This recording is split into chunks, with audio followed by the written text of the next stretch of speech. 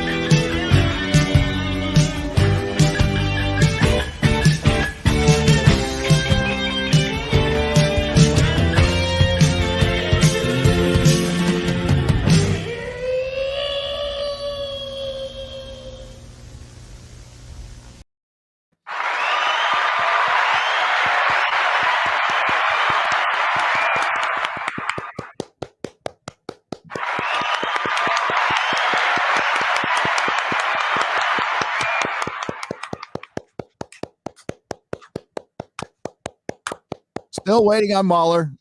He might be sleeping because there was a daylight savings time. So we're just going to go ahead with the real BBC, bagging, boarding, and chatting, a comic book show.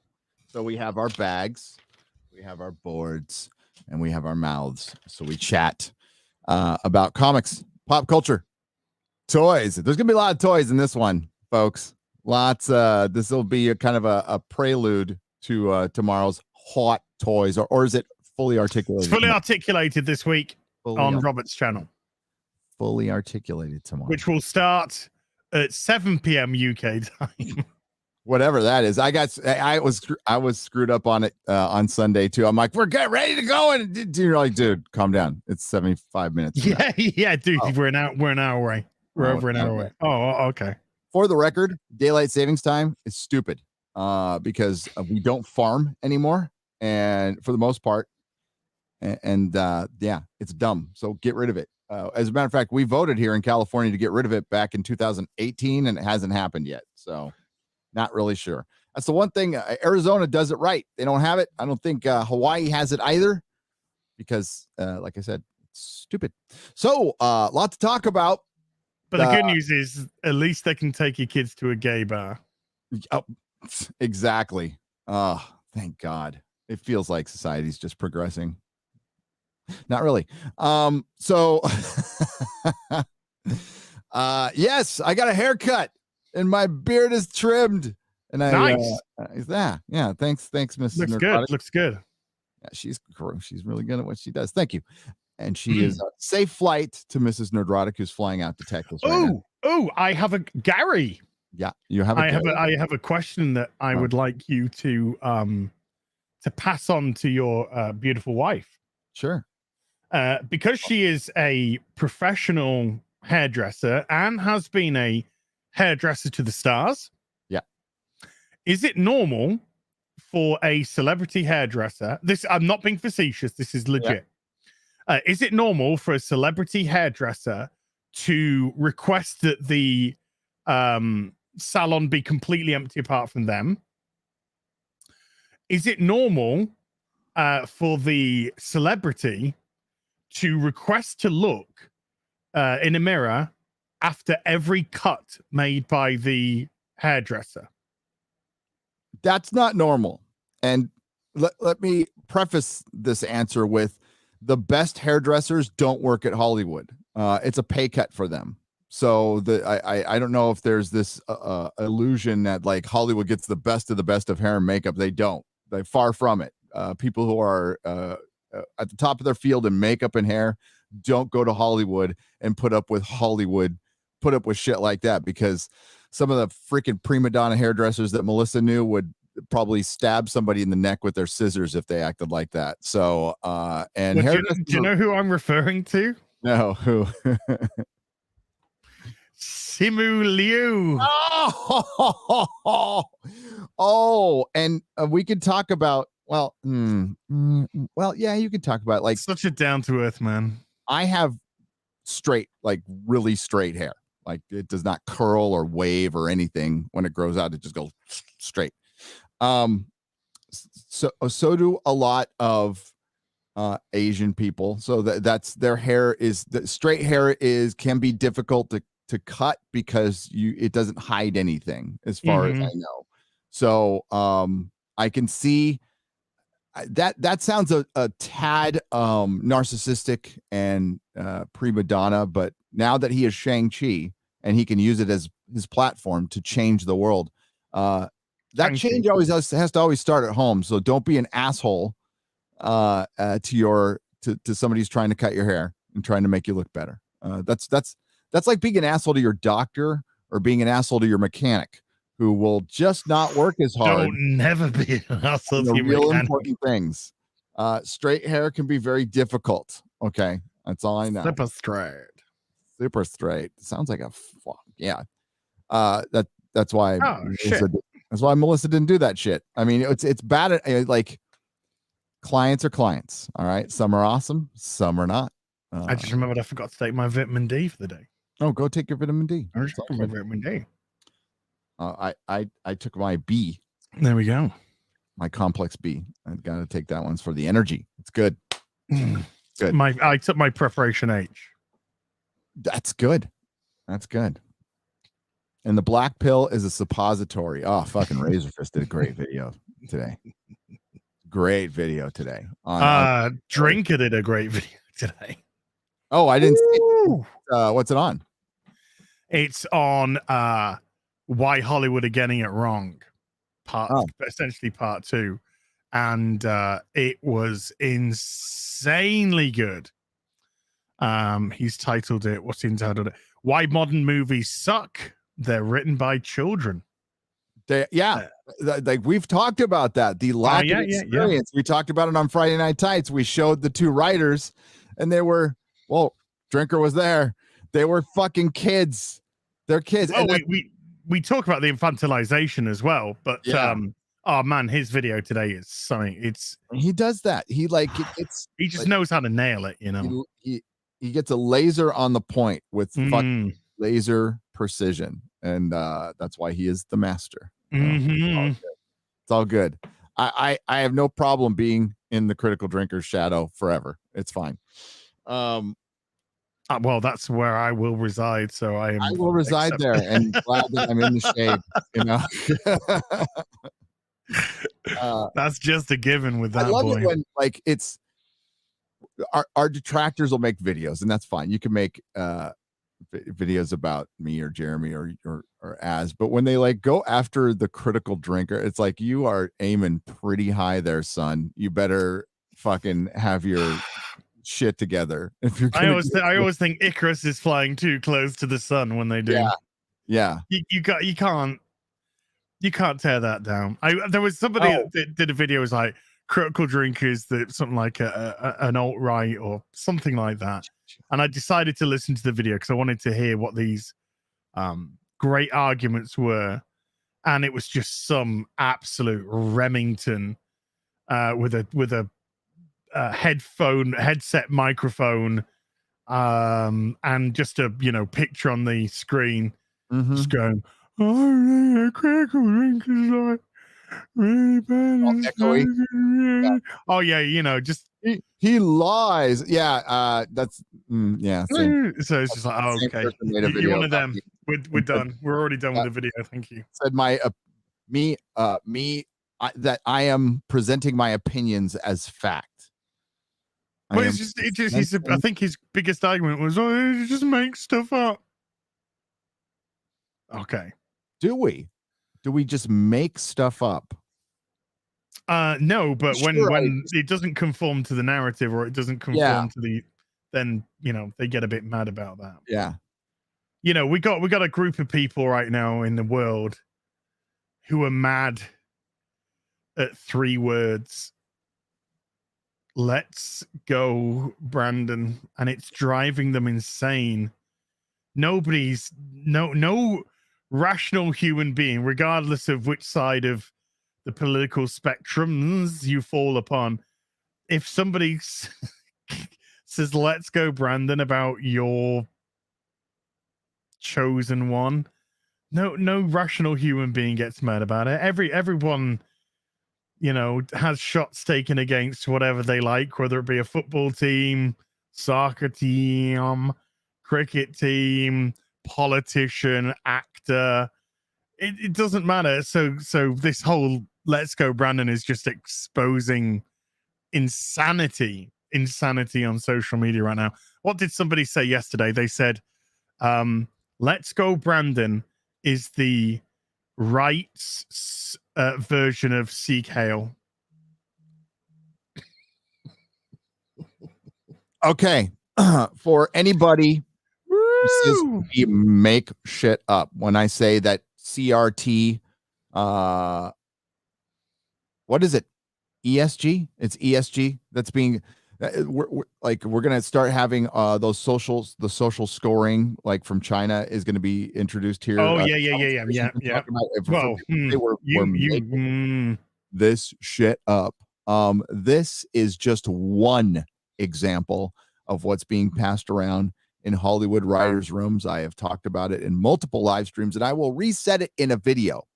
This has a list of do's and don'ts for writing, and it is critical race theory. It is absolutely the same thing that is being shoved through the curriculum of some of our elementary schools that's upsetted so many parents. It's being baked into our scripts.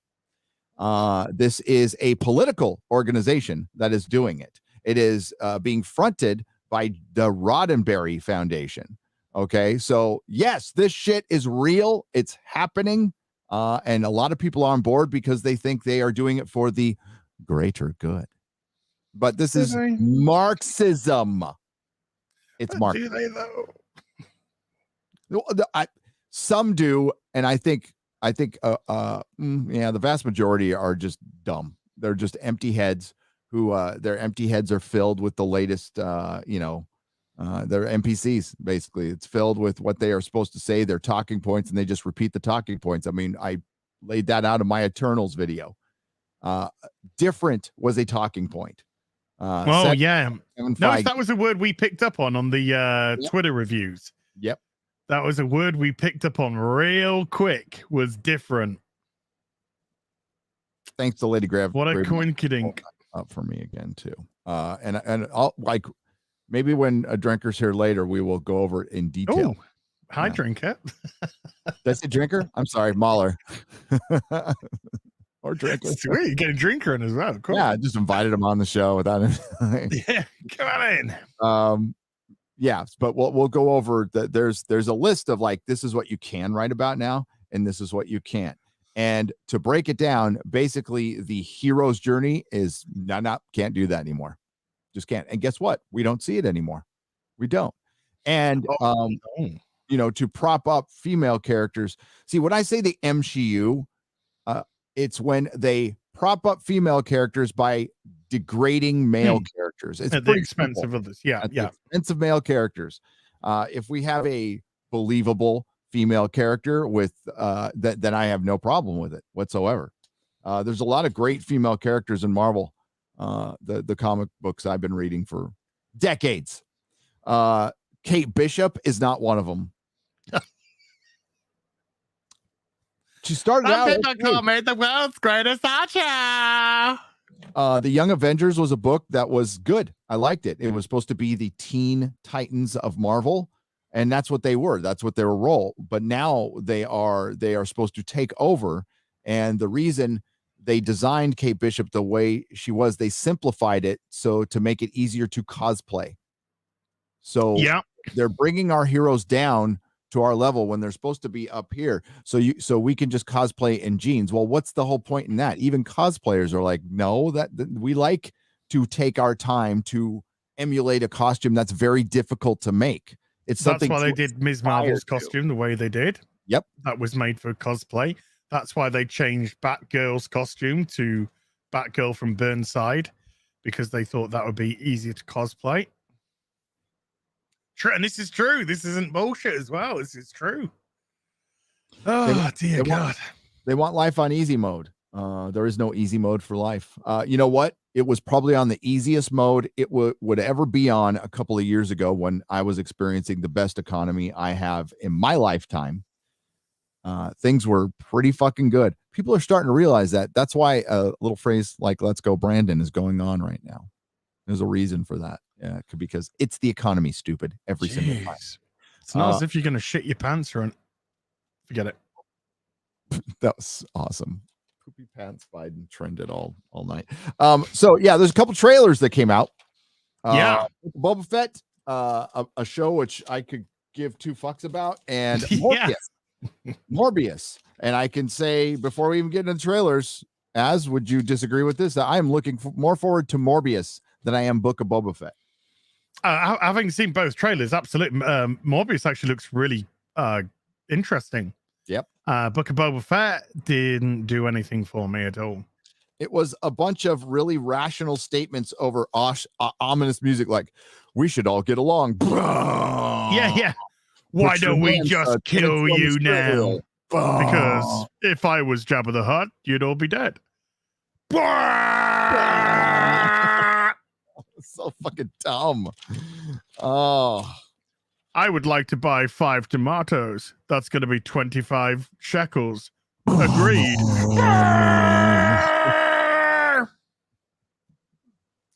Oh, Jesus. They say that you're a bounty hunter. Not anymore. Well, I'm going to jump for you. Okay.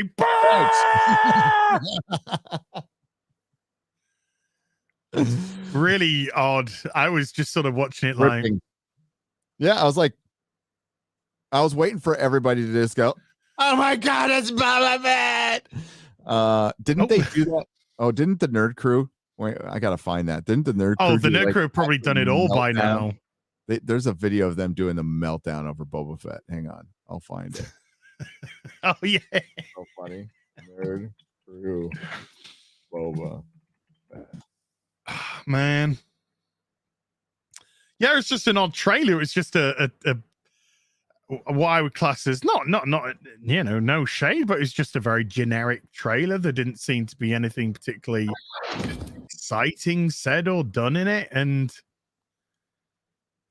yeah, great. We're gonna have Boba sat down, and then a couple of fights, and then sat down, and then Agent May, who's going to play the same exact character she did in Agents. Yes.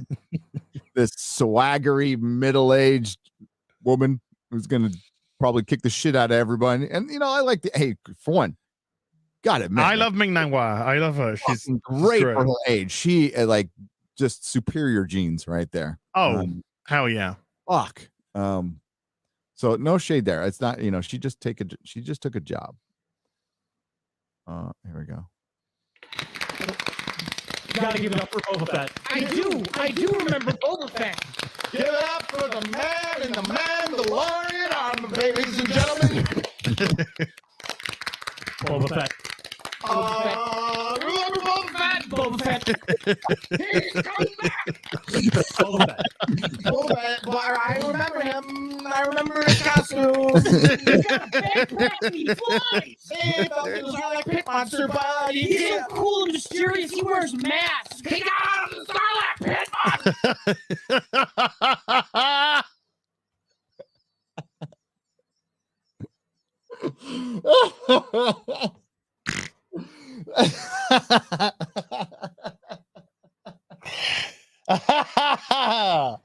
Oh no.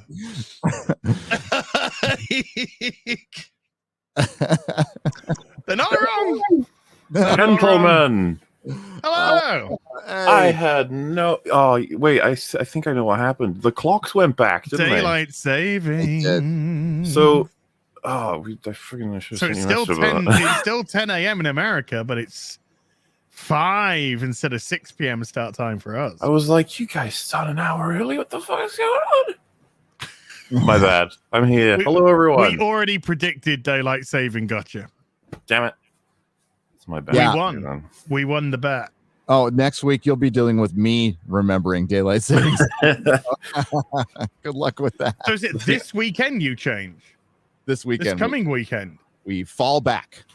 This coming week? Well, that was not there for a long time then. Just a week difference. It's dumb. Well, you should coordinate these things or just not do it at all. That would be my suggestion. My biggest regret is that this happened at a time when you were making fun of The Mandalorian as a show. Like, come on, no, man. we were just showing the nerd crew reacting. That's the funniest shit I've ever seen. We did that edit on EFAB at the end of our reaction to episode 6 because you guys remember that episode. Everyone went nuts. Boba Fett shooting stormtroopers. He got the Sarlacc pit. He got a Sarlacc pit. Oh, Have you talked about the trailer? Oh no, we were saving it for you, dude. Oh, sweet. We have just been basically just getting warmed up. Been going for like a half hour or so, or 20 minutes, not even a half hour. My God. Well, I'm here. I have seen the trailer. What do we do? What do we? I'm there's ready to another go. trailer we're going to talk about. You might want to dip out and see it later. The Morbius one. Oh, I really don't care, but I'm absolutely willing to do that for you guys. I liked it. I Oh thought, yeah, okay. it was a good trailer. But like, I'm a big freaking Morbius. So Came out of the Sarlacc pit. Yeah, I know nothing about Morbius other than is he a vampire? Is that the idea? He's the living vampire. He's the living vampire. He wants living to live in the world now. But he started out as a villain. And he's going to be part of the Spider-Man cinematic universe that Sony's starting, obviously, right in front of Marvel's face and the world. Yes. Back because they don't fucking need Marvel, which is hilarious. You know what it is? Like a kid with all these expensive toys, and the other kid has one expensive toy, and he's comes in and plays with it. But he's starting to bring in his other toys, and the other kid is like, what are you doing? And he's like, I won't need to come here eventually. You know that, right? Like, I'm going to have all my own ones. Oh, and Sony were begging Marvel just a few years ago. Oh God, I know. Oh God, who's the? I can't. Who was the bat? Who was? Is it? Yeah, Francis Buxton. That's what you were talking about from Pee-wee's Big Adventure. The guy who wanted Pee-wee's bike.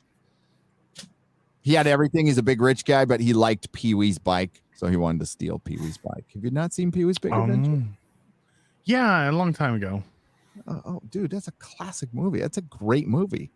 It's Tim Burton's first directing. Yeah, come on. Where he's gone across the country in tequila and yeah.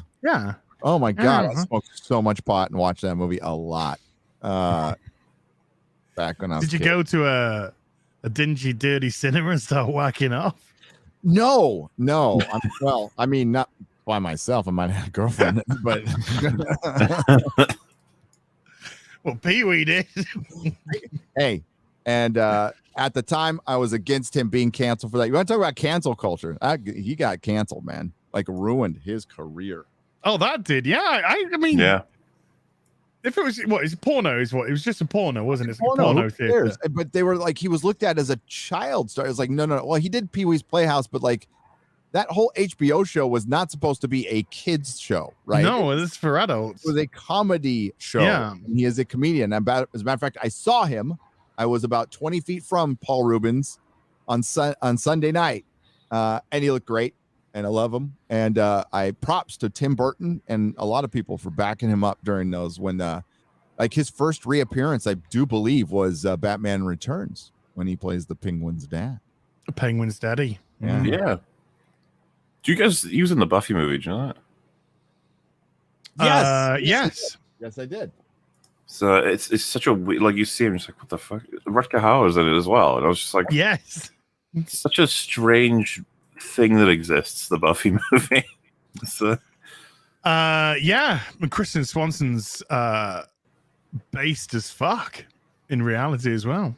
She is? Oh, yeah. She is based, dude. Unlike the rest of Hollywood. The rest of Hollywood. Well, obviously she's not getting work anymore. yeah. No, probably maybe because of it. I don't know. Well, then again, I just checked her IMDb. Latest projects 2021, 2021, 2021, 2020, 2019. It's like, oh, is it she's still doing stuff, I guess. They're all movies as well. But I guess they're all movies that none of us have heard of, probably. Cheap movies.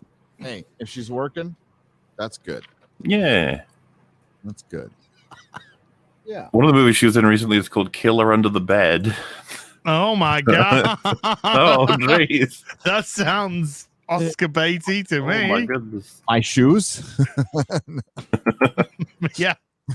Is there a monster under the bed? No, it's my shoes. Oh, dear. It's my shoes. Speaking of based people, yes, this is sarcasm.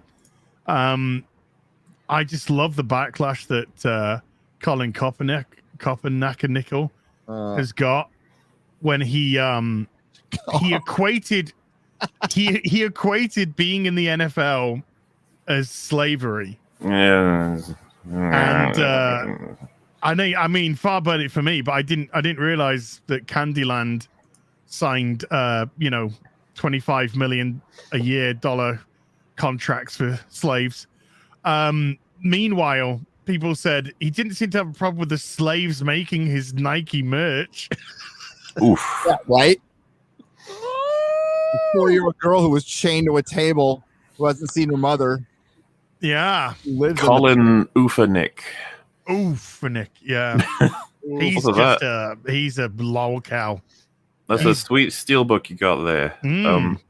Are there a bunch of features on that thing that I hope so anyway.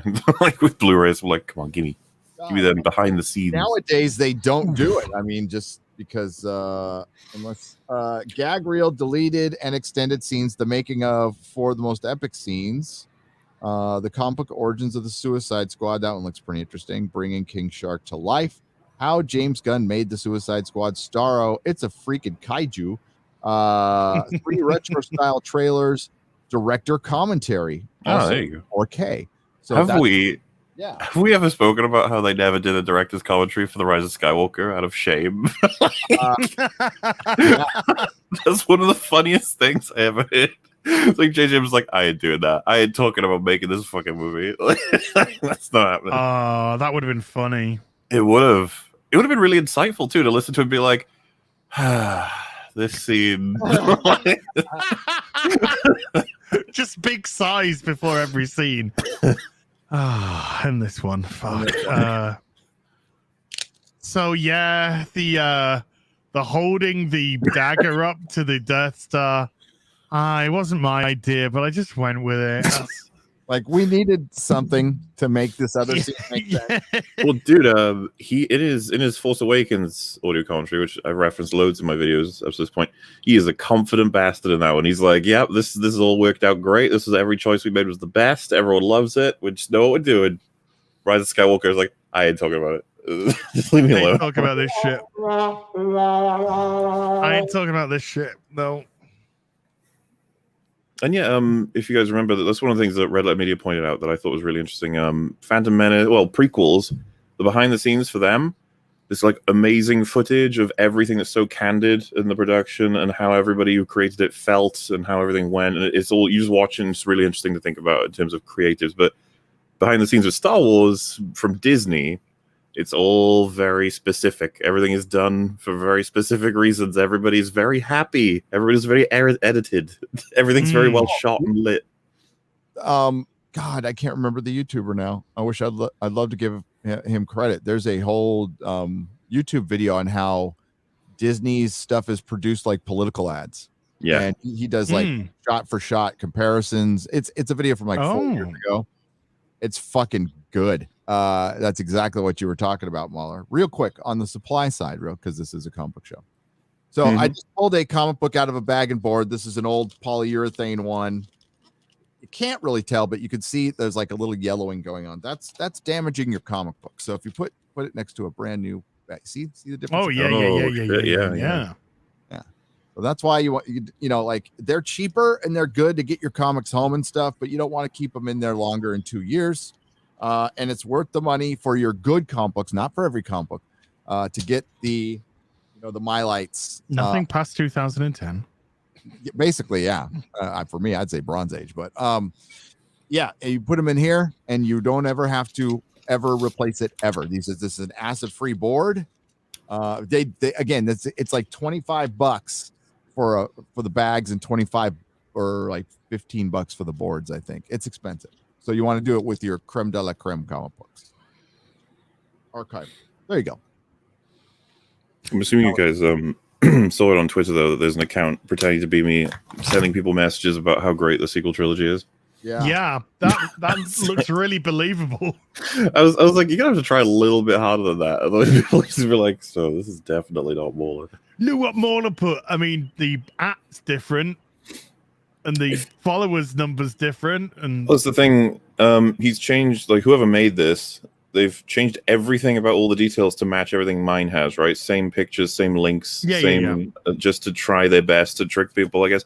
And a lot of people are like, oh, is it just a bit of fun? And I'm like, I don't think so. I think it's meant to do some damage, but that's fine. I don't think they will. You can report it for Impersonation, yeah. And it's also, you can get a check mark probably out of it too. Might be able to. Oh, Twitter is so stupid with check marks. It's like taking them away from people when they don't like them, as opposed to what the obvious fucking function of a check mark is. Well, it's okay because those blue check marks that did all the racist commentary against the black conservative Tim guy, they all didn't even get banned. Never mind. Yeah.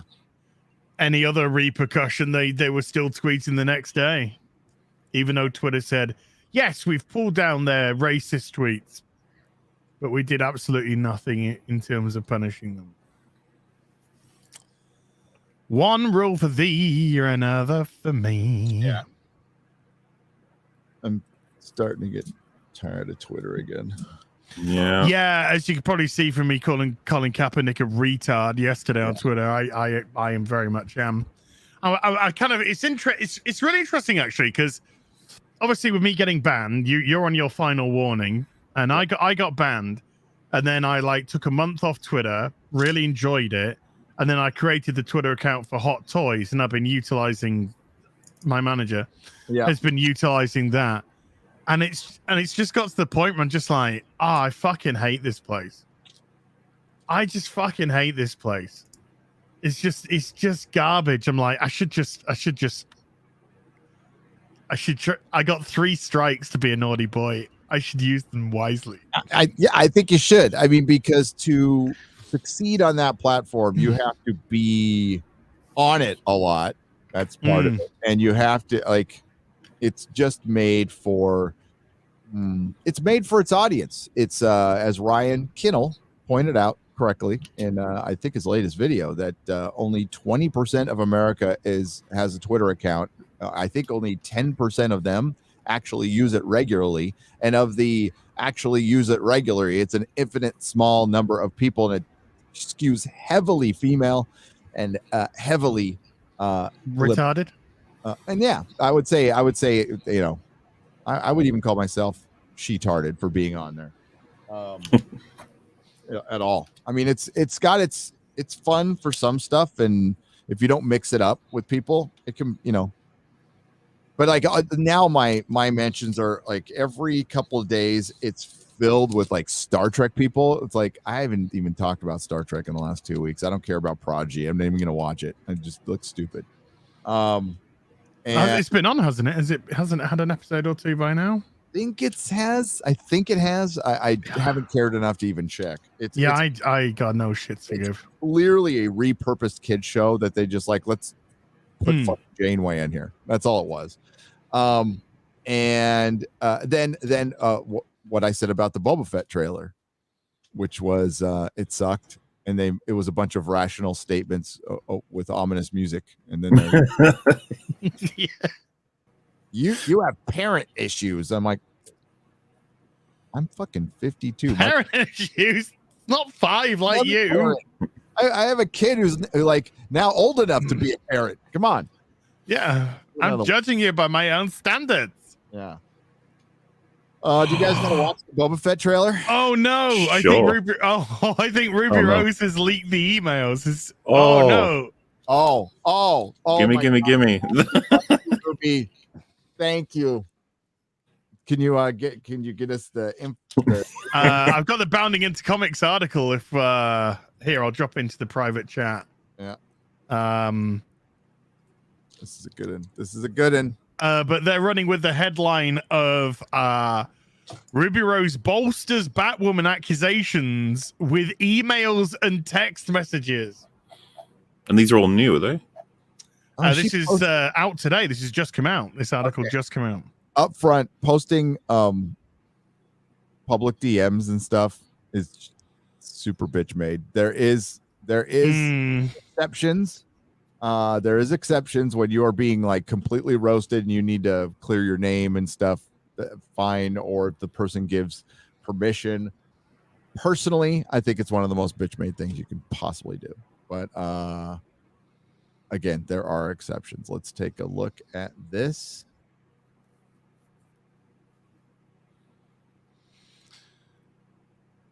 Ruby Rose bolsters Batwoman accusations, like you just said, in support of her claims.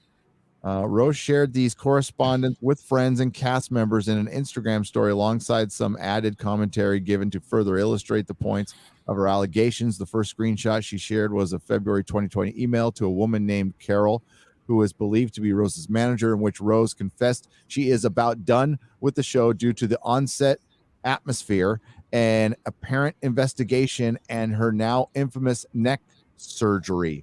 That she is never going to get hired again, by the way. Like, she just fucking toasted her career. This is it's complicated, right? Because the CW Batwoman sort of thing. It's like, is that small enough for her to just shit on and survive? I kind of think I think the CW in itself is pretty much shit onable.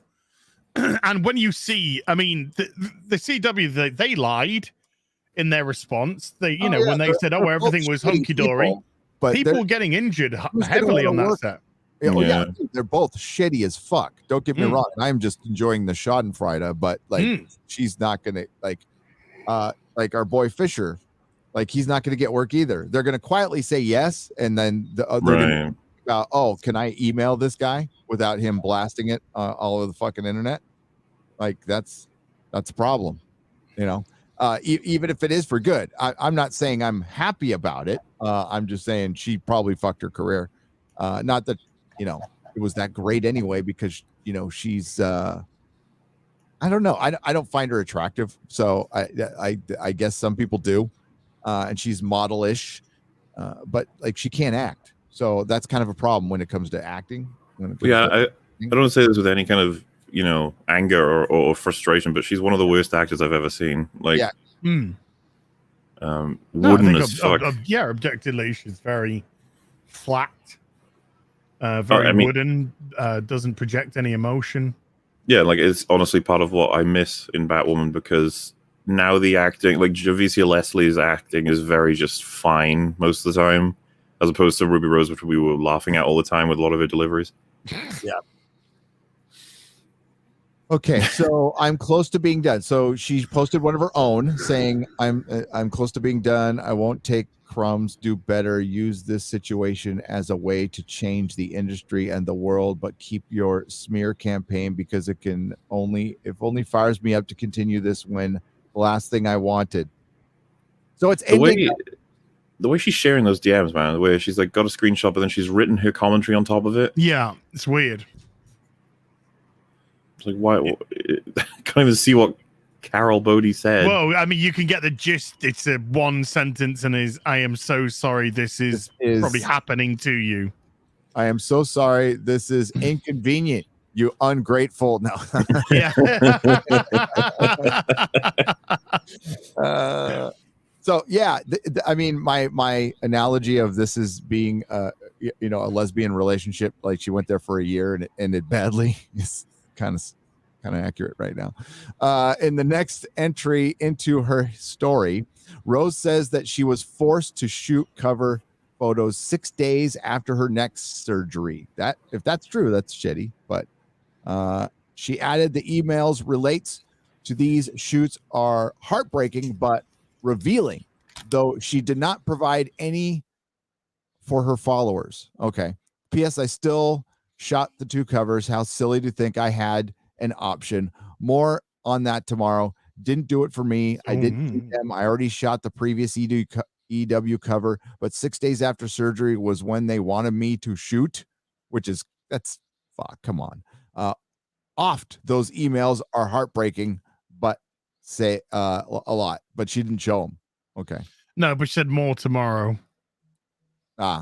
Next was a screen grab of text exchange with an individual entered into her phone simply as Cam, who might be fellow Batwoman actor Cameron Johnson, in which Rose talked about the photo shoots and the surgery while also showing off her bandage scar. As I was reading the part about you needing to shoot 2 covers, I went, oh, nah, out loud.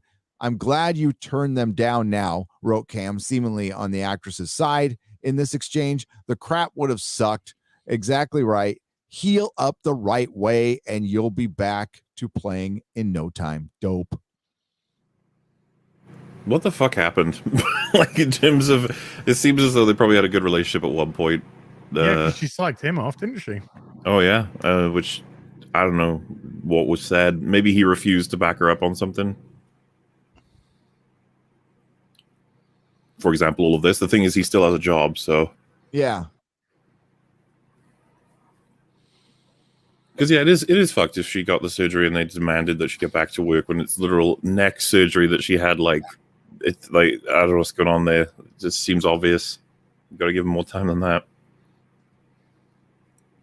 Rose went on to share part of the conversation between her and the person identified as Rachel Batwoman, a possible, I don't even know what this word is. What is this? Hold on, sorry. It's I'm looking at something. Sobriquet for co-star Rachel Scarston concerning the oft-mentioned injured production assistant Elise, whom the actress claims she urged to seek treatment. In an email, Rachel explained that Elise kept trying to get her to get help, and she wouldn't. It was bad, adding that Batwoman showrunner Carolyn Dries sent her an email saying, I haven't responded to you yet because I feel like I need to really say my piece. This is awful, the individual concluded. In a caption affixed to the screenshot, Rose further explained Elise was an actual PA, the person in the article, presumably the former PA Alexandra Baxter, who recently made headlines after calling Rose a dictator in response to her accusations. Isn't one call sheet I checked 3 months ago worth I don't know what that means, but also I knew this just sounds like a lot of little back and forth between a horrible boss. Well, yeah, and the fact that Ruby Rose is releasing this piece by piece by piece as opposed to together to make one singular point is just like, why are you dragging this out? Just out of curiosity. So Elise was the PA. Also, okay. Also, traffic was so horrific. I'm going to be late. I'm stressing. While both Rachel and Dries conceded, as did Rose in the subsequent email, that the crew was working day and night while people were getting badly hurt. The big concern on everyone's mind, including Carol and Dries, was apparently at the no yelling clause. In a message to Rose, Dries claims to be appalled by the onset verbal use, though Rose does accuse the showrunner of offloading to the concern to a director who wasn't even directing that episode. Okay. So, and this is an actor's pulling all-nighters and 16-hour days and 14-hour camera days without people losing their temper and getting aggressive. I felt like I had to be the comedic relief for the cast and crew and camera and the whole room, which is fine, but I am too tired, and this just makes our jobs a little harder. Set for my phone. Also, I had a showrunner who I went out. As a showrunner who I went to about a no yelling memo to then offload it to a director who wasn't even directing this episode. Also, okay, blah, blah, blah. That's repeated information. Jerry told me about that. I'm relieved to hear you found a way to keep some comic relief, because usually it's the number one doing the yelling. Yelling at crew is unnecessary. 100 times 100. I have never had to raise my voice or work once in my career. People need coping skills. Okay. I loved my crew. They just can't speak out because NDAs. Now, why are you speaking out? That's what I'm wondering. The next image showed a continuation of the no yelling clause discussion, where Rose requested a no yelling role in an effort to keep the love and patience up, the morale up. As of last night, absolutely catastrophic. I don't know if it's Dermot or what or who or how, but people were yelling at each other and walking off set, and it was so stressful. Eddie was like a piece of Scotch tape on the side of the Titanic. This might sound like a very strange ask, but is there a way to have a no yelling at the crew or production or anyone on the set rule? Just a no yelling rule. That's a Joe Roth rule on his films, just to keep the love and patience up, the morale up. It's stressful and hard enough on the crew and actors pulling all-nighters and blah, blah, blah, blah, blah. Yeah. I mean, why are people on Batwoman? If you make that kind of rule, what happens if someone breaks it if it's unofficial? Just, I guess I'm saying, is it like meaningless to be like, okay, no more yelling, everyone? That's someone yells. They're like, hey, no more yelling. Hey, yeah, take a time out in the corner. This is a good one. As she continues in her Instagram story, Rose also accused Dries of being an inauthentic LGBT activist and trying to monetize the gays in order to make people feel included. Rose also intimated she has emails testifying to this bombshell fact. I think Az has been saying that we've been saying this all along. They're pandering to you. They don't really care about your cause or your movement or you as an individual. You can tell if you watch the show. It's designed to just be like, aren't gays neat? Like, yeah, okay. Puppy, yeah. Off to bed, but deciding between releasing Carolyn's emails about not being an LGBTQ activist, was the plus bigot or feminist, but saying she could be one for others through the show. What did I say about a month ago? One of the sayings I heard a lot in Hollywood is, I will be whatever you need me to be. I bet. I.e. monetizing gays is how she found the desire to make people feel included, or the email exchanges when I did leave, and the truths in that from all three of them. Let me give them time to act privately, which is all I wanted. Mediation, not litigation. Appropriately, we should be fast, considering when I went to hire a litigation lawyer, Greg had hired them all. Damn. Yeah, Greg's gonna get out in front of this, and he's probably gonna litigate the crap. I mean, she might feel like this is her only option. I don't want to get into the hows and who force, because I don't really care. I just kind of watching it happen.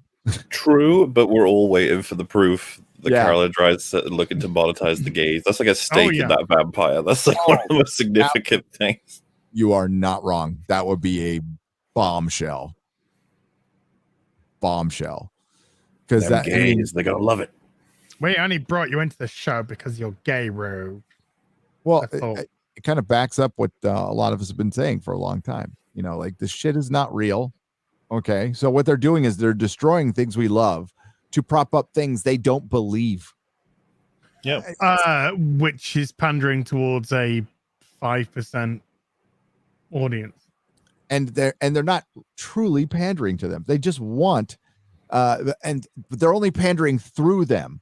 So it's to the 5% audience, but it's also to get those really gullible, TV viewers out there, who like the Batwoman and stuff like that. Except, people have their limits. They obviously have their limits because they stopped watching Doctor Who. They stopped watching Batwoman. So it's another case of the producers think they're smarter than the audience. But Hollywood's filled with a lot of dumb people with fucking money. That's a fact.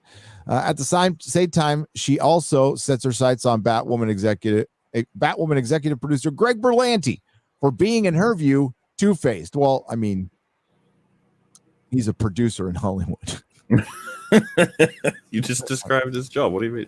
Yeah. In an email sent from Berlanti to Rose, the former can be seen showrunner glowing praise on the actress despite his accusation questioning of her authentic ethic following her injury. Yeah.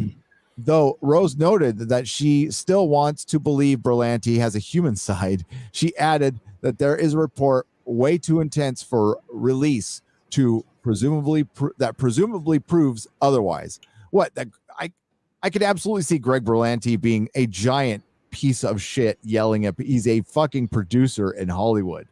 I mean, you ever see Swimming with Sharks, young lady? I got a sense with Belanti that we know the kind of guys that he hires. And I just get this almost casting couch kind of vibe about the guy. You think there could be some Harvey Weinstein-ish? I don't know about Harvey Weinstein, but you scratch my back, I'll scratch your back. You jack me off, I'll jack you off. Yeah, you come in my face. And you I'll break my fuck spine, you I'll off. break yours. That sort of thing. Yeah, Jesus. Yeah, the get injured. She also snap my neck, I'll snap yours. shouldn't be doing any stunts. Like she has no muscle on her body. Like she could fall down and get hurt. Yeah, and it's really easy to switch out for stunt double because she has all the red hair and only a piece of her face can even be seen. If we're talking about Batwoman, that is. Yep. Okay, so if anybody gets a message that starts out with "You're a gorgeous orchid," that's a douchey Hollywood producer. Yeah, it overpraising. sounds like the script from Discovery. Yeah, this actually means His name was Gorgeous Orchid. this actually, you know what this actually means in producer speak? I have to overpraise you because you're kind of a pain in the ass. Yeah, I'm appealing to your vanity here. Yeah. Yep. Thank you, you gorgeous orchid. That's a gorgeous. Aw. Good. Oh my god. Thank you. And they both hang up the phone. And go fucking dick. Fucking. You are so awful. Sorry. Oh, it's awful. This thing's awful. You are so thoughtful, but the real gift is your amazing performance in heart. Oh God. It's Oh, come on now. It's like written insincerity, isn't it? It's just so insincere. Well, if you take all the sarcasm, it's much funnier. We're very thankful for your talent and kindness. Yeah, I should read it and say, okay, wait, sarcasm. You gorgeous orchid. You are so thoughtful, but the real gift is your amazing performance and hard work. Very thankful for your talent and kindness. Have an amazing time off and congrats on such a wonderful success this year. Echo, Greg. Kiss hug. Again, hinting at the existence of a report may deal with investigations into the on-set accidents and injuries, which did happen, and there was a lot of them for one show. Rose reminded the Batwoman production team both that she was still here and they still had an opportunity to change things. I meant walk today until I get my breath and have a talk with SAG or with Greg and just everyone except maybe Carolyn to work this whole thing out. I don't know about walking from the show or for good. Maybe I want to, but I fear huge consequences. Sent from my bat phone. Wow, that's the most honest line ever. Yeah. Yeah. So this is the kind of stuff that happens like all the time. We're just never privy to I mean, like this is how Hollywood runs, folks.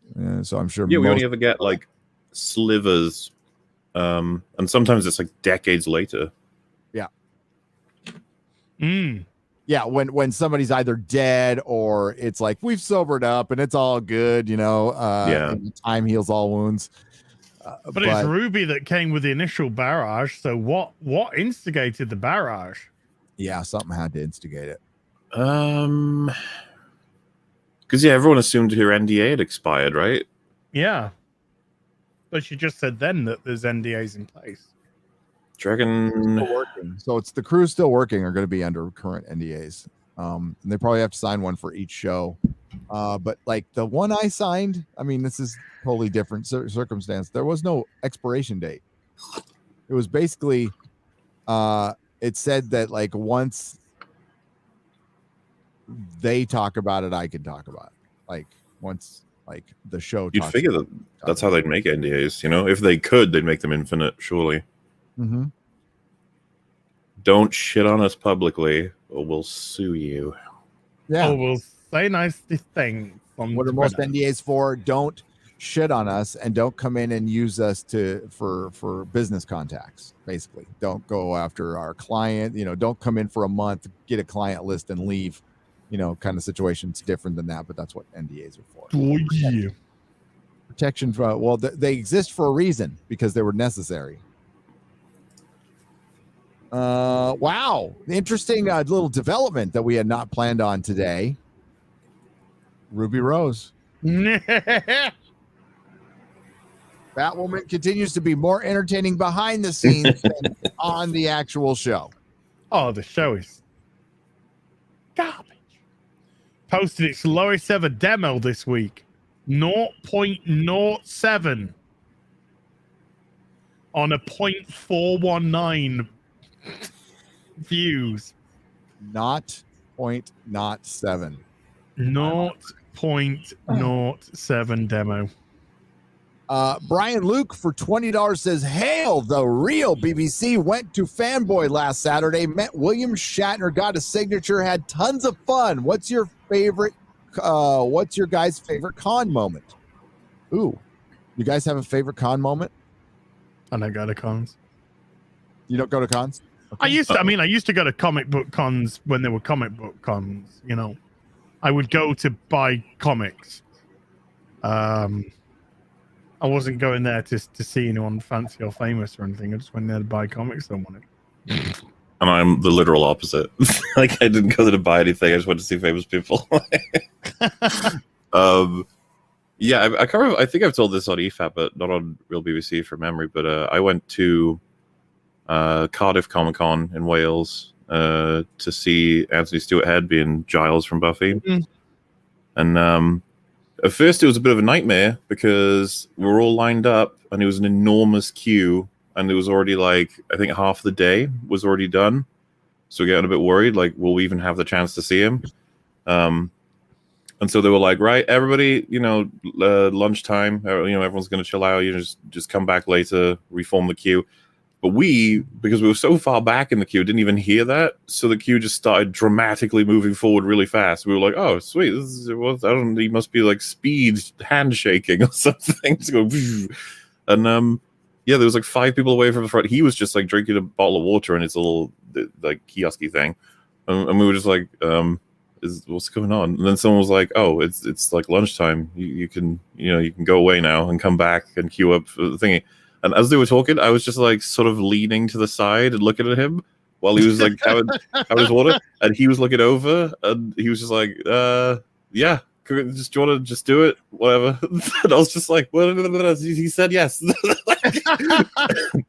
the way, I was much younger at this point, and I was like, I was walking toward him, and I was thinking, what is going to be my question? Because I get like one significant one. It's got to be interesting, and I was like, maybe it shouldn't be about Buffy because that's so obvious. I was like, I guess I could. What else was he's also in the King Arthur show, right? That was like something he did on BBC for a while. No, Merlin. That's what it's called. And I was like, okay, I got a great question. I walked up to him and I was like, did you enjoy making the 2 shows? And he was just like, yeah. And I was like, okay. It's just completely frozen because my sister was there as well, and she was like, "Oh, it's great to meet you." Like, "Oh, I thought you were amazing." And they were actually having a conversation. I was just dead. I was like, "Oh." There's something unreal about seeing someone exclusively on a screen in a particular time capsule, and then seeing them in real life, just being able to interact with you 100%. I was just like, my brain couldn't handle it. I was like, "You're supposed to be on a screen. You're not supposed to be in real life." And then there's a bunch of people watching you like ask this question, right? So yeah. Walk it out. I don't know sorry. Well, go on. This is just one of the latest reviews for the Eternals. And this is a rotten review. 2 out of 5. And they say Zhao is an undeniably gifted filmmaker, but Eternals does not make effective use of those gifts. And by the end, there is the undeniable sense that she became as tired of the whole thing while making it as viewers will be while watching it.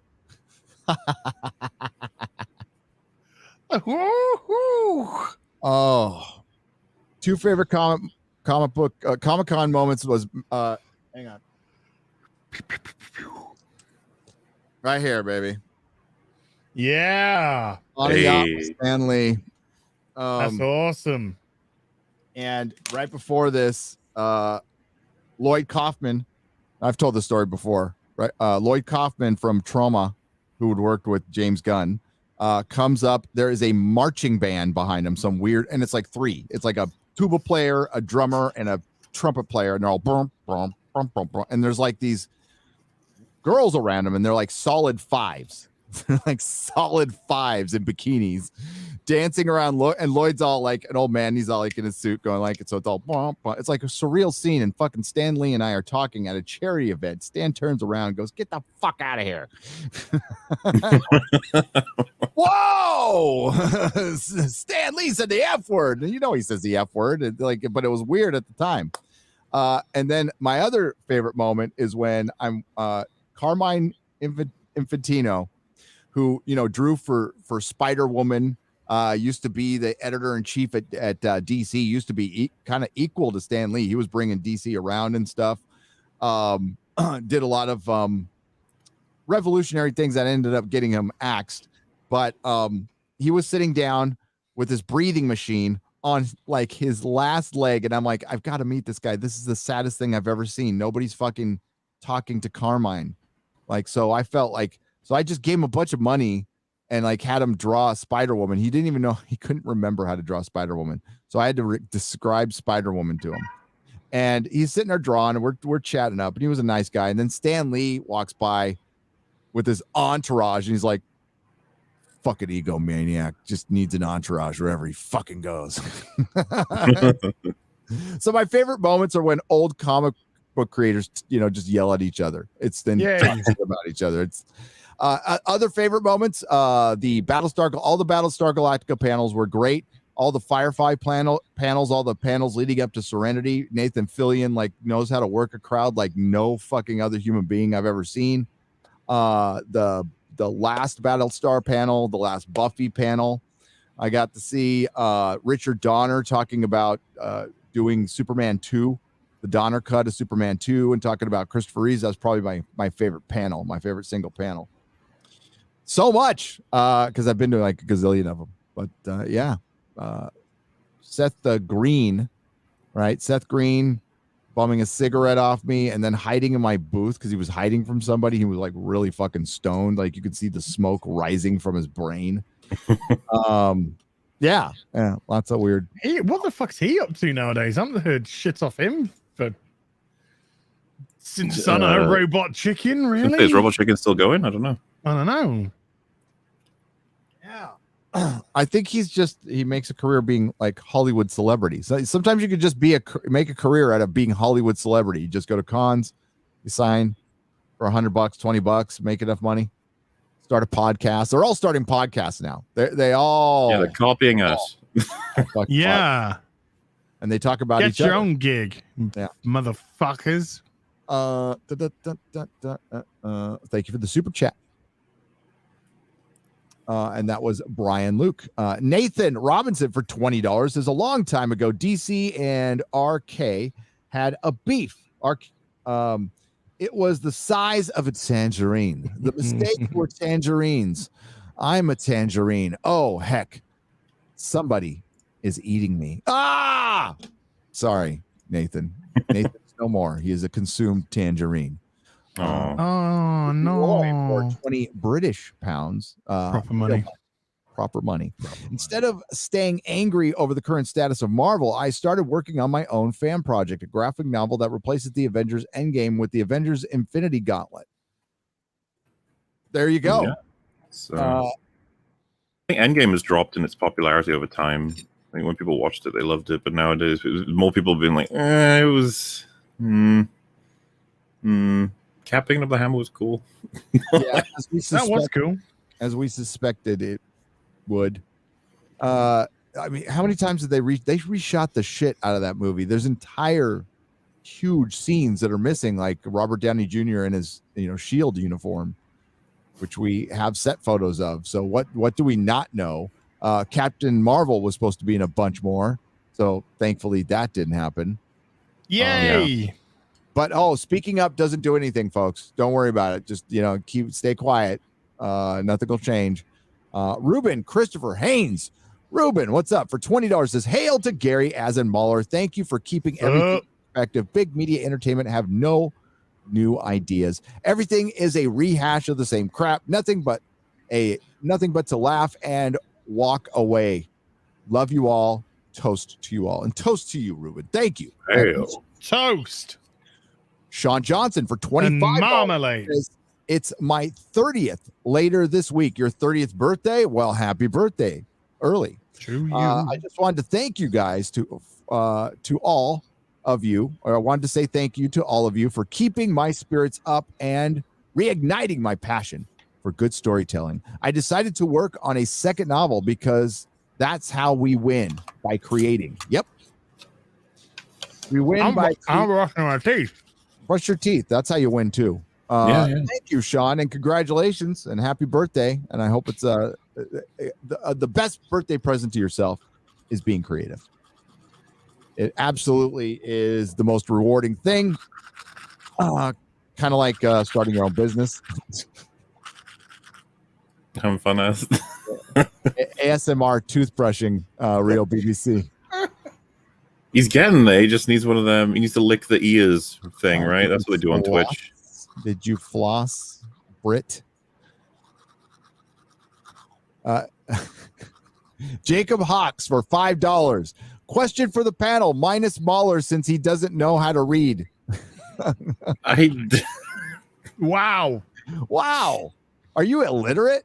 Time is confusing. What can I say? I know my letters. I can read. Yep. Good Nightcrawler stories. Always been my favorite. Well, the best is God Loves, Man Kills. There is... Good title. Yeah. I can't remember there's a Nightcrawler miniseries. It's decent. It's pretty good. But like all the Nightcrawler stories are within greater X-Men stories which he is a part of.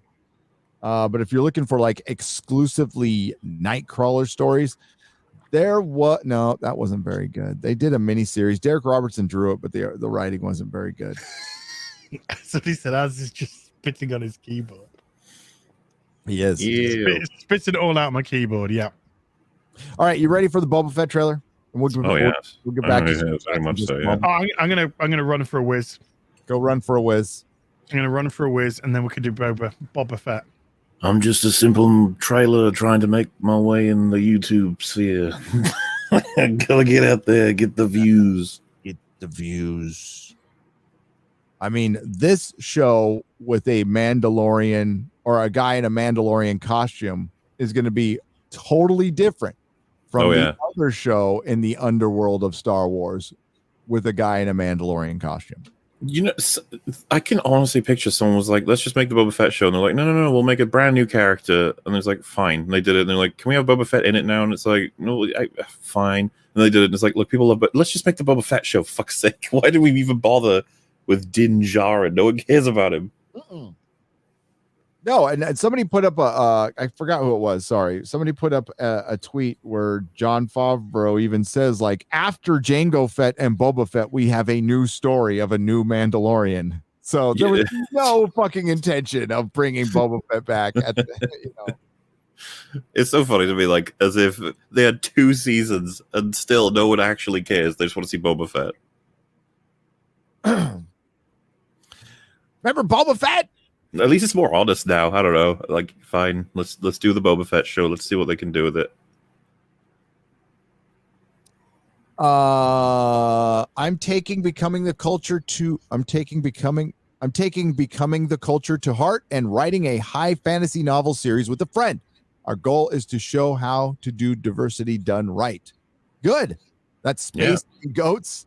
And the best way to do it is to just do it and not really talk about it. I think that's one of the that's a first easy step. For a second there, I thought you were saying that Space Goats was the diversity done right. I was like, I guess so. Maybe it could be. You never know. You never know. This gives me a chance to. I'm going to keep the Remember Boba Fett up. Remember, and it's so weird that they did that so many years ago, and it's now super relevant. I was going to say, I'm assuming you've seen them, Gary, with the comments. Oof. Oh. They're all so encouraging. There's a top comment that's like, finally, Boba Fett gets the justice he deserves. It's like, okay. I guess people are still very upset that he died in Return of the Jedi. It's the way he died was lame. I hate it. Oh, fuck, I hate it. I'm like, really? That, like, yeah. Walking out of Return of the Jedi was so conflicting as a adolescent. I was like 30. Because I just wanted to absolutely adore every second of it. But like I was telling myself I did for a long time, but now I'm like, no, there was shit that bothered me. The effects were bad in the desert. There's weird compositing going on there as well, like with the green screens and stuff. I remember as a kid when I saw him fall into the Sarlacc pit, I was like, huh? That was Boba Fett that just did that? Like, what? Wait, what?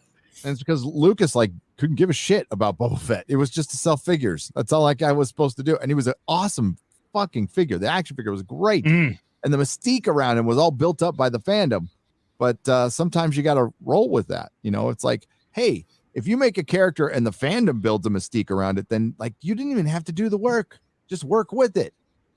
Well, and that's the thing. I think I don't know how hard it would have been for them to pull this off, but to have them work together, the Lando, Han, Luke, and Leia to beat Boba Fett in the opening action scene for Return of the Jedi, that could have been pretty fucking awesome. Let's be honest. Yep. Like, he wraps up Luke with the thing, but then Chewie like hits him with a blaster, and as he's trying to recover from that, Han hits him with a fucking stick or whatever, and it fucks with the jetpack, and just seeing all of them affect him until he dies, proving that teamwork makes the dream work. Yes, I love that idea. Hey, can you guys vamp for like 2 seconds? I have to. We can indeed. Yeah. Screen. Did you love Boba Fett? What, the trailer or Boba Fett in the original trilogy? Both of them, because they're exactly the same. Yeah, kind of. In the original trilogy, he was really awesome, wasn't he? It's just so cool. Yeah, man. As a kid, you're just like, who's that cool guy with the cool armor that's just looking cool and being cool? And then in Empire's Return of the Jedi, who's that cool guy getting eaten by a giant sandwich? Who's that cool guy getting made to look like a fucking idiot? No. I was upset. I was upset as a kid that Boba Fett got whacked into the Sarlacc pit, even though he's meant to be a bad guy. Yeah. And but the thing is, I don't see a Disney miniseries as like, there we are, it's fixed. I was like, well, no, it's done. It's what happened to him in Return of the Jedi is done. That's just done. That's just the way it is. The idea that this show will make it all better is kind of weird. But what was his fate in the extended universe? Didn't he get out the Sarlacc pit? Oh yeah, he got out. There you go. Definitely got out. That's that's the fans saying no, we're not having that. We're not having that nonsense ending for him. Thank you. Which happens with George Lucas, not entirely unusual. Like, because like the whole Han shot first thing is just like, it's this way. And it's like, George, it's not that way. And he's like, no, it is. You're like, no, it's not. I'm sorry, buddy. It's Han shot first. He's a scoundrel. I just like the idea that that's how passionate fans are about his work, where it's just like, we refuse to accept that this was the event. This was this other thing was the event, actually. Yep. But because he did shoot first, that's just the thing. And then George was just like, I can't have my hero shoot first. And then we're like, no. Well, see, because that's really awkward, because it makes you wonder if he understood Han as a character. Like, yeah, it's like, oof. It reminds me of J.J. Abrams, where he has like no clue who Han is. Just like, guy who shoots stormtroopers. That's who Han is. And does that, which his son somehow remembered. Well, you see, as Kylo watched the original trilogy, the little VHS box set.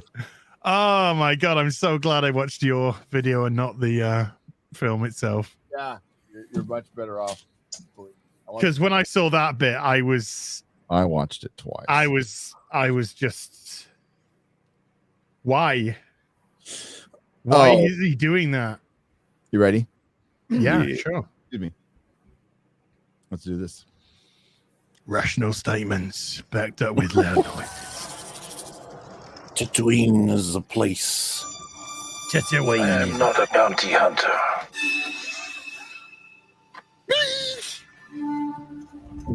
I've heard otherwise. I like that Tamura Morrison's got work though. Oh yeah, big time. He's a cool guy. He is. I know that you sit on the Ming throne Na of Wen your is former awesome. employer. Sorry, we're loving on the. We do. The actors are lovely in real life. Yeah, they're all lovely. Love them. Yeah. Nothing wrong with the actors. Nothing wrong with the costuming. Nothing wrong with the sets. Casting him as Django has like permeated through all of the clones and Boba. Just that actor, and it's great because he's got such a presence and a great voice. It's really helped out Star Wars, I think, having him attached to all of the extensions of Django, sort of thing. Artistically, there's nothing wrong. It doesn't do anything for me. It's like, Everyone's just posting ATSTs, ATSTs. Yeah. I know that you sit on the throne. Did you of see your the red former liquid? employer. But that's a woman. Jabba ruled with fear.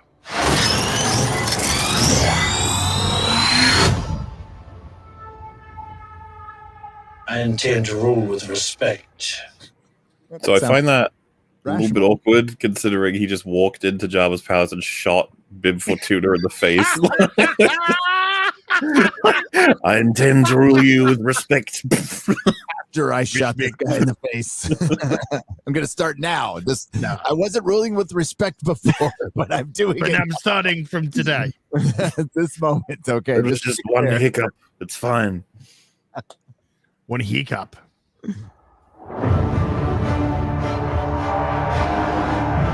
You were always captains under Jabba the Hutt. I'm here to make a proposal that's mutually beneficial. Why speak of conflict? Well, okay. Cooperation can make us all rich. Sounds perfectly reasonable. I'm here to make a proposal that's going to be mutually beneficial. And then It's so epic for how normal it is. Like, I'm setting up my business. Why she got a couple of bin liners over her tits? Well, it's the fashion at the time. Okay. Or maybe one bean liner that she's wobbled across. Going to hire people. Is that Jessica Biel? No, I don't think so.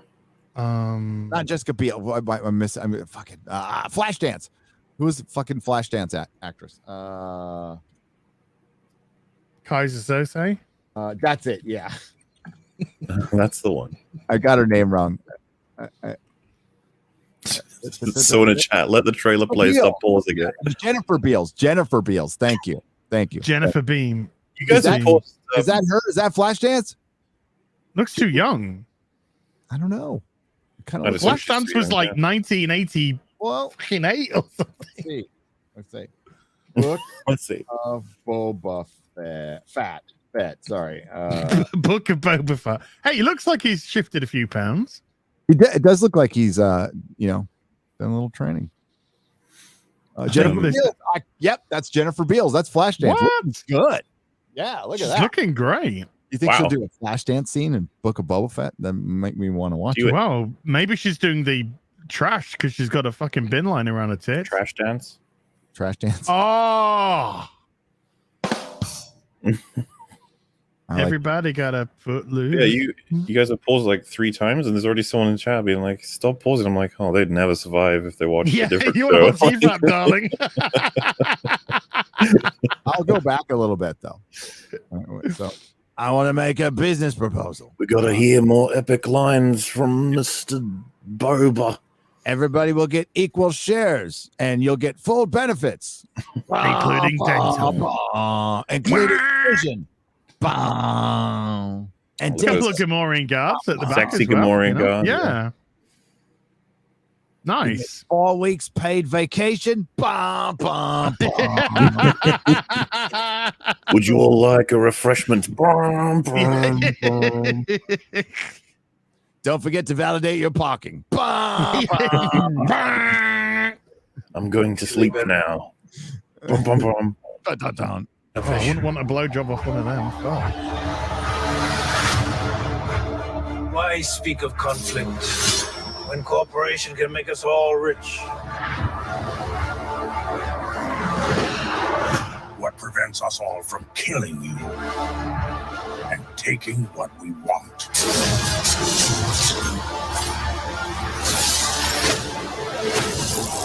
Wait a minute. Wait That a minute. footage makes me think this is all from one episode, by the way. This is all Yes, from the first episode. Yeah. Yeah. They often do that. Yeah, that was Steve 1, the new ship. Steve 1. I'm just we need that scene where they're like, hey, Boba, what's the name of your ship? And he goes, Boba Fett's ship. Boba Fett's starship. That's the name of it. Yeah. Do you like that little weapon, by the way? It's got that little electric going. I'm just like they It got, doesn't seem to have any serrated edges at all. I like how they got the big guards around here, and then they focus on the 5'4" body positivity guard. That's just the one thing I'm not. It's so Disney to do that, and Doctor Who does the same thing now. All security guards are just, yeah, you know what I'm saying, grumpy women. If you had spoken, Easier to kill, I guess. Yeah. They can't run very if you had fast. spoken such insolence to Jabba, he'd have fed you to his menagerie. Please. Speak freely.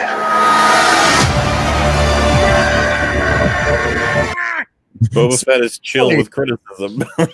Yeah, he's not being like ominous. He's like, no, you can actually speak freely. You don't have to have the ominous music. I'm here. I come in peace. He pauses the soundtrack like, stop. Why are you doing that? yeah. Why are you making, why are you making those noises? Character starts a small business. No need for all those loud noises. I'm speaking very calm and rationally about this proposal. This is very overdramatic for what I'm trying to get across to these gentlemen. Oh my god, I was laughing while I was watching this. I'm like, what? None of this shit sounds ominous at all. I've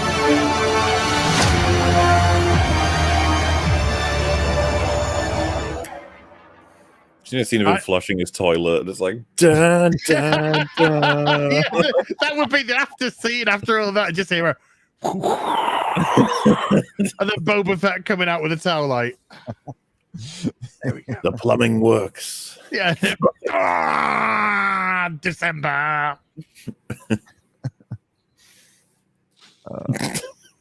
I don't know what else to say about that, Ray. Yeah. Do you remember Boba Fett? Gotta give it up for Boba Fett. I do remember Boba Fett. Give it up for the man and the Mandalorian, ladies and gentlemen. Boba Fett. Remember Boba Fett? Boba Fett. He's coming back. Boba Fett. Boba Fett, but I remember him. I remember his costume. He's got a backpack and he flies. He fell into the Sarlacc pit monster, but He's so cool and mysterious. He wears masks. He got out of the Sarlacc pit monster.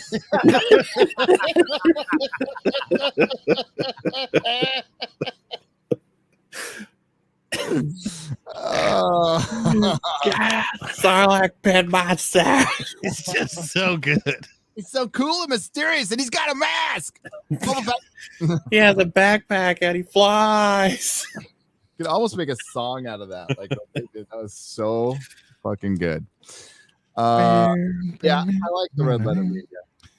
As long as there's some cool hot toys to buy, I don't give a shit about the show.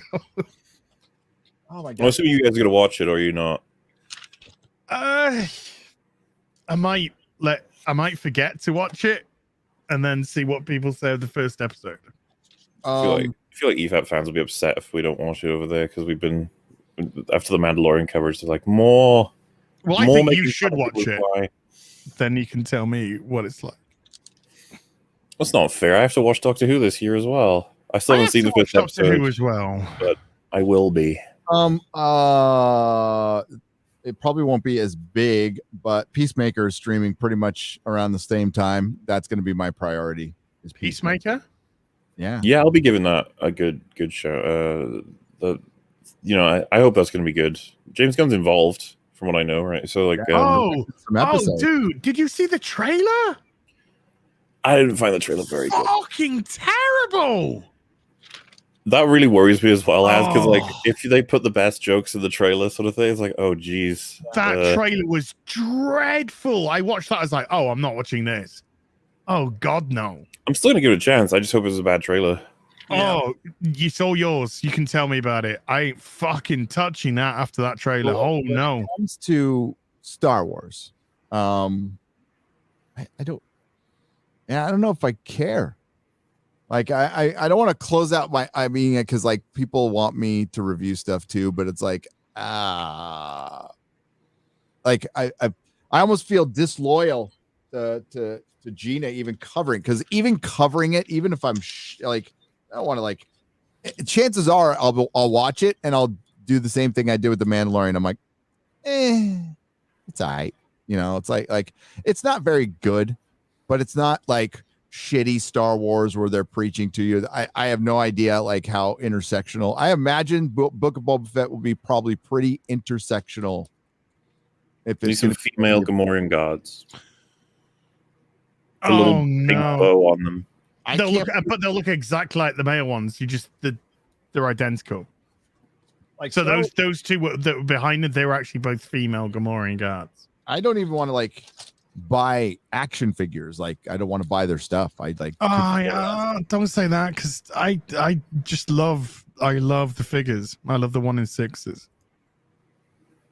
That's you could love them. I just you're allowed to love them. It's just me. It's like I've got no feeling towards Star Wars anymore. Like they can have it. They can do what they want. Like it's done. It's cooked.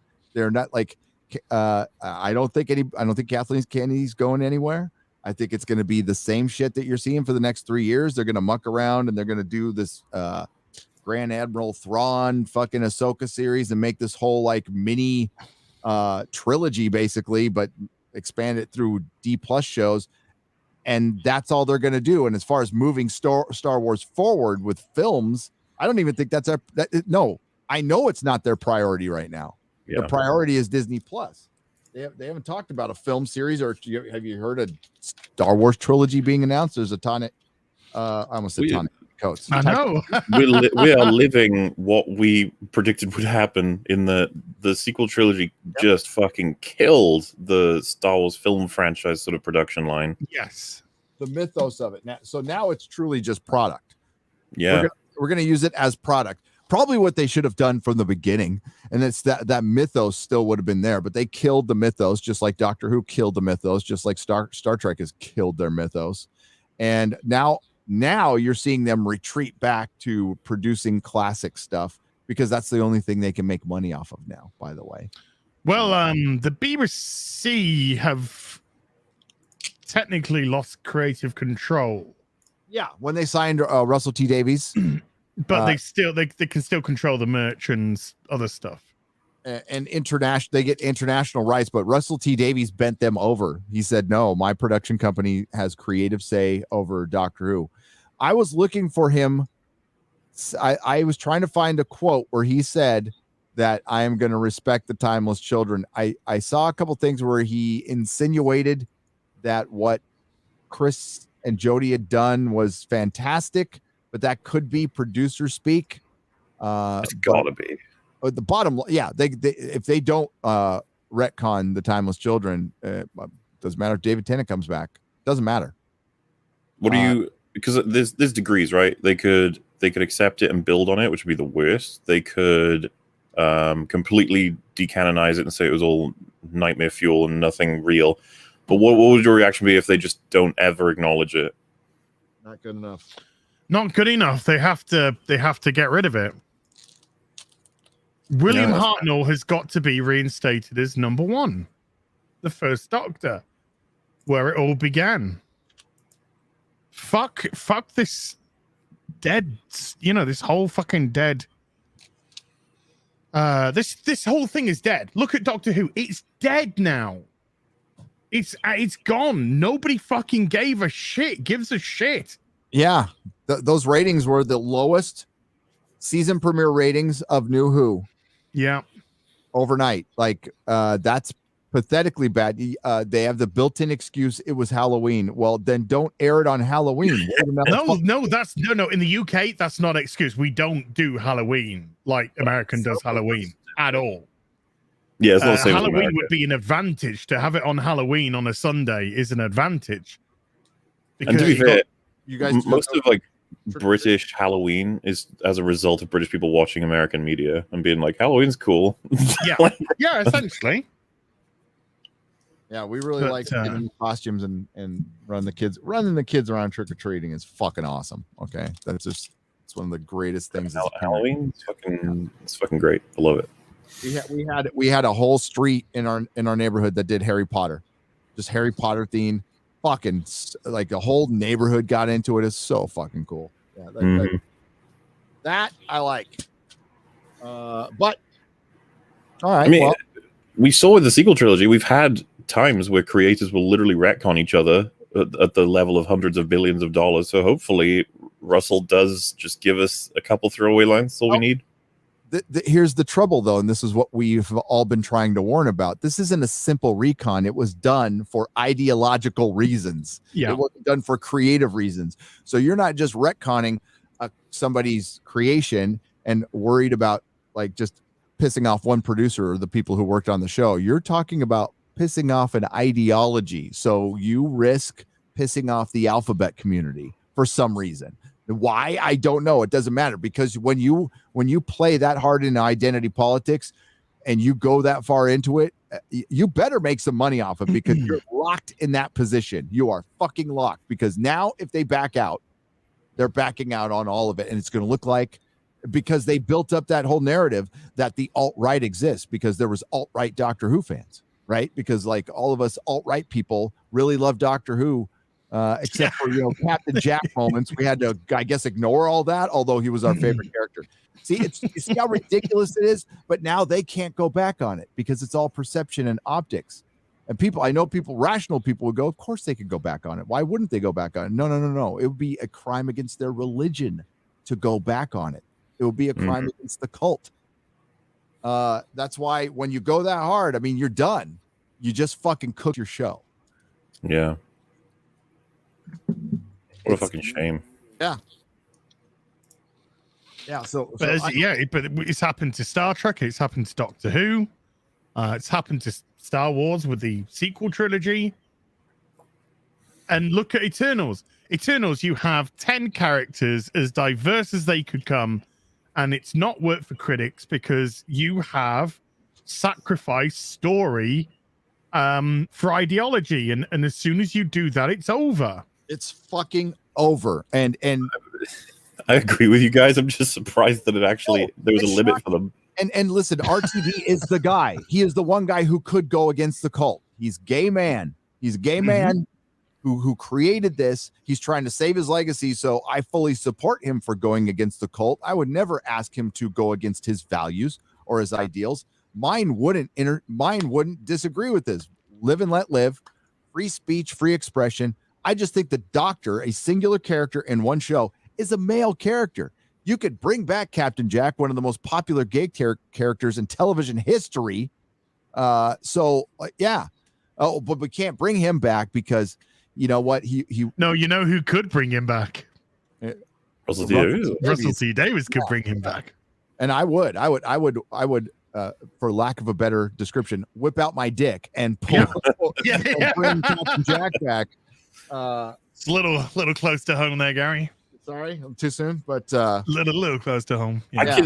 guys, you already know what's happened. Russell T Davies and David Tennant have had a phone call about all of this already. Like, how are we saving this shit? Yeah. David Tennant's probably like, I'm this available if you want to, take advantage of that in any way you want. Because, it's like a panic button the BBC have hit for Doctor Who. It is. You're absolutely correct. And if they were smart, if Chris Chibnall were smart, but we're dealing with egos here, he would understand that he fucked up, and there's a way he could fix it. There's a way he can take part in the fixing of Doctor Who, that he fucked up and allowed Flux to be an opening for the retcon. And that way, people wouldn't be as hard on him. You would actually go out with something positive, Chris Chibnall. There was a moment in the opening episode, a brief moment where it felt like Doctor Who, first time since I've watched the show. And it was that Claire scene, that little Claire scene. The little Claire scene. Yeah. That was, With the Weeping Angels. I'm like, it kind of like, there just felt a little bit of Doctor Who going on, and took you this fucking long to hear the Doctors. And by the way, I've watched all of Star Trek Discovery. It's never once felt like Star Trek, not once. No. No. And listen, and the worst thing about Discovery is it knows it's shit, and it knows it's breaking all of the kind of like Star Trek iconography. And even to the point of last season, where Saru, who was the captain, once again, Burnham didn't listen to his orders, disobeyed him, went off and did what she wanted because she's a selfish cunt. Said, right, you're being relieved from your second in command. You're being relieved as commander of Discovery. She turns around and she goes, you're right to do this. As if she needed his fucking, as if he needed her permission to fucking batten her down from commander. And then from there on in, though, from every episode forward, she was still the commander.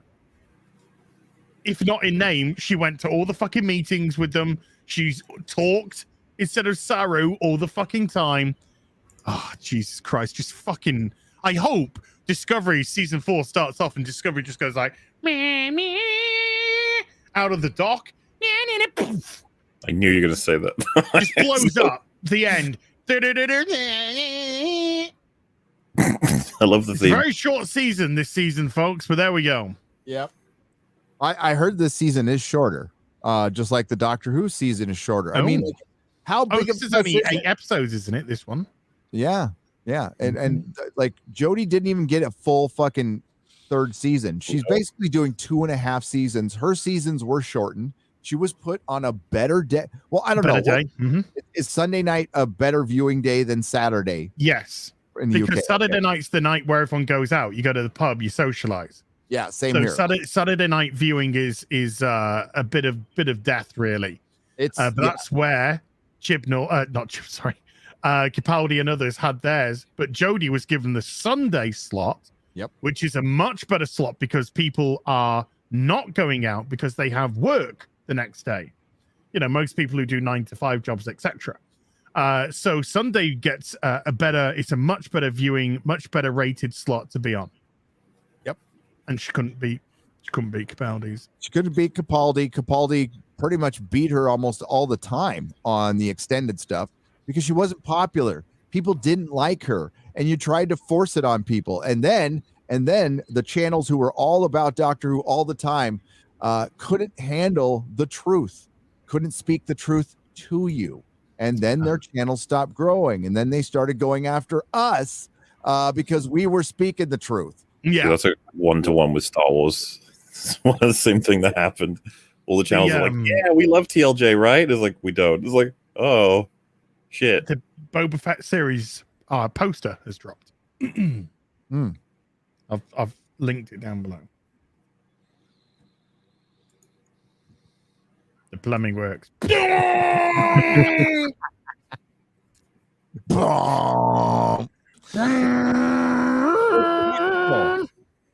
I'm going to sleep. Yeah. Who's working on this show, by the way? Is Favreau directly involved, or is he just an EP? I don't even know if he's an EP. He might just be a producer. Oh, he will be an executive producer, I guess. But I don't think he's directing it. I've seen it said like the Filoni and Favreau, as long as they get involved, then we'll be okay. And I'm just like, all right, if you say so. I don't think so. Flat out, don't think so. I don't know about Filoni. He's a fucking snake. Robert Rodriguez. Yeah. Well, he did episode 6. Robert, this is to make up for the 19 pages that we gave you. Yep. I mean, that's a great purchase, right? It's like I'll make a episode out of your scriptless thing if you give me a whole season of Boba Fett to play with. Yeah. Yeah.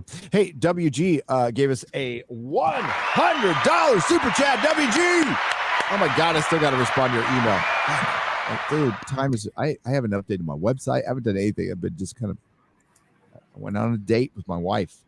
Yay! Halloween, and it was fun. We got to see Danny Elfman perform the Nightmare Before Christmas live with the conductor, with the guy who actually conducted the actual soundtrack. A lot of the musicians were the actual musicians who worked on the movie. The voice actors were largely the voice actors who worked on the movie. And then Billie Eilish comes out. I was like, what the fuck? Yeah, she was there. She sang the Sally songs. And there was like a group of just super Billie Eilish fans there. It was super gay. Super Billie Eilish fans. Super gay. Super gay fans for Billie Eilish. I had a good time though. Then he played Dead Man's Party with Steve Bartek, the guitar player from Oingo Boingo at the end. It was fucking awesome. It was a good time. It was, you know what, the best part about it was just being in an amphitheater full of fucking people having a good time. Yeah. I bet that was good actually. Yeah. Really fucking good. Had to go through a lot to get there, but it was worth it now. But I don't want to pay $300 again for a rapid test. That was fucking stupid. It's weird because go on. Hail BBC panel. Sad to see Az brushing his teeth with a manual toothbrush. Here's a donation so he can get an Oral-B Braun electric toothbrush like the rest of Britain, mainland Europe, North America, most of Asia, large swaths of South America, and Africa. WG, do you want to know? I have one. Thank you. I do actually have one. Thank you. Yeah. It's not charged at the moment. It's not charged. So never mind. I had a joke in there. I'm gonna leave it alone. I'm not gonna You're gonna leave it alone. My dildo is charged. is charging up instead of it right now. I only charge my phone and my dildo at the same time. I can't charge them. I gotta choose. Gotta make some choices. No Zaku Boy for $50. Thank you. Who sees into the hearts of men and the undergarments of women? Peeping Tom. Who sees into the hearts of men and the undergarments of women? Peeping Tom. This week, Tom must quiet a feminist menace with a sonic shriek. Is Tom's stern male gaze enough to tame the shrill? Oh, the shrill. Ooh, I feel like it's going to be a tough battle. Dude, this book is being written through super chats over time. No, dude. Speaking of Peeping Tom, dude. Tales of Disbelief featuring Peeping. No more Peeping Tom. Yeah, baby. Peeping Tom no more. Oh my god. That's an epic issue. That's an epic issue, that one. Holy cow. It's one of the harsher arcs is where it gets really raw and he just thinks about, whether or not this is the life for him. Yeah, it was a heart breaking read, but it's one of the best selling comics of all time, yeah. Yeah, it's one of the greats. Oh, not showing that one off. Agent Zero for $5 says Peeping Tom needs a sidekick, possibly the heavy breather or the flasher. The flash I like. They can come from the All Prev Squadron. Perv, I think it's meant to be the old Perv Squadron. The All Perv Squadron. I like it. The heavy breather. No, it should be mouth breather and then mouth breathers. Mouth breather and the flasher. His powers to like breathe the heavily beta. and You can have fog the up the whole beta. room or something. That's and the flasher still flashes. He's just really fast. He's really fast. I didn't see anything. I love announcing all this. Like, so it's just like, I'm the cuck. You're like, oh, okay. The cuck would be a great one. Would you like to sleep with my wife? It's just Peeping Tom's like brother. The cuck. The cuck and his wife, and it could be something like a big Barda kind of thing, you know. It's like, oh, like she's this giant behemoth that would kill you.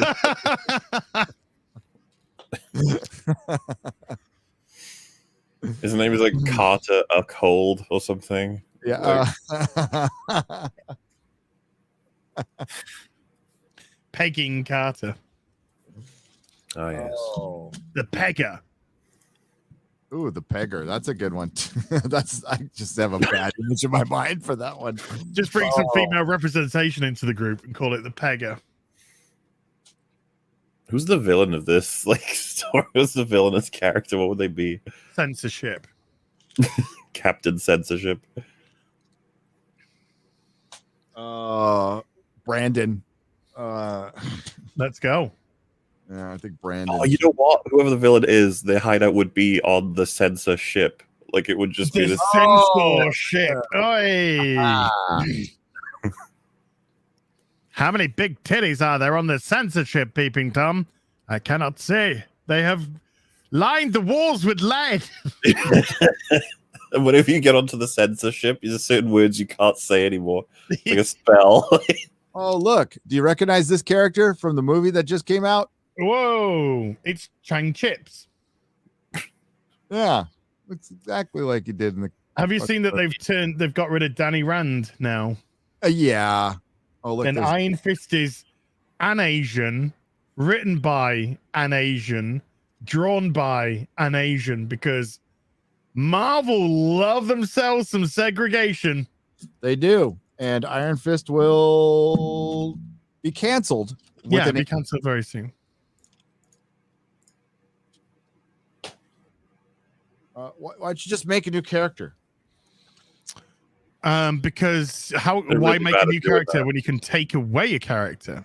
Can you imagine how much worse it probably would be if they made their own in terms of just how bad they would be? Remember fucking, what was it called? Safe Space and Snowflake or whatever? Apparently in the Blade comic that Kibble Smith is writing, he put one of the team members in. He put B negative into his Blade book because B negative's a vampire. Yeah, he's also a beta. What's going on here? Whoa. Oh my. Yeah. So that's a man titty. Going on here, man. This is 80s Cap stuff. So when everybody was reading the X-Men. All right, so yeah, Boba Fett. That trailer was There's nothing intrinsically wrong with the trailer. It's just the music was OTT based off what was actually happening in the trailer. It's going to be a show of him doing cool things. That's mainly the idea. I'm curious how they could fuck it up, you know? Like, they should be able to walk this one in. Just, yeah, Boba Fett shoots people and rules Tatooine. There you go. Everyone's happy. Well, I mean, okay, when are they going to insert the cute thing? All right, because you know they're gonna. There's going to be an equal to Baby Yoda. There has to be. Well, I mean, Nawaz's pretty damn cute, if you ask me. Ayo! Jabba had like a grandkid or whatever in Java the coffee. There's no way. Like, for one, this should be like the closest thing to rated R content Disney should be doing. Same thing. Well, that's what the Mandalorian. PG-13 is as placid as it gets. No blood, no nothing. Yep. Baby Rancor. A baby so- Rancor. Oh, there's a 1 in. Is it 10? There's a 1 in 10 Rancor that you can support. You can back if you want to on HasLabs. Yeah, I don't know. It feels like this show is just it only exists because they don't know what else to do. It's probably like the safest choice for them right now. Yeah, what they need. They tried to take a risk, and they did it in the laziest way. So they got the. I mean, that's what happens when you take a lazy risk by let's just put some round-headed guy and some other guy in charge and let them do what they want. And one guy is known for just copying shit, and that's about it. And the other guy is known for trying to piss off half his audience, and they got exactly what they paid for. A match made in heaven. Yeah. What could possibly go wrong? Oh, the air. Ruben. Nice. Is that the So Toys one?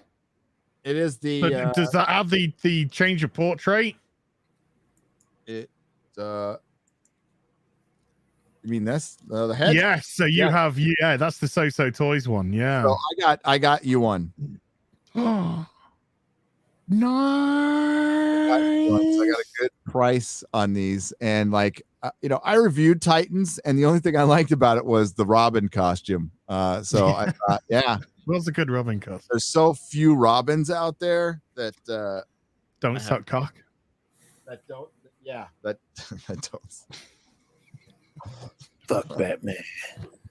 That's the one who said fuck literally. Batman. That is the one that is Dick Grayson that said fuck Batman. Yeah. And that was an Akiva Goldsmith line right there, who's writing for Star Trek, or has been anyway. Yeah, so there's the box. Wow, thank you, Papa Bear. Yeah, I got another one here. Guardians of the Galaxy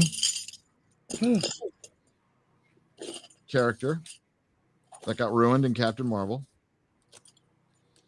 Oh. No, wait. I didn't watch Captain Marvel, thank God. I didn't even have to guess. Ronan. Ronan? Yeah. Oh, you can get there's a third party that's doing a Ronin figure, Gary. Yeah, I know. I got it. And it looks fucking great.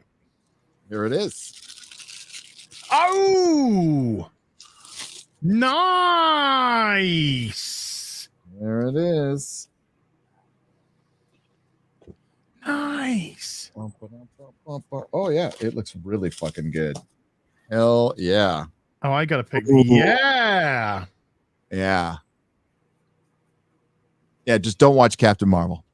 He was great in Guardians of the Galaxy. He was fucking. There's that line in Captain Marvel where he's like, "One day we will return for the woman." Yeah. He's like, "What?" What? They really took his balls and just chopped him right off. Yeah, man, it's really, really noticeable difference in writing for him as a character. Because in Guardians, in his opening, he just crushes someone's head with his hammer. Yeah, dude. I think there's a hammer in here too. Yeah, there should be a hammer. Oh yeah. This is very third party though. Oh yeah, you can tell by the packaging or whatever. It is extremely third party. It is we got the design on these, and there's. Hey, but you gotta be grateful, because if it wasn't for these people, we'd never have these figures. I wanted, and dude, it's metal, or it feels metal. At least feels that way. Yeah, it's metal. Nice. Ah. Boom. Boom. This thing's fucking awesome. So there you go. Little that completes my Guardians collection, because I've got them all. Gotta get them on. Yep. Oh damn! We did the whole Boba Fett thing, and I didn't show my I'll show you Boba Fett. My Death Guard Mandalorian, which arrived this week. Hey, look at that boy! Looking pretty dope. Look at that backpack as well, man. It's a pretty dope backpack. The amount of toys that design sold, you know. Oh, I know. Right? It's just the helmet. It's the helmet. That's what's done it. The helmet alone has just sold a truckload. And I shouldn't really show these off because I'm going to be showing these off on tomorrow. But of course, while we're still on the Mandalorian, this arrived as well. Shore Trooper Commander arrived as well. Awesome. Sexy. Sexy number one. There we go. There. It's got a big She's base. your wave. There we go. Nice. So I've got let's look at some fucking Rotten Tomatoes shit, shall we? Yeah, boy. Laugh, and then I'll break out another. I got some other ones that MauLer, show me your toys. I haven't gotten either of mine yet. I'm gonna get them halfway through next year, I think. The King Shark and Iron Man. Yeah. What was the second one? The second one was the Iron Man from Far From Home. It's like zombified. Oh yeah, that's a good one. Yeah, that's I'm gonna want. Have they got a Predator one? I wouldn't mind a Predator one and a Terminator one. They do have both Terminator and Predator. They're both really good. Predator, you just gotta. I mean, there's so many. You gotta kind of search through and find the one you like. One you want. The one you want. All right. Let's go to Rotten Tomatoes. It is officially rotten, by the way. Eternals. Oh yes. What percentage is that now? 57. 57. That makes it harder for you to get out of the rotten territory. Oh yeah. Well, apparently, when it was on 60%, it was actually on 59 point something, but they're rounding up. So it only needed like one more rotten to send it back down to rotten. Well, Disney can create a few more just random fucking websites to have reviewers come in and do multiple reviews and try to fix this. Have you guys seen like all the viral tweets about how like, oh, how convenient the one about all the like with such a diverse cast, the one that's hated? And I was just like, these are your people. We haven't even gotten to like the audience's score yet. These are all the critic people. These are your guys. These are your shill army. Responsible for this. Yeah, we haven't started our fun yet. Yeah, wait for us to see it, then you'll see what's fucking wrong. You just wait what we're gonna do. We're gonna have it 20%. I haven't even seen the movie. I just did a video of other people talking about the movie. I haven't talked about the movie yet. Wait till I fucking get there, and MauLer gets there, and Az gets there. I can't wait. This has actually made me more interested in the movie than anything. Oh, when my friend told me, be ready. This is like Captain Marvel 2, except this one's really bad and it'll be indefensible. Yeah, even the critics hate it. Jeez. Yeah, I think, obviously they have their limits. So that tells you how bad this thing is.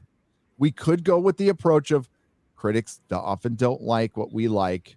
I don't think it's the case here. I don't think I'm going on a limb by saying that. I think this is a horrific movie. And it's horrific because they got the wrong director and they got the wrong director. And it's not, listen, Chloe Zhao can do her Chloe Zhao movies, right? And they can probably be good. I can't say I've watched part of Nomadland and I didn't find it very good, but a lot of people did. That's fine. But like superhero movies are a completely different thing, and they cast her as director. They didn't hire her as director.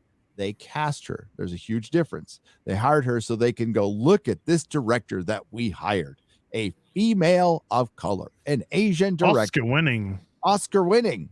Oh yeah, they let everyone know about that when that happened. She's on our payroll. How about that? Yeah. It's called casting.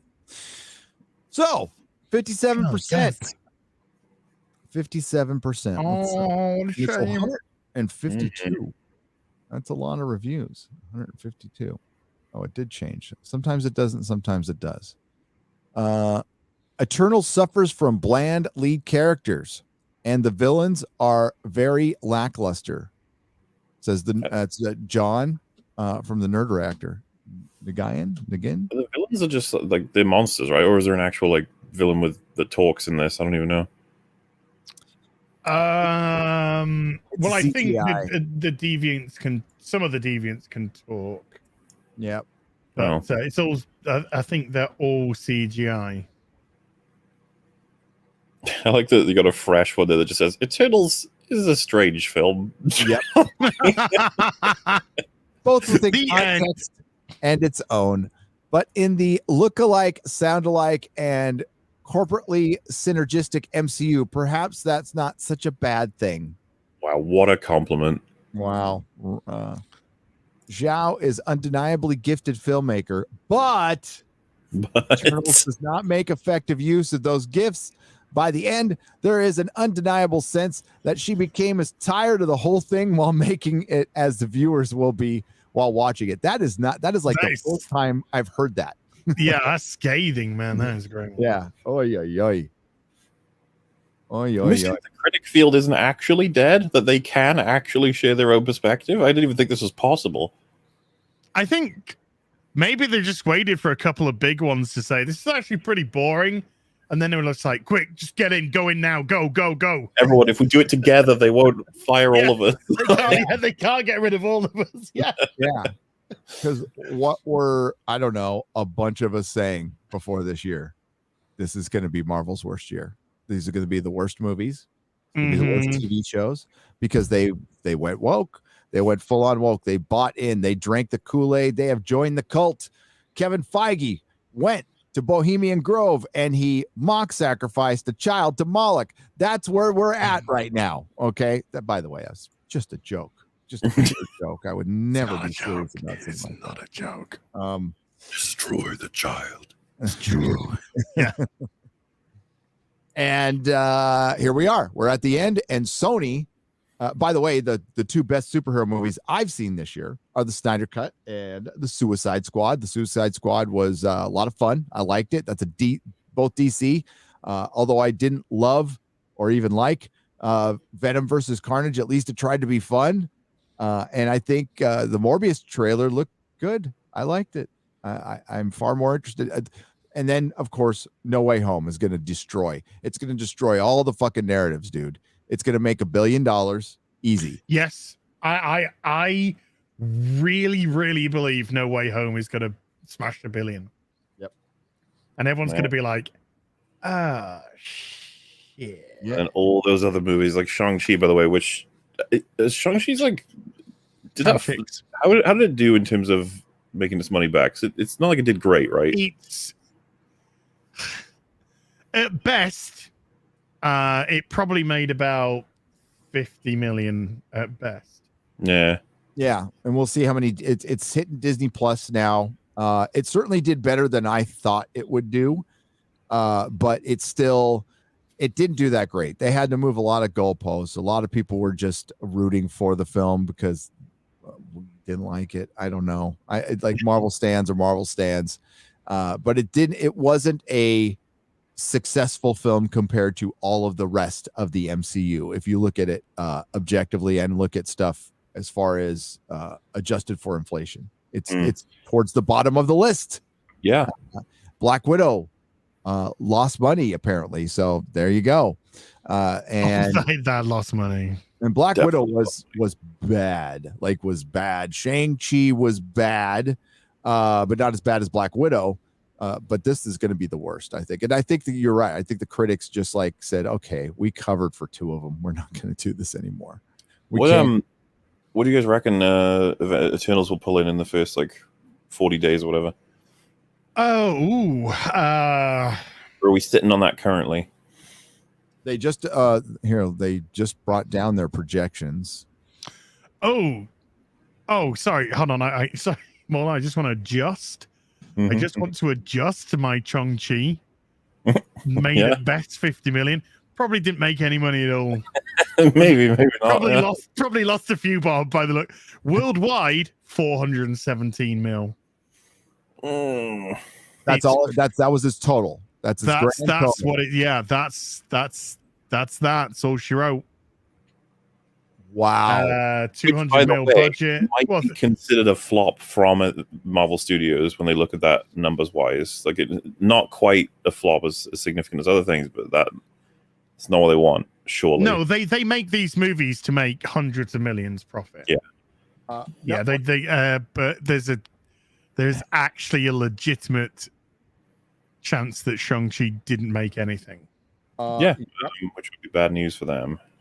It would, but like it's in. I love it when people like, hey, Disney said it was a success. Oh, the company. So you're going to take what the company said at face value. Okay, that's cute. The company that made it. Ant-Man and Wasp, which is, Marvel reached its peak with Endgame. For briefly, it was the highest grossing film of all time without being adjusted for inflation, $2.5 billion. But Ant-Man and the Wasp preceded Infinity War. It made $622.7 million worldwide, and that was considered very tepid. Yeah. And to be fair, that they would have released every Marvel film ever between Infinity War and Endgame if they could have. They were desperately using those two movies to prop up everything between it. And what they're comparing it against is Captain Marvel, which made $1.128 billion. Yeah. So all your excuses are lost, and unless you're going to use the same one that everyone else was, which is an actual fact that it was in between two of the biggest sequels of all time, that factored into that movie, and it would have probably helped any movie. Yeah. But now you're going to have these movies on their own with no big thing to lead up to. Apparently, Eternals sets it up, and unless you show like fucking Galactus at the end, I don't know what you're setting up. I already know. We know what they're showing. It ain't Galactus. A pop star in a dress. Yeah, it's gonna be great. Yeah. Marvel has gradually become more Disney, and it is now just fucking Disney. It's not Marvel anymore. I can't even call it Disney Marvel. It's just Disney. Mm-hmm. And Disney princesses running around. What a shame. So here we go. There are so many flickers of fabulous texture and life struggling valiantly to go out. That makes the general inertia and frustrating flatness even more painful. Okay, so you didn't like it. Too many characters, too little plot, too many flashbacks, not enough action, and too much conversation, says Grant Watson of Fiction Machine. One of the least conversation. Too much conversation. Are they sitting around and talking about their feelings? Oh, I hope so. Talking about their fucking feelings. I hear the film is just riddled with exposition. Yeah. Which, by the way, we get blamed for that. There's people out there who are like, oh, they're trying to cover up for plot holes because these guys just talk about plot. No, but I think a lot of the exposition is building because there's 10 fucking characters.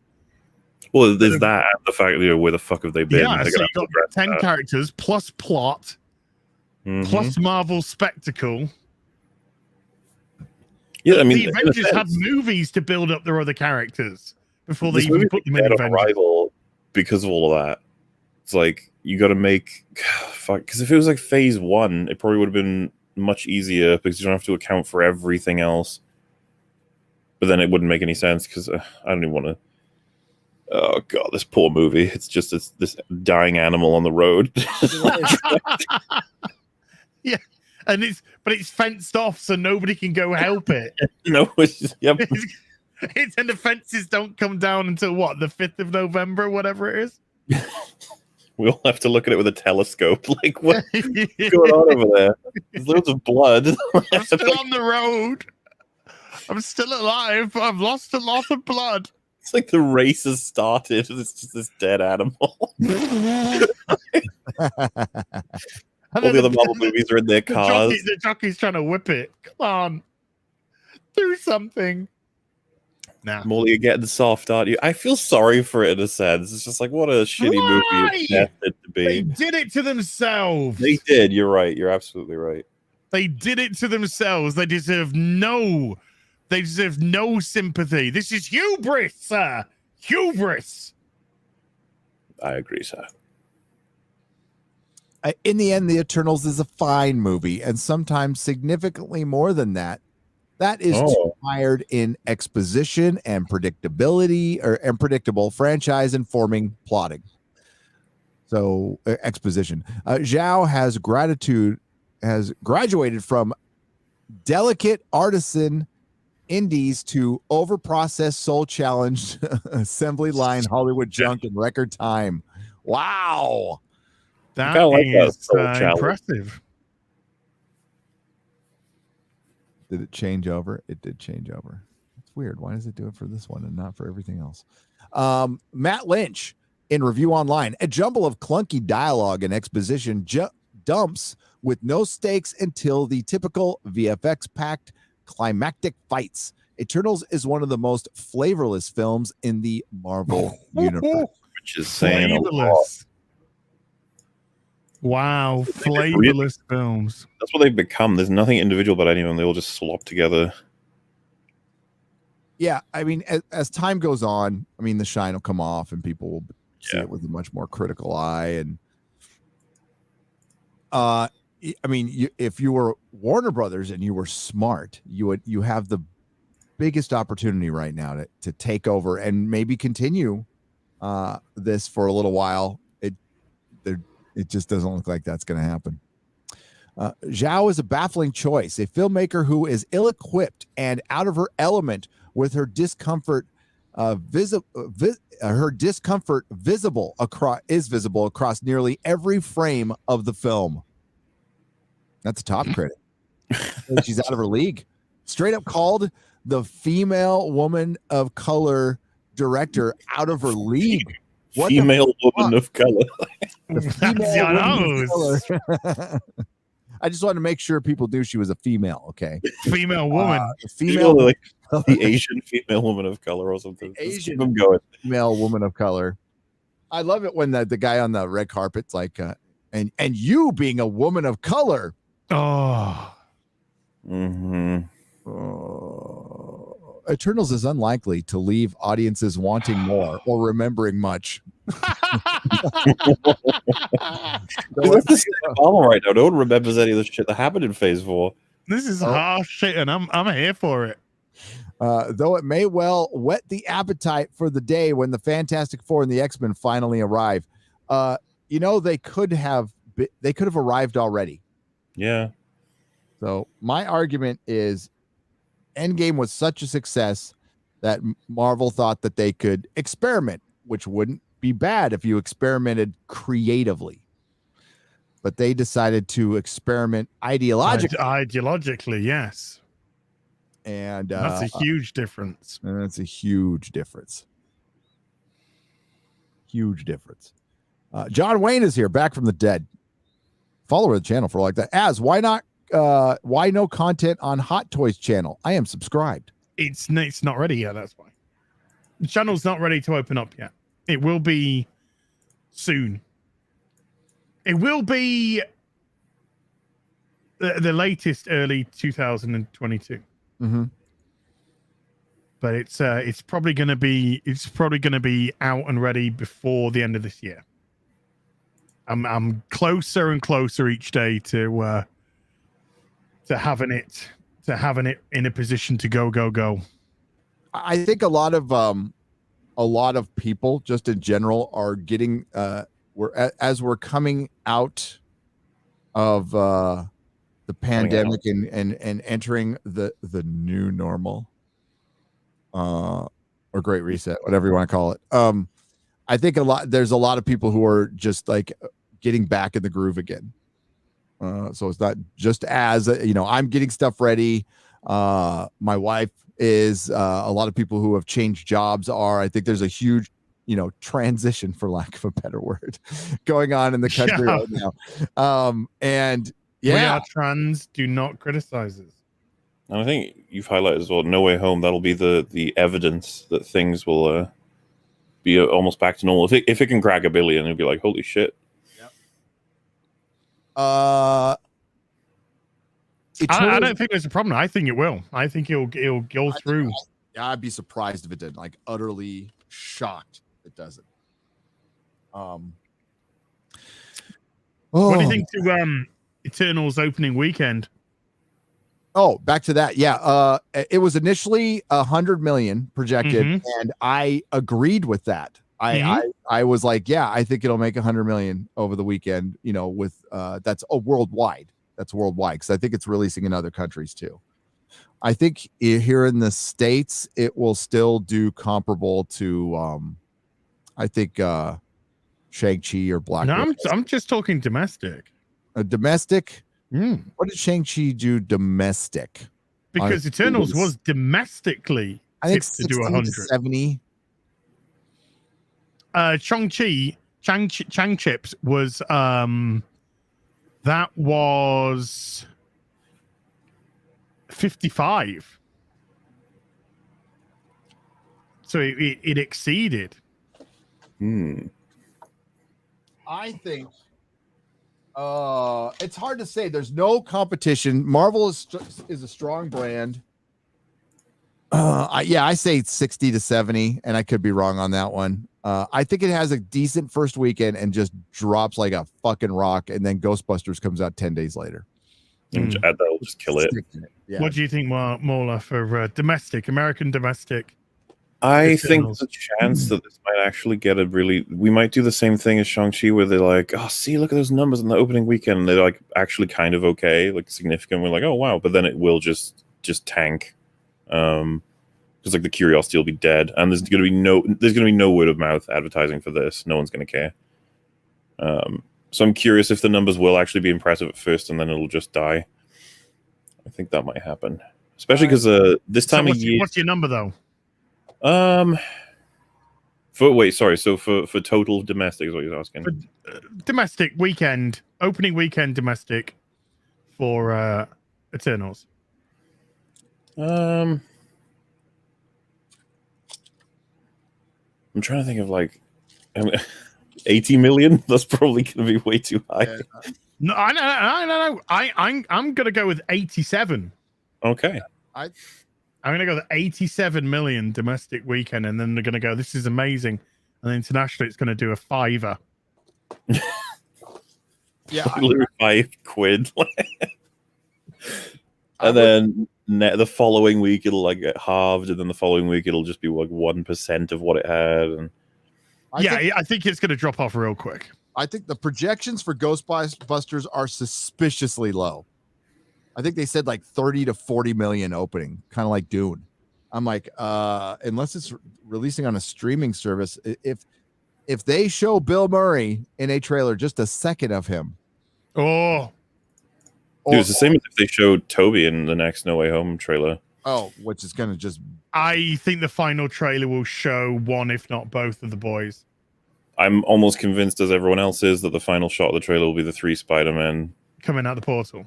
Or just teaming up, getting ready to fight something, I think it's going to be Doctor Strange doing the portal with them coming out of it. All three, stepping out. There'll be some line where, Tom Holland says something like, oh no, what are we going to do? And then you can hear Toby's voice say something, the camera pans, and there he is. And you'd be like, ah! Well, have I read this correctly, Gary? But is Marvel bringing back Uncle Ben into Spider-Man, and he's now going to be Spider-Man's greatest villain? What? It's what I read. It's what I saw today. What the fuck? What are you were talking about? What is this? Uncle Ben is coming back into the Spider-Man comics, but he faked his death, and he's been a villain all along. What? That's got to be a troll. That's got to be fake. What the hell? It's Marvel. I am not dismissing this at all until I see. It was but it's definitely not happening. It was Agatha. She kept him hidden all along. Damn. Uncle Ben. Fuck. Uncle Ben became Spider-Man's ultimate villain. Uncle Ben is one of the most important people in Spider-Man's life, but now he has turned against Peter, badly injuring the young hero. Is this like an Ultimate Spider-Man? I don't know what Spider-Man comic, what it says. Last issue, Peter was badly injured during a battle with Uncle Ben, hurled from the back of a dragon. Now Ben stands over the broken and imprisoned Peter, saying, killed him first. Ben tells Spider-Man that no amount of swinging from webs or heroics can make up for his failure. What the hell am I listening to? What? Spider-Man and Uncle Ben is one of I don't know what the context, because I quit reading fucking Marvel comics. Recently in the pages of Amazing Fantasy, a young Peter Parker. So is this like an alternate story? Where I know. Like I said, I saw a little. I mean, if it's like a what if, whatever. I mean, like did Kurtzman write this? Somebody yeah. So a few deaths loom larger over Spider-Man's life than the beloved Uncle Ben. Spider-Man's failure to save Ben was the catalyst of the superhero's career. It was even Uncle Ben who taught him with great power comes great responsibility. But in the mysterious land, one of dragons and elves, Ben has become Spider-Man's greatest. So it's like an alternate reality. Fine, that's fine. I was thinking like they did this in canon in 616. I would just like fucking flip my lid, even though I don't read this shit. I would just like no, but it's like an alternate thing. So whatever. Still the sentiment of it all, though. Isn't this how it starts, though, Gary? It kind of does. Like when you make Wolverine gay in an alternate universe where he's macking on Cyclops. Hercules. Cock. Oh right. Oh, okay. So, yeah. So the only thing I don't like about this is this head. So that's gonna go. Tobey Maguire head, is it? Not Tobey Maguire. Is that a Tom Holland head? It's a Tom Holland head. So it goes and it's replaced by that. Yeah, baby. And it's like cloth. It's clothish. I like. I like. What's that, Asgy? Wolverine isn't gay, correct, Megan? He's bisexual. Because he was like, how can I get to sleep with Phoenix without Cyclops getting mad? I'll stick my dick in Cyclops instead, because that's how sexuality works, folks. Yeah. That's how sexuality works. I checked online, that's how it works. Check out. That's sexuality according to Marvel. It is. I just woke up and you made a good point the other day. It's like there was so much made. Like there was it took a long time for us to get to the point where it's like, hey, people are born gay. People are born gay. It's and then they're trying to undo that.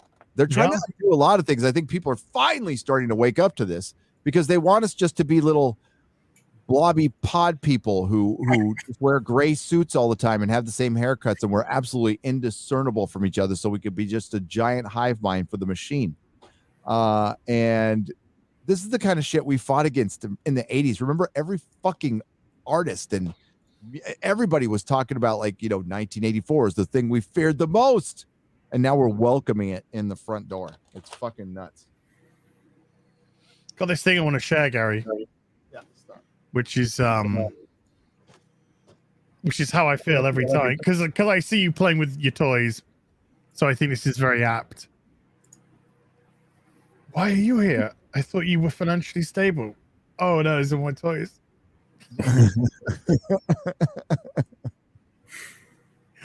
That's me. That's me in Squid Game.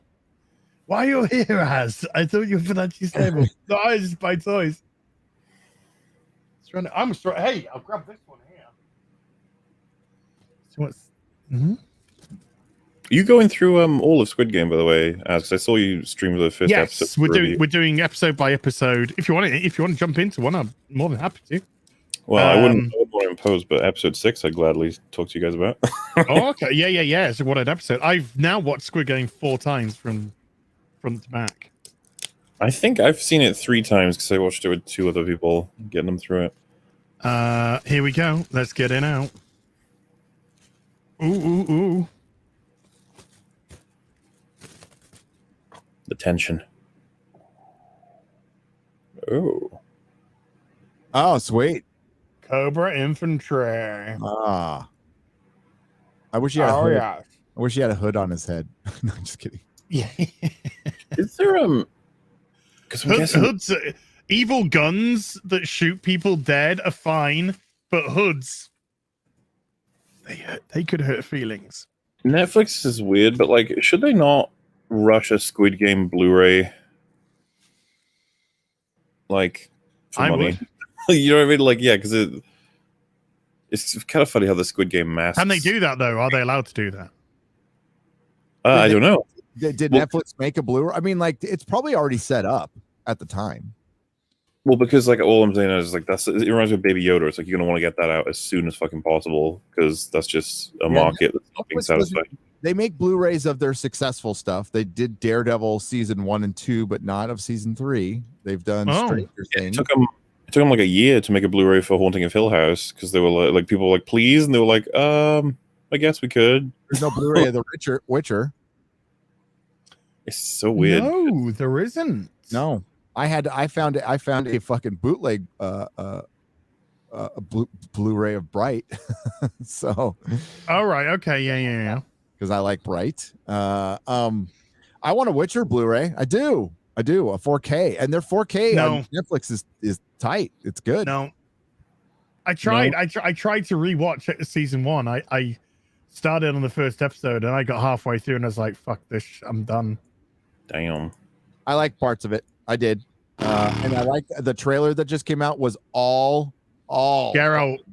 So which has got me panicked to fuck. Yeah, dude, and like a lot of this stuff, he's only in 2 different costumes in it, and I'm like, oh shit.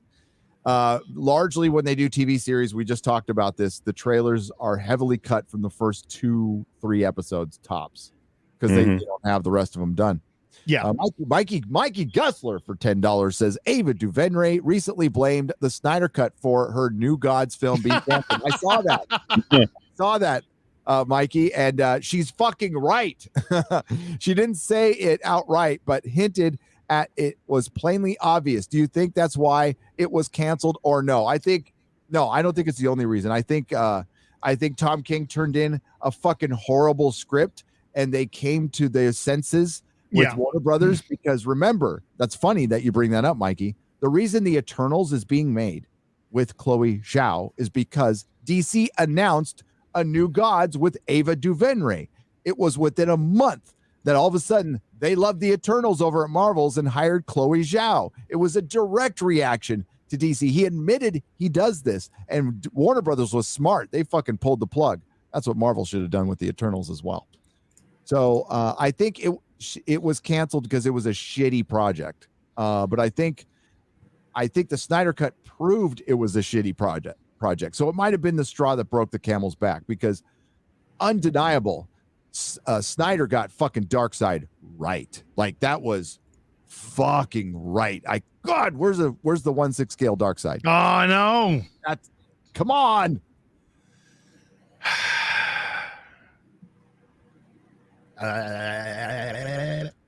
No. A third party has done a Nightmare Flash. You know how the Flash turns up? They've done a Nightmare Flash, so he's in all his armor.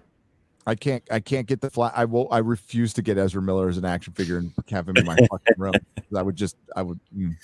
I'd fear for all the women, all the female action figures. He might strangle them.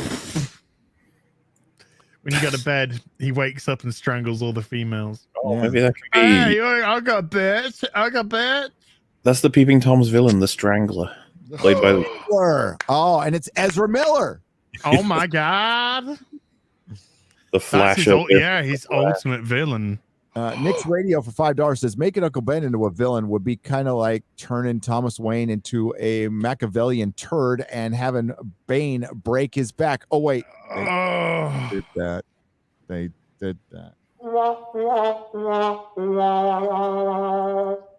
And it was just like, oh god, when oh god, when Tom King did the Bane story, and then at the end of the Bane story, we saw like Gotham Girl and Thomas Wayne Batman next to Bane, and we're just like, what? How is Thomas Wayne Batman there? Because he wiped himself out in the recent Flash Batman crossover, and then we had to wait 60 issues or something to see how Tom King got Thomas Wayne into the universe. It was just like, oh, he was just about to like get consumed, and then somebody like turned up and went, "Here, do you want to go to my universe?" That just don't. It's fine for an alternate universe, but just stop it. No, Tom King's terrible. Tom King. He's horrendous. The Choker. Oh, that's a good one. It said the strength. The Choker. The Choker. There. Oh, that one. Yep. I agree with that one. That is good. Yeah, he wrote like 15 good issues of Batman, and then it just all went to shit. Yeah, then he just like, I want to talk about my my male depression in a fucking superhero comic book. It's like, it's a real thing, but you know what helps with depression? A fun superhero comic book that doesn't remind people of their depression all the time. That would be fucking great. Gets their mind off it a little bit. Look at that Silver Sable. Yep. There's my Silver. They're gonna Sony's gonna probably make a movie with her. It'll be a trans. It'll be trans. I love this red and blue fucking Captain America look. Always loved it. Hell yeah. Not like that anymore. Nope. No, these are like American way. Nothing 80s comics. You can probably get them for $1. I fucking love this shit. I just love it. Love it. All right. Let's get to some super chats and then read some more bad reviews because it's fun. Yay! Phoenix Tangent on the Streamlabs side for $5.99. That avoids Mama Susan. Thank you. Hail Gary as a MauLer. Gary, don't buy the house with the recent flood history. If it flooded once, it will flood again, and it's something you want to deal. It's something you don't want to deal with. I live through annual major flood events, and Hurricane Harvey was the one that got me. Well, the reason we had to look into it because we don't know if it was a flood from the creek or if it was a flood from a pipe. So we're going to look at it. We've got like a top 5 or 6 of houses we want within what we can afford, and it's a big decision. But thank you, man. Thank you. We will be careful with our decision. This has been a long fucking process. We're not going to rush it now. Poor Melissa's out there by herself looking for houses. She's going to meet up a friend later, but she's going to be there for like a week. We'll see. We will see. I've got the meetup on Thursday. It was last minute. Sorry, but I'm going to be at the Endgame Bar in Mesa, Arizona from like 4:30 to 8 on this Thursday. And I'm going to leave. I got to bail right from the event back home so I can get ready for Friday Night Tights. Just wanted to show my support for you guys again this week. Been watching since Emergency As chats number 2 back in the World of Warcraft days. And through him found you lot. Hail the glory. You lot. That's perfectly expressed. Yes. Rongel 363 for $10. Thank you. Hail the fellowship. Cheers, dude. That's awesome. That's fucking awesome. And then Turacano 88 for $5 says, "Hey Gary, have you seen today's Razor Fist rant on black pill and propaganda? Great stuff. Truly is. Some of his best. Black pills are for quitters, essentially. You're just out of the fight and you're not part of it anymore, and you have given up. I'll black pill when I'm dead." Well, yeah, that's a way to say, yeah. It's easy to black pill, and then you just realize that a lot of this shit is actually just the West, and the world is actually going on as normal.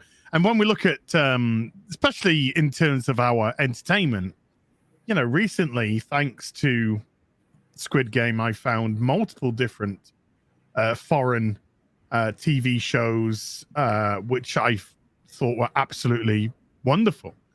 Alice in Borderland, My Name, stuff like that, which has just been so much fun to watch. We don't have to look just to the West, you know, and I think it's a huge indication of how popular Squid Game is, that people are just wanting entertainment. And I think it's a damning indictment on Hollywood. That's why it's been so popular. The whole and agreed. It's because they part of it was there's people have been starving in the desert. I like Squid Game. It's not the greatest thing ever made, but I like Squid Game, and I can understand why it's extremely popular and it's risen to the levels of Stranger Things on Netflix. But like Razorfist's bottom line is what, again, he's not reinventing the wheel here. He has said this before. I have said this before. Many people have said this before. Black pilling is part of the propaganda. That's what propaganda is for. It's not to change your mind. It's to demoralize you, to make you feel alone. What did I hear at the meetup the most that I passed on to both of you guys when we talked in private conversations? I heard that I didn't feel alone when I found you guys. I thought I was alone. And, you know, you actually were thinking the same thing I was. And, you know, it turns out we're the majority. We're the vast majority. And the whole thing is to make us feel separate and alone, divide and conquer. And that's what they have baked into scripts, into narratives of movies and TV shows now. So it's not just the news. That's why when I see that, you know, that what it was called TTIF or whatever it is, that we'll go over again, you know, that's pretty fucking sinister. It's pretty sinister. And if anybody has any doubts that this is Marxist, you know, Razorfist in his video has the leader of BLM first words out of her mouth were, I was trained in Marxism. I am a trained Marxist. I am a trained Marxist. And there's a lot of people in Hollywood who are Marxists who will not tell you. They are hiding it. Why are they hiding it? If they're so proud, why are they hiding it?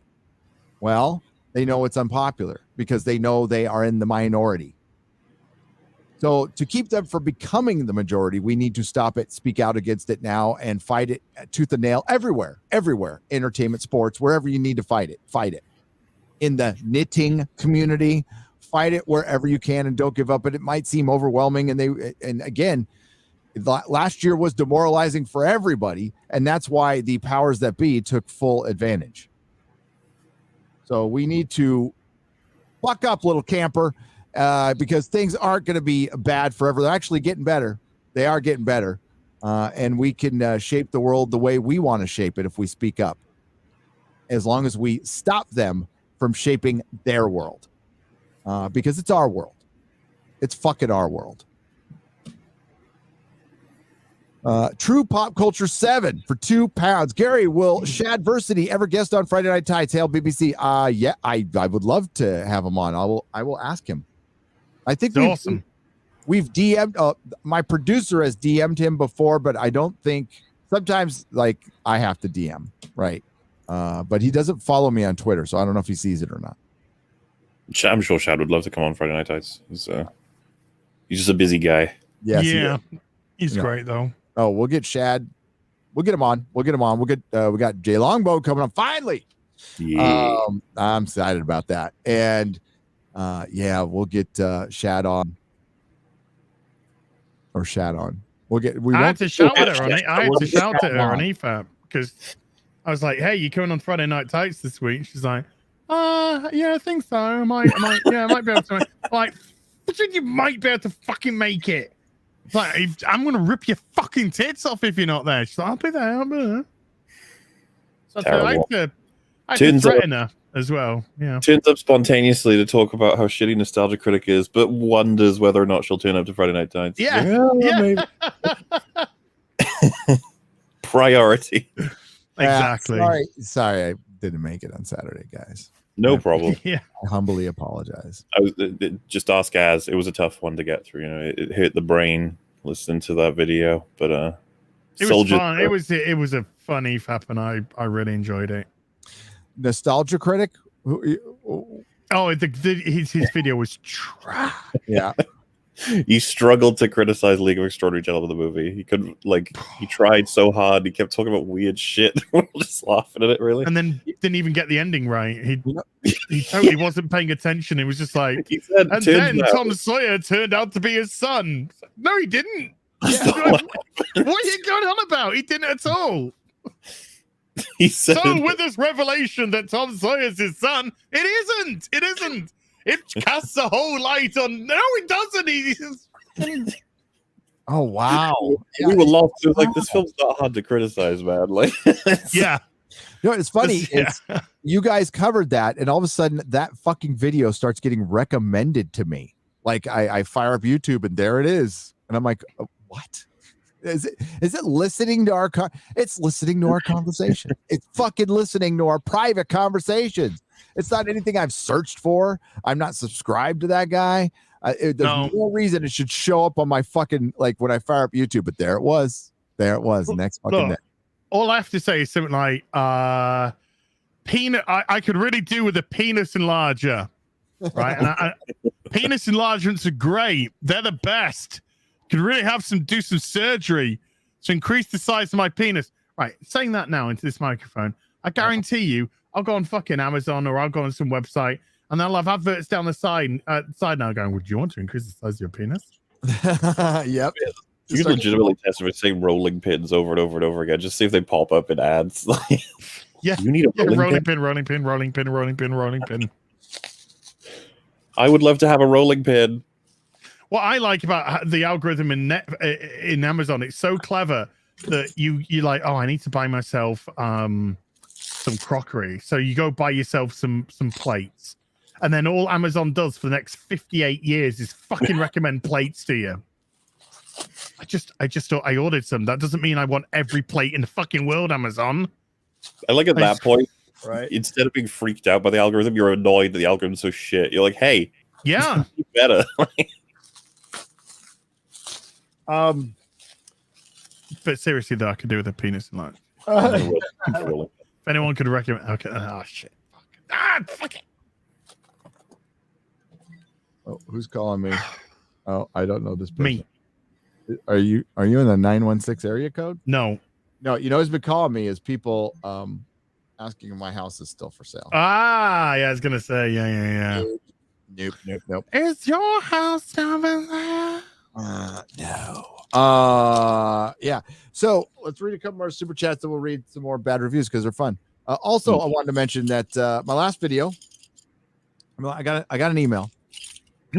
I got an email in my last video, and the email said that I'll paraphrase that if I stopped using phrases like hero, which I didn't coin that phrase. Marvel did. Yeah. Coined the hero phrase. Yeah, she's the hero. Yeah. That we deserve. And if I stop saying MCU, then my channel might be doing a little better. And you're right. You're absolutely right. If I stopped using phrases like that, and if I started just overpraising shit I actually didn't like and became a full-on corporate shill, I probably would be doing better. I'd probably have more opportunities. I've turned down shit. One of the things I promise is I will not have Hollywood movie stars on this channel. I'm not going to interview people, creative people. That's not what I'm here to do. This channel is 1,000% opinion, and I want to keep that opinion free and as objective as humanly possible with stuff.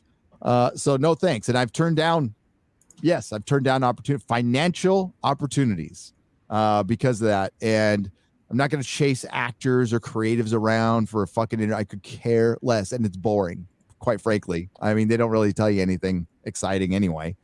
So I disavow Gary. I'll suck anyone's cock in Hollywood if you want it to come on my show. Anyone. What if your email to Kathleen Kennedy would have an interview with just you on a Nerdrotic Noon or whatever? If she agreed to a pre-approved set of questions, and the first one would be, do you work for Lucasfilm? What's your employment status like right now?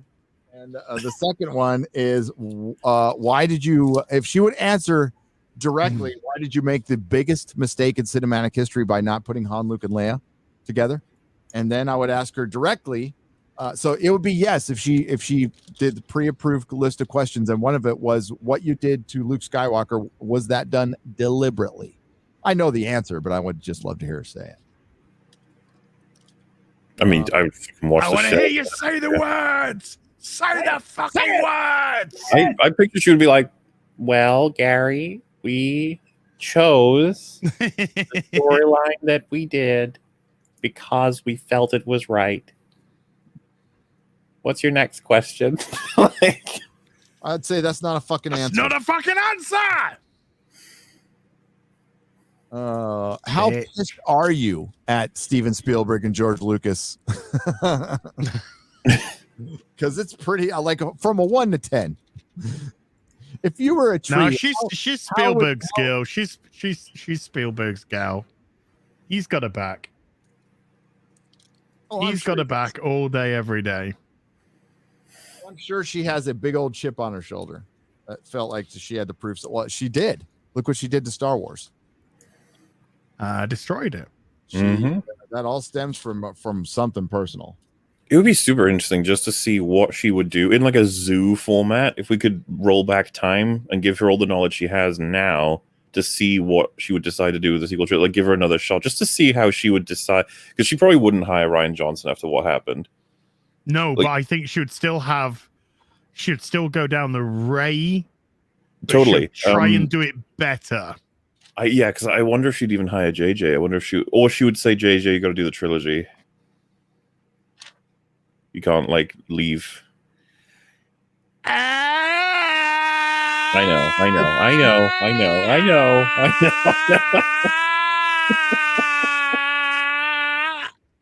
You do that as if we had like a better result than that. I don't know that TLJ would have been worse with JJ. If your hate was a tree, what tree would your hate be for George Lucas and Steven Spielberg? That would be one of my questions. A grand oak. Yes, of hate. Yeah. Oh no.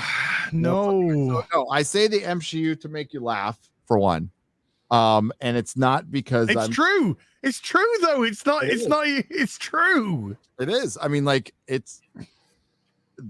okay, look at the Hawkeye poster. Let's look at the Hawkeye poster. People are going to think there's no big deal about it, but it's all in the symbolism. So let's go to the Hawkeye poster. This is an Avenger, a main Avenger. But he doesn't even have the name Hawkeye in the series. This is a main Avenger. All right. And like, we haven't seen him in his proper costume. This is probably going to be his first proper story that we should have gotten a long time ago. And lucky if he manages to survive. They could have made like a Taken fucking miniseries or some shit. Yeah, it could have been so good, man. That's not it. Hang on. I want to see the full poster. I'm not there for this. That's yours. One of you two. I am not touching it. Do you hate men and women? Yes. Do you hate everything? Yes. Yes, I do. I hate all men, women, all and everything, apart from kitty cats and dogs. Well, apart from animals. All right. So I like if apart from Belle, who's been a right little twat the last couple of days. Look who's standing in front. Oh, obviously, of course. Well, because this series is going to be about setting her up. Some people call her the greatest archer in the world. When the series ends, he's out, she's in. That's the idea, right? Yeah. Yes. Exactly. And then the popularity of the brand Hawkeye will go down. Because we never really got to see the proper Hawkeye. I mean, like his journey through comics is fucking brilliant. It's like he was in the 80s when we were kids, one of the most popular characters, one of the most popular Avengers. And in the MCU, people are like, He's the one with the bow. Bows and arrows. Because they didn't do him right. I mean, like they didn't give him a proper costume. And they didn't show like he's bullseye. You make him, it's not just fucking arrows. Like he's deadly with a bunch of shit. And because you're PG, see, this is where Disney will fall. The PG-ness of Disney just keeps you from being sophisticated in a lot of ways. Because you know what? You could show blood once in a while, and you could have Hawkeye killing, but then Disney's got, well, we've got our family friendly, and like Warner Brothers doesn't have to do that shit. No. That's why part of the reason why the Snyder Cut was so fucking good. Yep. There was some great violence in that. Well, that's the one thing the critics didn't get what the fans liked about it, because critics don't understand fans. The fans that did like the Snyder Cut liked the fact that Snyder took the heroes seriously. Maybe too seriously to some, but he took them seriously. Just a little bit. Marvel just love the way MauLer's just biting his lip about the Snyder Cut talk. Oh, you can bite. You can say whatever you want, MauLer. You're not looking. But this Fucking is not Snyder Cut, taking fucking this right here is not taking your character seriously. If we want to talk about verisimilitude, we're talking about two heroes that have no powers. So Hawkeye, militaristic, has some training, clearly been to the mall. This one's been to the mall. And maybe she is more accurate than Hawkeye, but is she stronger? Is she faster? She says like the funny like words and like funny like ways. She's gonna be so awesome. You're not even ready. She was a good character as a Teen Titan, as a sidekick version of Hawkeye in the Young Avengers, which was a good comic book, which I read. I know there's a lot of MCU fans who haven't actually read the comic books. You know, like a lot of these characters, a lot of us comic book fans have known for quite some time and known they were coming and know why they were coming. But this is what we've been trying to tell you. So I think it is funny that people still give Marvel the benefit of the doubt. I just think they need to earn it.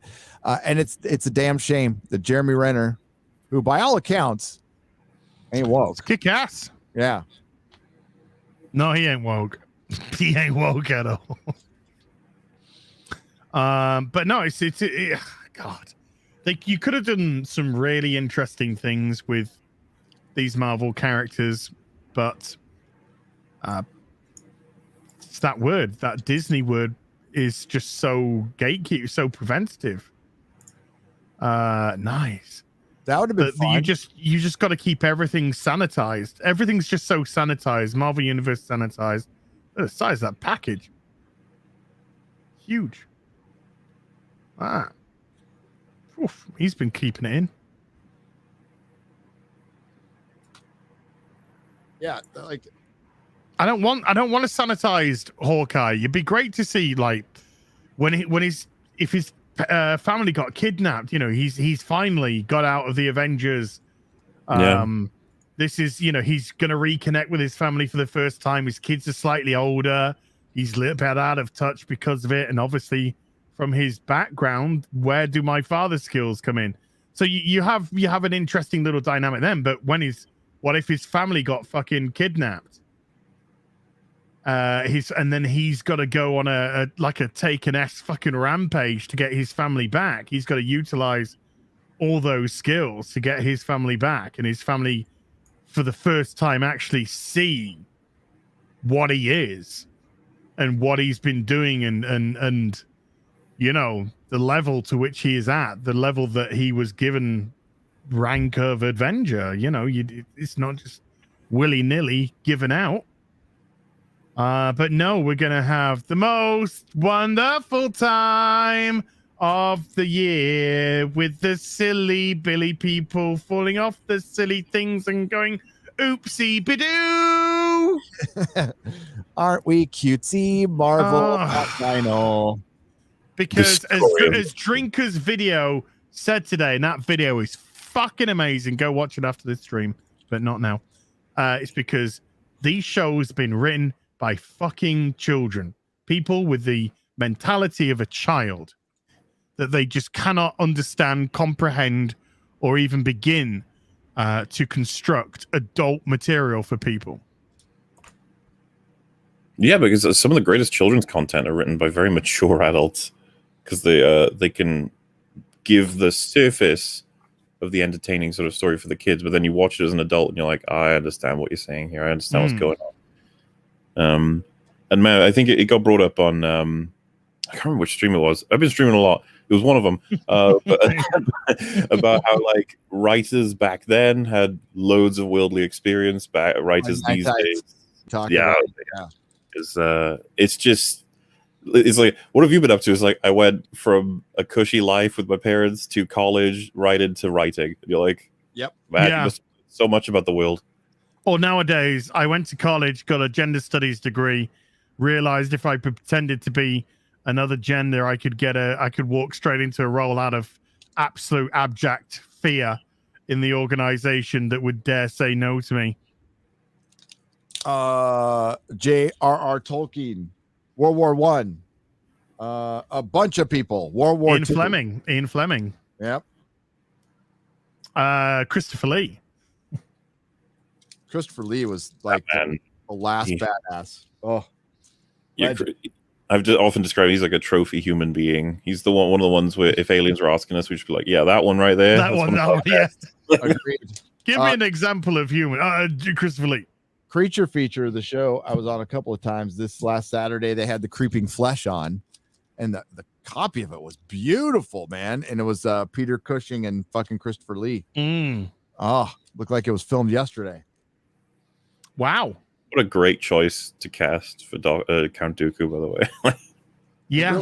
It really was. It really was. And according, I mean, obviously, it was probably written as Darth Dooku or Darth something else, but because it was Christopher Lee, we're like, oh, we got to homage his Count Dracula, so he's going to be Count Dooku now.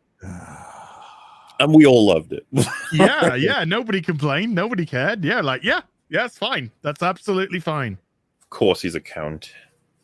Black pilling turns you into part of the problem. If you take it, you might as well throw out everything you believe in and join the cultural communist fascists trying to torch our society, says Apollo 536 for $20. People have immediately corrected me. Actually, as he is called Darth Tyrannus, that is his Darth. Okay. Yes, but they all call him Count Dooku. Like, yeah, as is still right. They totally did that for that reason. It's not like Darth Vader had an alternative name of Count. He's got Anakin Skywalker. Count Anakin. I mean a different title. I'm Count Darth. Count Darth. Count Darth Tyrannus. Jeremy R. Moreno for 20 Mexican dollars says Jesus would never do that. I will. Rags. Oh, that's the fucking I'm MauLer. That's the Alex Jones thing. Yeah. Jesus would never eat him. I will. I will. I will eat your ass. I'll eat your ass. Corn on the cob. I got it. You're like, get out of the cob. I will. God, that just makes me want to eat corn on the cob. Not corn on the cob. I'm ready. And then the backing vocals are just, I'll eat your ass. I'll eat your ass. Yeah. Slice them up, haul them up by chain. Chop their ass up, slice them up, go to haul them up. That can totally be a song. It's great.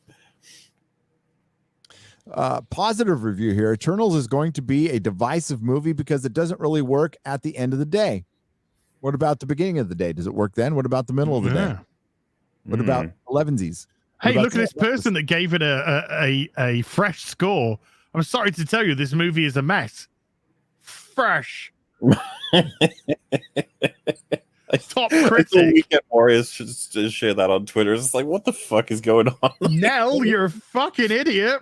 There is too much exposition. The pacing and structure are a mess, and the story of love in all its forms gets lost. Positive. 7 out of 10. 7 out of 10. What? Is it what is going on here? This thing should be at fucking 20%. Let's just be real, okay? Yeah, probably. It should be probably in the 40s. Wait.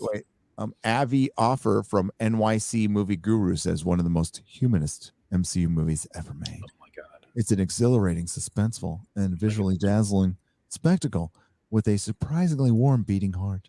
By treating the characters as human beings, Zhao treats the audience as human beings too. Oh, go fuck yourself. So What does that even fucking mean? Zhao treats the audience. You as pretentious twat waffle. By treating the cast like human beings, he treats the audience like human beings too. Seriously, if someone like Pause for guessed applause. it on your streams and said something like that, I feel like we'd all be like, "What?" Yeah. What? Are you okay? And then they're like, What "No, does it mean? Did you drop no, pee this morning? I'm like, what the fuck? Holly Trash. Let's see. Won't sell many toys, subscriptions of or tickets for Disney.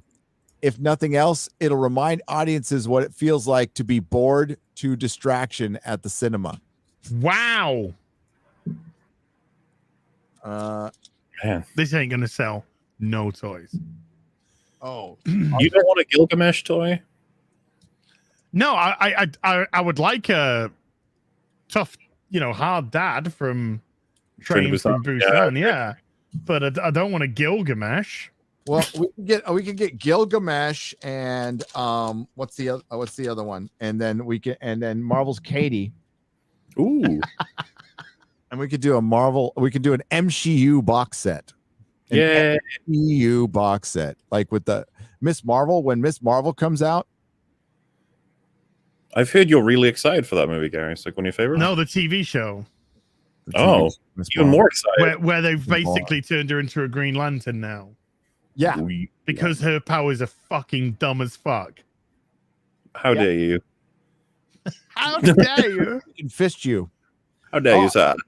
So now she's making Green Lantern fists instead of having her own big fists. He said muck making.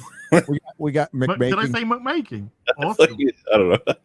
I'm hungry. Just don't even say I'm food. hungry. It's seeping Don't in. say food right now. Just don't even talk about food. You're fasting again. Yes, I am. How many days? One off, one off? What? This is going to be just a mini. I do a mini fast like once in every couple months, but I might turn this one into a good one. I'm taking it day by day, but right now I'm 5 days in. I took a Dude, in meal 15 off minutes, my I'm ordering food. In 30 minutes, I'm leaving the stream. That's how it's happening. I was about to say, like, I'm so sorry for referencing Alex Jones eating people. It must be. I know, yeah. First thing I did was open up a menu. What do I have? Breaking news: Chris Pratt will now voice Morgan Freeman from here on in. My name is Morgan Freeman. Chris Pratt to voice Gary from Nerdrotic. On the Nerdrotic channel. Awesome. I can take some time off. As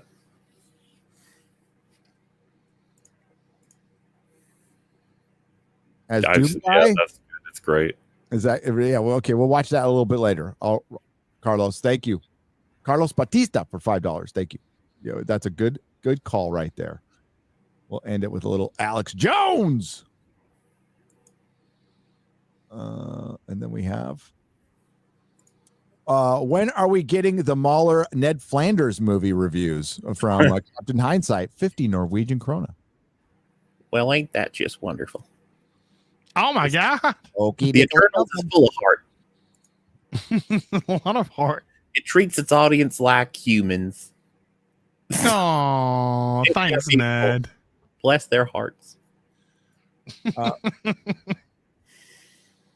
You'll get them someday. Who knows? We need some positivity in the world. Don't you agree, guys? Absolutely. So let's read more bad Eternal reviews because it's making me laugh and making me feel really good. Yes. And vindicated. Where Kubrick and Clark took seriously the idea that human evolution may be prompted by alien intercession. Sorry, I can't read. Right. I am obviously just directly descended from from the monkeys. But we all are, buddy. We all are. Proud. I think the aliens did. I think I'm into that theory. Jesus was a spaceman and all that. Turtles makes the whole thing part of some gargantuan intergalactic eugenics experiment wrapped in pop philosophy and popcorn authoritarianism. Wow. Holy cow. Wow. Damn, Wade. I might take Wade Major. I like that name too. My name Don't hold back. Wade Major. This sounds kind of fun, and I wish it were, but with the exception of him, who offers without question the only real reason to see the movie, the story takes itself far too seriously for fun or really even logic, says Megan from the Daily Wire. To be fair, the MCU left logic behind a long time ago. That's dead on arrival. They let a Daily Wire. They let a Daily Wire review up here. Good for Megan. Wow.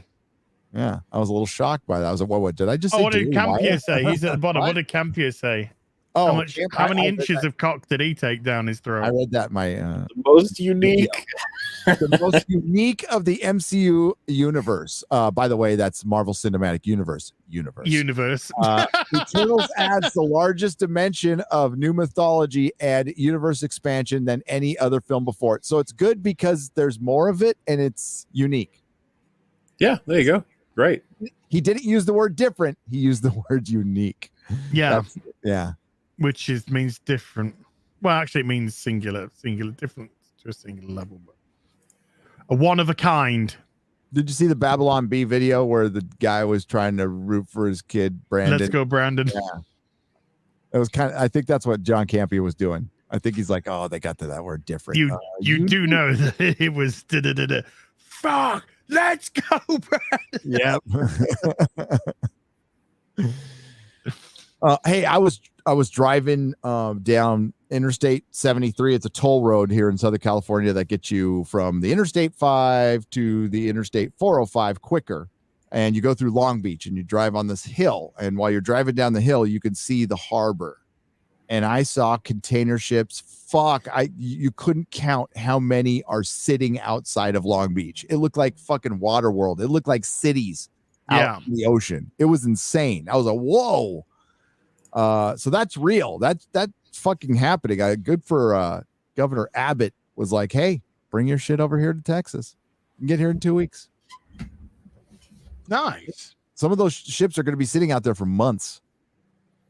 Watching Chloe Zhao's The Rider made me want to learn horseback riding. Nomadland illustrated the reality houseless Americans face and offered a window into the American West. Both intertwine fiction and reality. I knew the Eternals was going to be different. What? So the funny thing is, I wasn't looking at the screen when you said it, and I was like, is he reading a positive review or a negative review? I have no idea. It's the beginning of a negative review, but that's the only quote they can put in. I guess she kind of meandered on, and they're like, fuck, we can only put in part of this.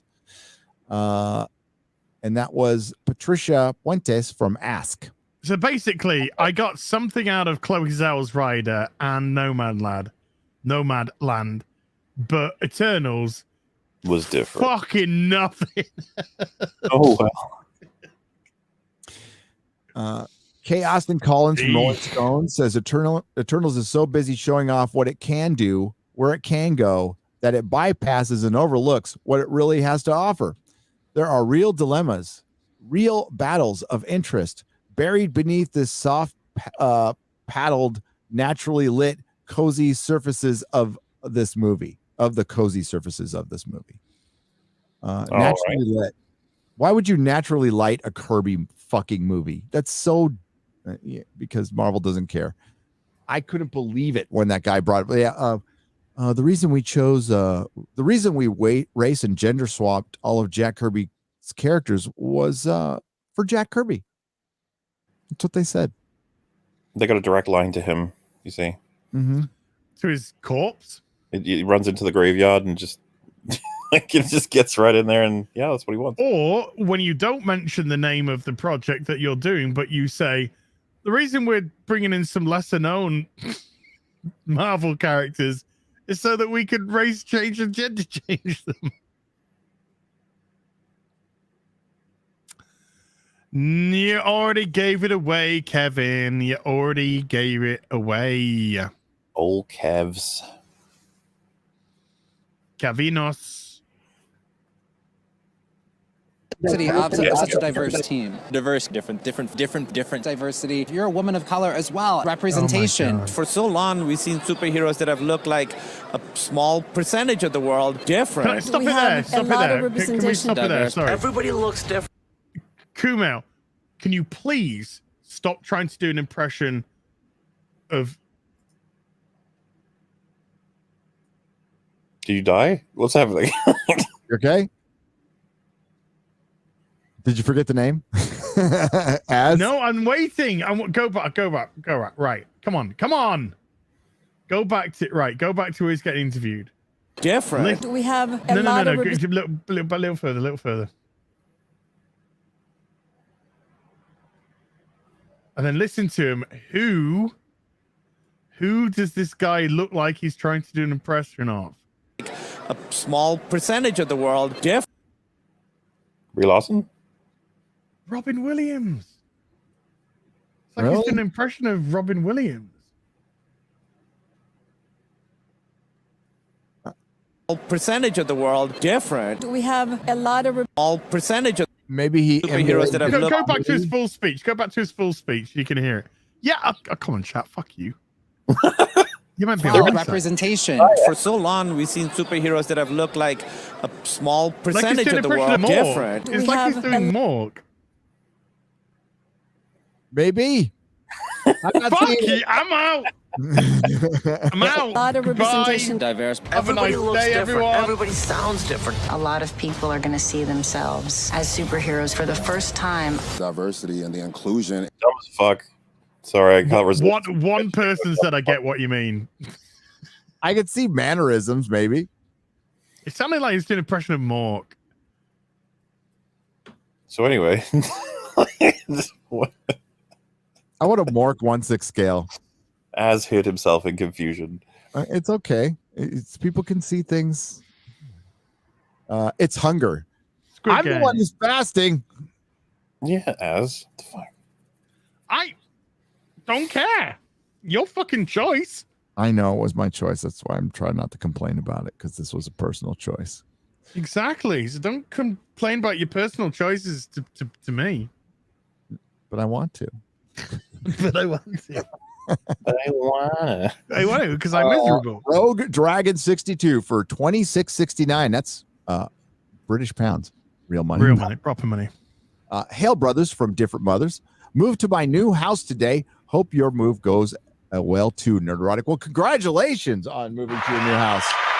I was so excited. I cannot wait to be out of fucking limbo and get the studio going and get like things really going. Oh my God, I can't wait. Kate, I did vomit everything up yesterday during the night. Okay. I don't know. That's twice in like 3 weeks now. And you're not feeling sick and you're vomiting? No. Okay. That's... Well, I felt sick to vomit, but I don't feel sick. Sick, like you don't have a... Yeah, I don't feel like I'm poorly sick or anything. I just like, I just like kind of got in my stomach for... I was watching something at my desk after I did my video and I fell asleep. And then I woke up and I felt a little bit like icky in the tummy. I was like, I'm going to bed. So I went to bed and then I woke up like, I don't know, 3 a.m., something like that. And I went to the loo and then I was just like, I think I'm just going to puke. And so I just spent the next 10 minutes just puking. And then I went to sleep. I feel fine today. Food, that might have been food. Might have been the food. Well, yeah, it's concerning. I don't want that to happen. I'm also against that happening. Yeah, I'm against that happening. That's concerning because, like, But I felt better after puking. Yeah, puking does often have that effect. It feels good. It's supposed to happen. That's your body getting that shit out of there. It's getting it out. It's getting it out. I don't like this. Get it Put out. something in me that's wrong. Yeah. Kate C, aka Snake Plush Kitten for $25 says they have a word for these reviews. If I could read the word, verbigeration or verbigeration. Definition: the constant or obsessive repetition of meaningless words or phrases. Yeah, word salad. Word salad. That's what it is. Thank you, Kate. I'm gonna have to learn how to pronounce that. Marksman on Streamlabs for $5. What's up, Marksman? I just say, as X-ray vision that causes cancer would make Peeping Tom an amazing tragic villain. He just wants to look at boobs, but he can't, otherwise he would destroy them. Could he destroy what he loves for a moment of happiness? Hail, Peeping Tom. Ooh. Damn. Maybe that's something that happens later on, kind of like that could be why he gives up on the suit. Yeah. That's why he gives, like, you could make it like a little bit like Logan, right? The adamantium is poisoning him, and you could say his power. I can't poison those beautiful big tartars. Mm-hmm. I gotta give up this life of staring at naked tartars. See, the final comic would be Old Man Peeping Tom. Yeah, but that's like X-ray. I don't have X-ray vision. I'm just a Peeping Tom. Do I have X-ray vision? You have X-ray vision. You have the ability to like see things all the way through to possible like realities. Yeah. God damn. Yeah.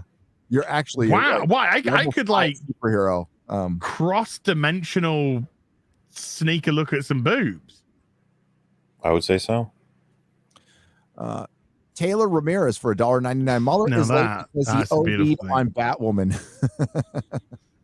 We watched episode 1 of season 3 last night.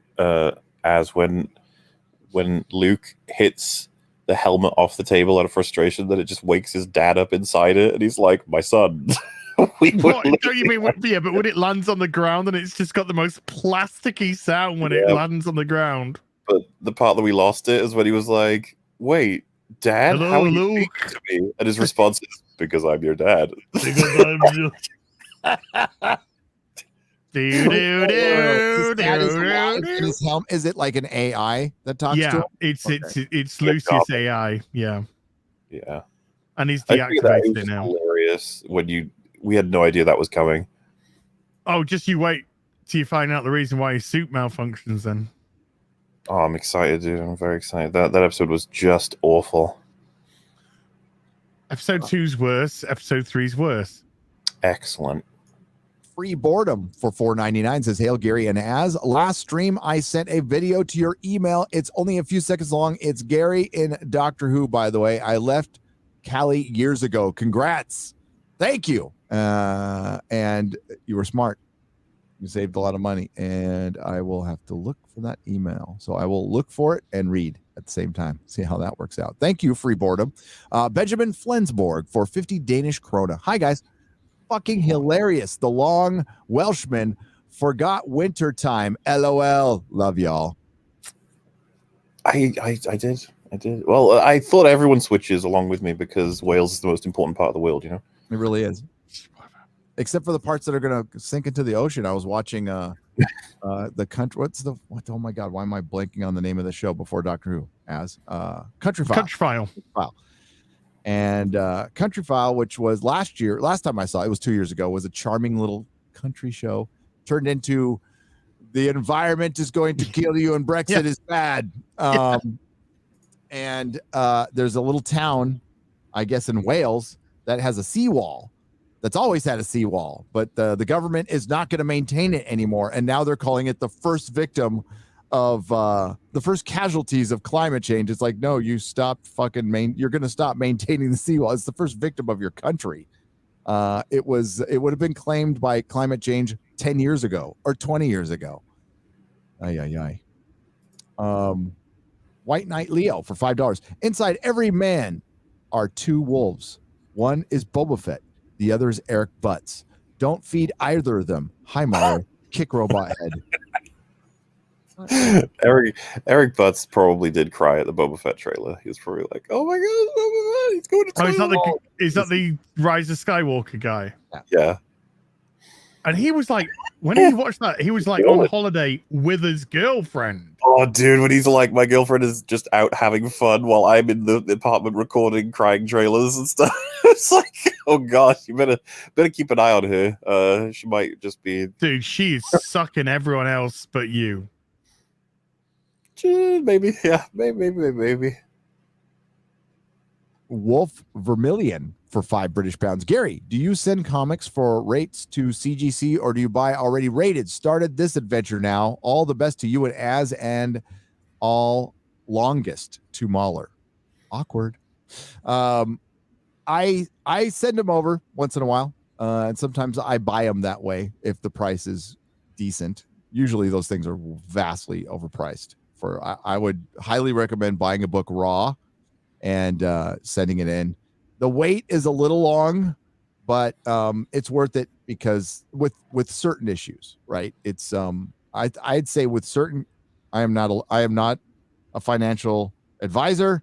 I got to say that on fucking YouTube because obviously you would confuse me with my rebellion shirt surrounded by as a financial advisor.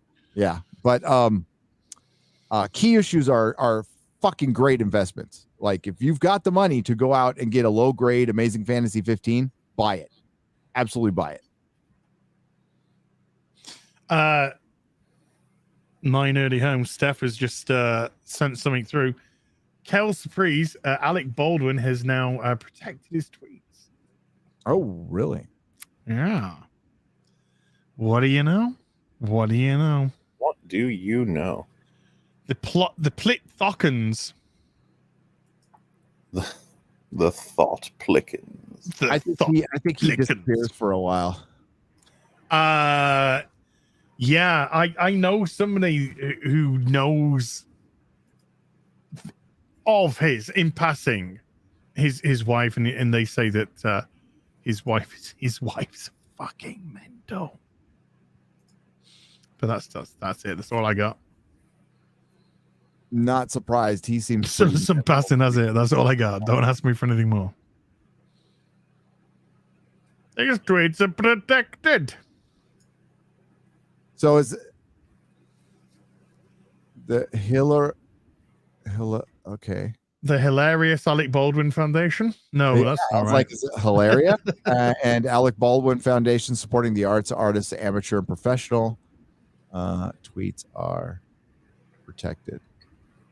Ooh, Kristen Stewart is engaged. Oh my God! Do you see that on the right? Woo. Oh, to who? To a woman? To a woman? She's just Wait, happy what? the Eternals has gay people in it. I don't know what the movie's about. I'm just happy.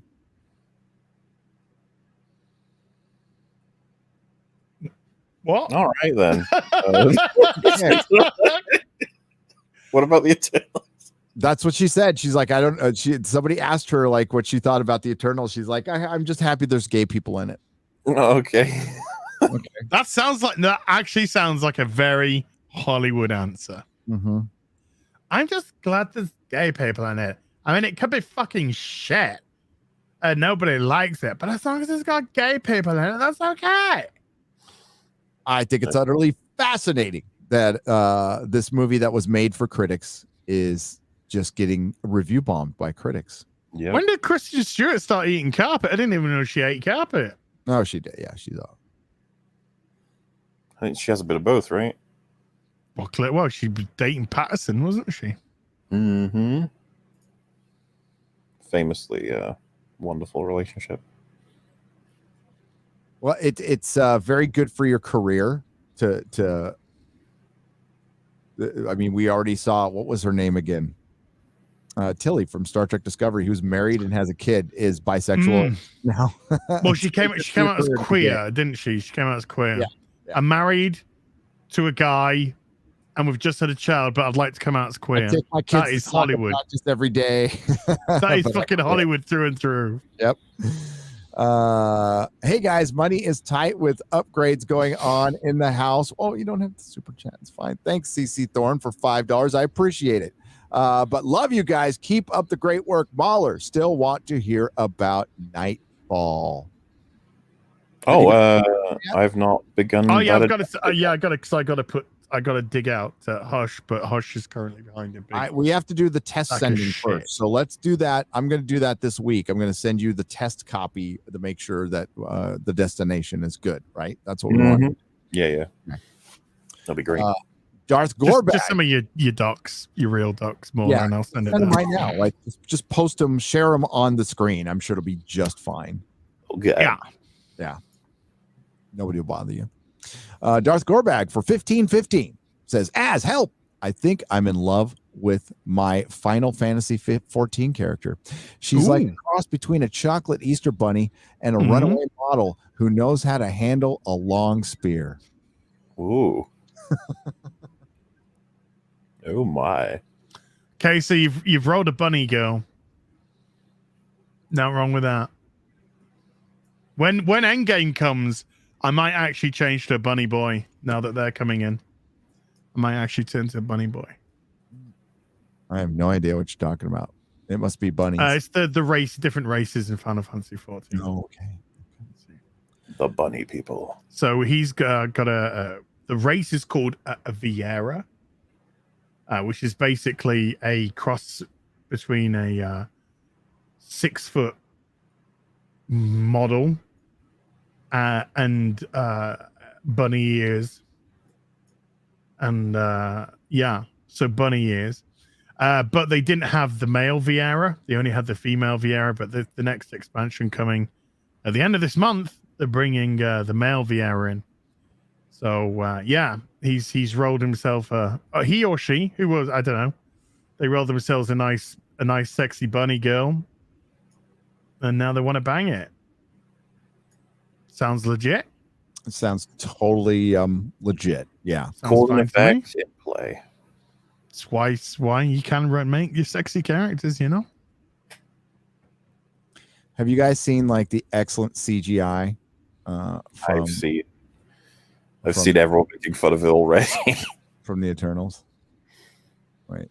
Oh wow. The Angelina Jolie bits. Yeah, here we go. Here's I mean, imagine like we've all seen Dune, whether you like or dislike Dune, the CGI is fucking awesome. Like phenomenal. Fucking awesome. This not so much. Oh, dude. There we go. My computer's being real fuck. Man. Yeah, mine is as well, actually. Chrome is like fucking been shit on my phone and on my computer. Maybe it's I don't know. Oh, there you go. There you go. No.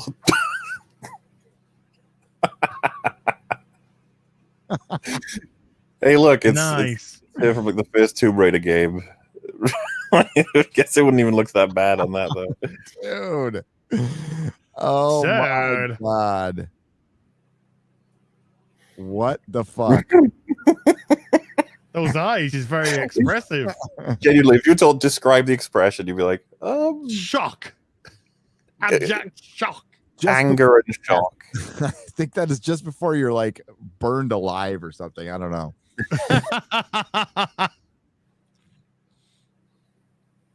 It comes from this. Hang on. If my computer could fucking handle it.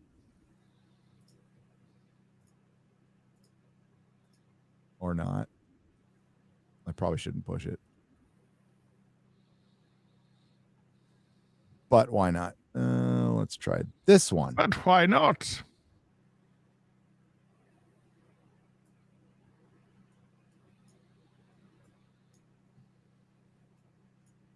Or not. Come on. Yeah.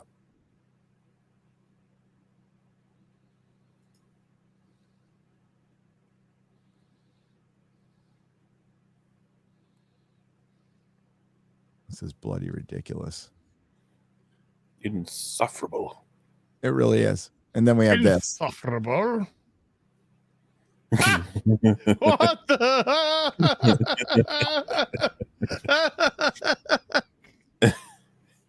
Nice. Like, we shouldn't make fun of geriatric heroes, okay? They're trying their best. Maybe, yeah. Maybe she's having a bit of it. I don't know. Younger crisis, younger moment. Seizure, a stroke. I don't know. Did I leave the iron on? Wow. Yes, I said boot face. Yeah. I just did a Joe Biden. Susan Dolan for $5 says, "Hail Nerdrotic as and MauLer. Here's a little bit to save pop culture." Oh, thank you. We appreciate it. Keith Bond for 1362. Watcher lads, Kurt Metzger fan. Been a fan of your stream since I discovered you guys. I know BBC is comics themed. I got some great R. Crumb books today. Get MauLer to get on Kurt's pod. Him and his pals' mockery of Hassan Piker was absolutely brutal. Oh, I didn't see that. I fucking love that. Yeah. Oh, it's on the EFAP episode? Or? They're talking about Kurt Metzger, I think, was mocking Hassan Piker. Oh, him too? Yeah, he's a great laughing stock for everybody. He's a fucking hilarious source of... Did he say recently he was wanting to retire now? Or some shit? It's like... He's worked so because he's like just crying because everyone's just like attacking him now. Right? Really? He works so hard sat in that chair, nicking everyone's material. Poor guy. Earning redonkulous money. It is kind of funny watching like a dumb jock dude bro fucking socialist. It's just like one of those things you never thought you'd see. Like a poser nerd. I tell you, socialist dude. What are you talking about, man? Dude. Like, dude. The means of socialism is like the way. Belong to the workers, bruh.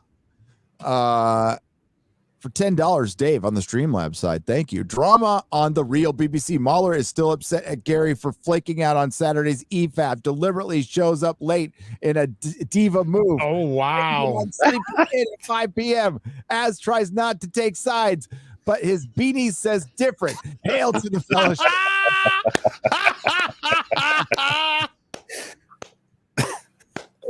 Awesome. It was me thinking, 40 minutes earlier. And I was like, 20 minutes late. No. Oh, like I'm going to get on anybody for being late to a show. You think? Are you crazy? I'm just happy people are here. That was good, though. That was a good one. Oh, no. Can we play a clip, Gary? I don't think I am capable of getting mad at MauLer for anything. And he can probably get mad at me, but I can't get mad at MauLer. Yeah, of course. What would you like to play? I mean, this guy's he's just gone too far now. Come on, dude. Oh no. Oh, okay. I've seen this. Active investigation in terms of a woman died. My friend. It's an active investigation in terms of a woman died. My friend. God. Oh, it's an active investigation, people. Come on. Look, come on. But we actually do have an answer as to why the CGI on the Eternals is weak in that position. You see, addicts before and after. You know, I got some alcohol, got some weed, some coke, and then some methernals. It's so true. It's it's a bad one. Guys, I've seen some of these images and holy shit. Oh, I could. Oh, I'll show you. Drugs, man. They will destroy you. Just destroy you. I mean, just looking at methernals. Methernals. How much weed was that guy fucking smoking? I was gonna say that ain't all weed. Yeah, you know. I feel like there's other elements. That's weed mixed in with fucking crystal meth. Yeah, with crystal meth. Like, I am. All of this is crystal meth. Every one of these is crystal meth. Pretty much. I mean, cocaine could fuck you up really bad too, but a meth has a very unique way. It makes you look like a zombie. I feel like one too. Top 2, absolute raging zombies. I still can't believe there was a zombie episode for Batwoman. That actually happened. They had That a zombie, happened. What? a zombie infestation in Gotham, and Batwoman had to save the day. And there was an evil white cop who started killing them. And she was like, "No, they're innocent people." And he's just like, "The zombies." The zombies and the people's literally tearing people apart and eating their flesh. They weren't dead. They had a brain frazzle. There was a drug. They were taking a drug, and somebody put some other stuff into the drug, which made them want to eat brains. This is Batwoman, Gary. Let me guess, who died in the show. So only the white scientists who created it died, or no, they made money from selling it. Black Mask is probably behind all of the shit with that, I guess. Yeah. Who died then? Was it just did they keep it just a couple of white women? Okay. Yeah. A tramp. Excuse me, they are people of death. People of death. And then there was they found a vaccine. And she was going around trying to put the vaccine in the zombies, but you could only do it one at a time. People of death. And so some guy just turned up with a machine gun and they just killed them all. No shit. I might have to. Was this living impaired? That's a good one. I like that. The living impaired. It was considered like an event. People of death makes me laugh. I don't know fucking why.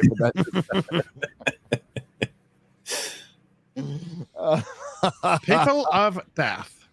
They're people of death. Oh my god. Oh my god, they're not zombies. They're like people of death. That was the season 2 episode, then, right? That was with yes. Javicia Leslie.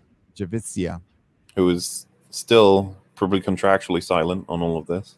I wonder if she hates working there or not. I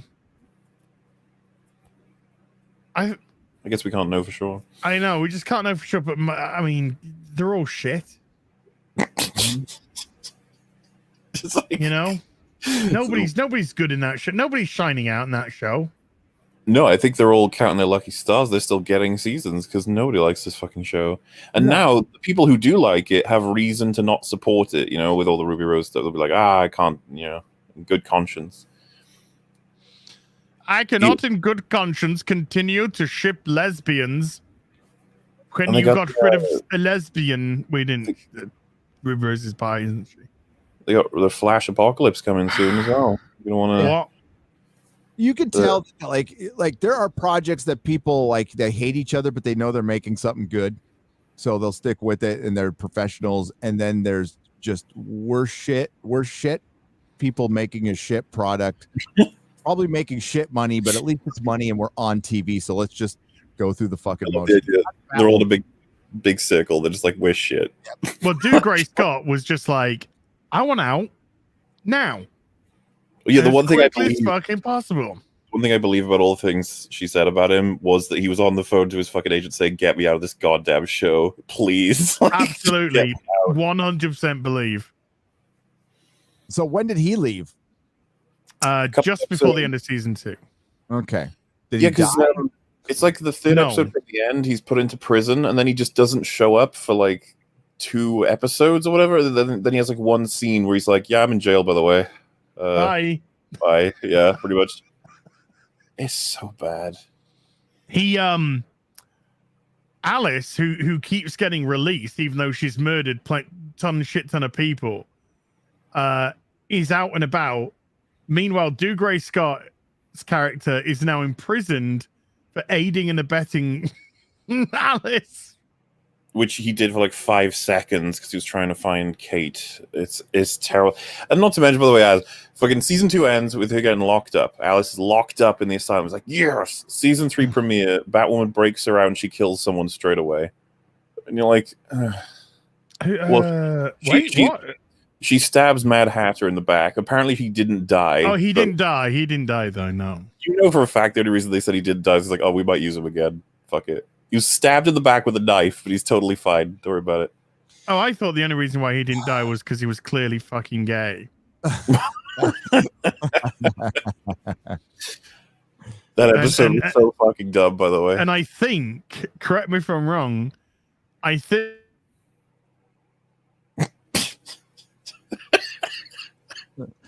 I think.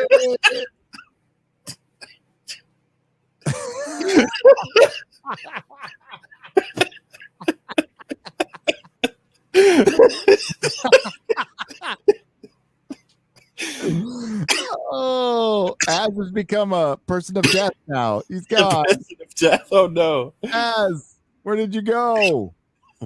I Az. Well, I'm gonna keep him up there just as long as possible to make it feel like he's there. wait, so let you full screen him while he's frozen? Is that how that works?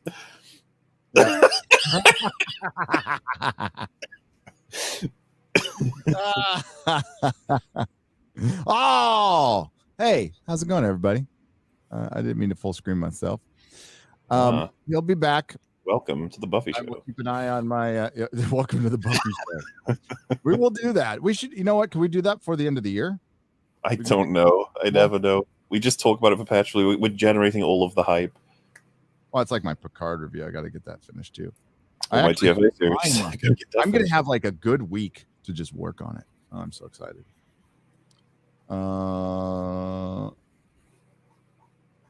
Yeah, that episode is hilarious. They have like some guy finds Mad Hatter's hat, and it also happens to be someone who's a super fan of Alice, and so his goal in the episode is the system that puts someone who is mentally ill like Alice into Arkham Asylum is fucked up. Like she needs help, and so now I'm going to kill everyone.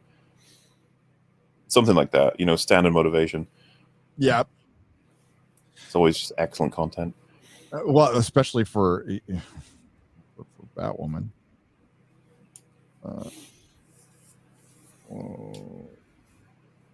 Sorry, I'm trying to see if yes, I'm on a live stream and I have. I was going to see if that's all right. Some reason I just crapped out. I don't know. That's fine. We will go and read. See, I was missing for the first 20 minutes. He's missing for the final 20 minutes. Right.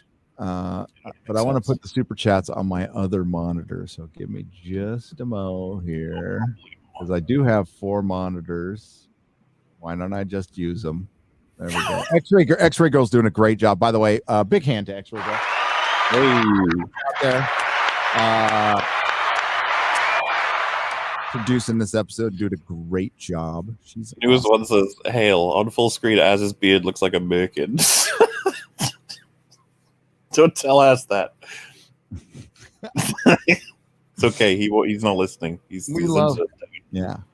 Hey, Bardley Burnett for $25. He says, sadly, since I put my Penny Parker trans spider idea into the ether, there has been no interest. I'm sorry. Something I saw the other day that made me laugh very hard.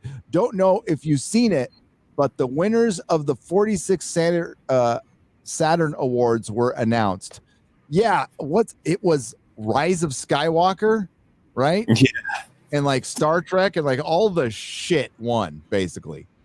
It's if Rise of Skywalker winning anything, everyone in the audience is gonna be like, come on, don't do that. 86% audience score to Of this course. very day. Yeah, you can tell just from talking to everyone that is the case. Actually, I don't even know who the fans of that film were. There's somebody out there, I guess. The TLJ fans hated it. The TFA fans hated it. And then the fans of the OT hated it. And the fans of the prequels hated it. So that kid, Eric Butts, is he the one who cries all the time? He likes. He probably loved it. Yeah, he probably loved it. Probably liked it. And good for him. He probably loved seeing the Emperor. He almost cried when he saw the Emperor in the trailer. So there you go. Yeah.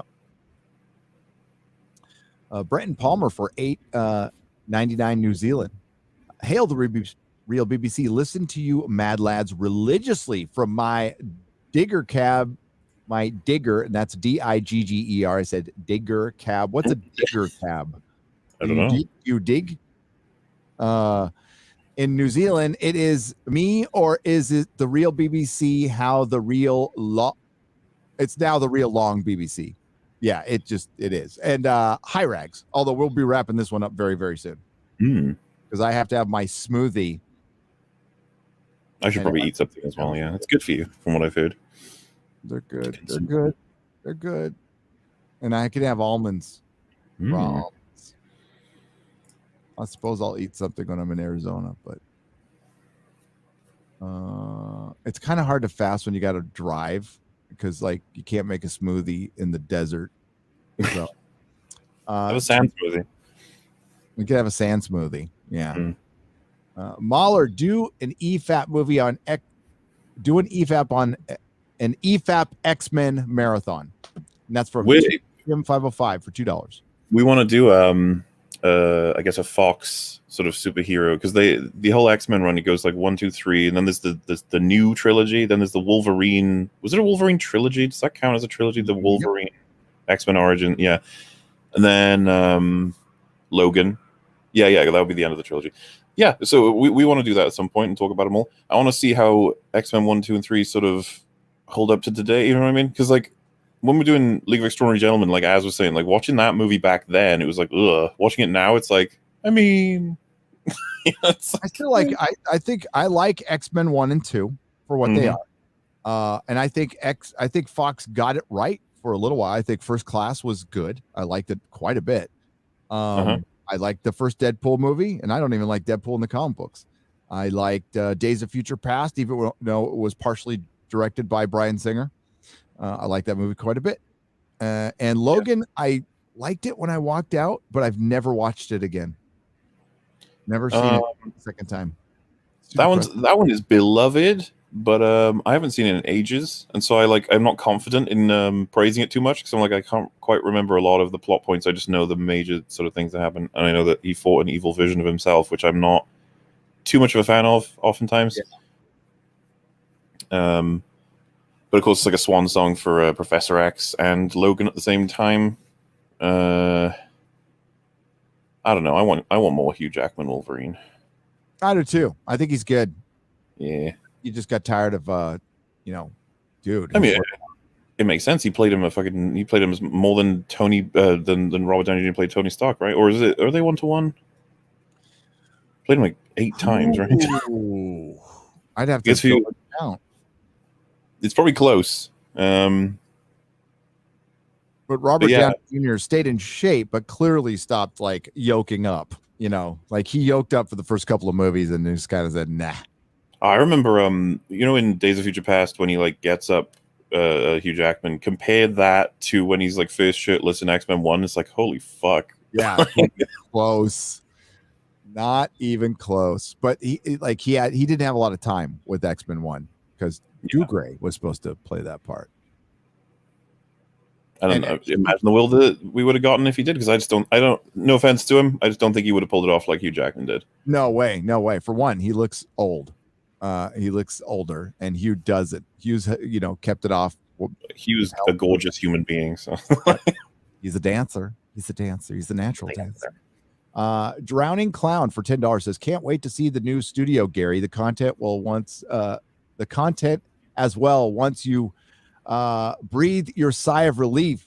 Hopefully Az will come visit, as well as MauLer. The more the merrier. Yes, the invitation is open to get those guys out to Texas in the studio. Texas. Yeah. Heck yeah. Just got to figure out where it's going to be and what's going to happen. I've mostly breathed the sigh of relief. I mean, the limbo part is just like getting ready to move. I mean, that's not as, it's stressful. Yeah, it's fucking stressful, but like, I don't like living in limbo. Like, you want to have some security and just knowing like, I don't know where I'm going to live right now. And there's a lot of people in that situation, which sucks. But I don't know about the UK, but here in America, like a lot of people are moving. It's not just people leaving California. People are leaving New York, Michigan, Florida's and Texas's populations are booming right now. Very attractive states to be in. Unpopular movie reviews for $5. Az, are you the only one who was able to see and hear this mark? He was. Dude, I was just looking at chat when that happened. Everyone was posting question marks. Like, what's happening? You know when he was like, "Who's it an impression of?" Waiting for us to be prompted, I was like, "It must be something we're aware of and would connect easily." And I was like, "Oh, I guess because he's saying like, people who look as if." I was like, "Is it Brie Larson?" And someone in chat, I think, said Brie Larson as well. I was like, "Is that close?" It's like fucking Robin Williams. I was never gonna guess that. No, I wasn't. I'm like, what? What the? Okay. As his internet died, he is not coming back. So subscribe to Heel vs. Babyface and Hot Toys when he does put content up there. Follow his manager, Hot Toys, on Twitter, and this show will be on his channel next week. Yes. Hopefully, wait, is he definitely not coming back? He's definitely not coming back. He is done. Damn. All right. The internet has totally fallen down, and it can't get back up. Yep. Tobias Gregory for $10 Australian says, "Good morning from Canberra, gents. As speaking of waifus, were we speaking of that? Doing my first run through of The Witcher 3. I've played Witcher 1 and 2, and my question is, Triss or Yennefer? Have a good one." I do believe he said Triss. Is that controversial? I don't know. I think Yennefer's fucking hot, man. Mm-hmm. That's why I'm still stuck in the first room, because I'm just staring at her ass.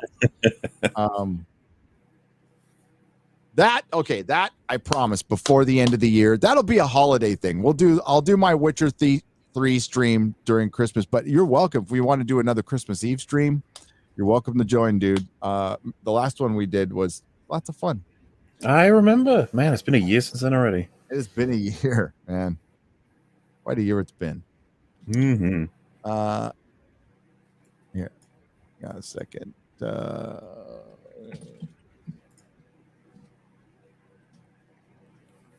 I'm typing a message to MauLer. Team Yen, Team Triss. I see that there's conversation and there is. Yeah, there's debate. I gotta say, I mean, I haven't seen Triss yet, so I'm Team Yennefer big time. I'm Team Yennefer's ass laying down naked. Psycho seconds for 10 Canadian pesos. Something weird something weird keeps happening every time I pull up an article talking about the new union of Image Comics. I hear something coming from my bookshelf. It almost sounds like Japanese laughter. We didn't get to that. Oh, that sucks. Yes, Union Image Comics. God damn, I wanted to get to that too. Image Comics started a union. It's 9 of their employees. I don't think it's any of the creatives. They haven't technically started it yet. If I pull up a Bleeding Cool is like the worst fucking website on the planet. But they're bleeding cool. They are bleeding cool, and they bleed your computer. Dude.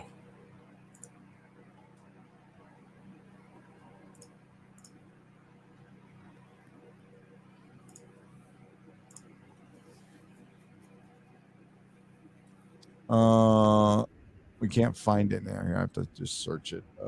Bleeding Cool Image Union. So Image Comics is starting a union.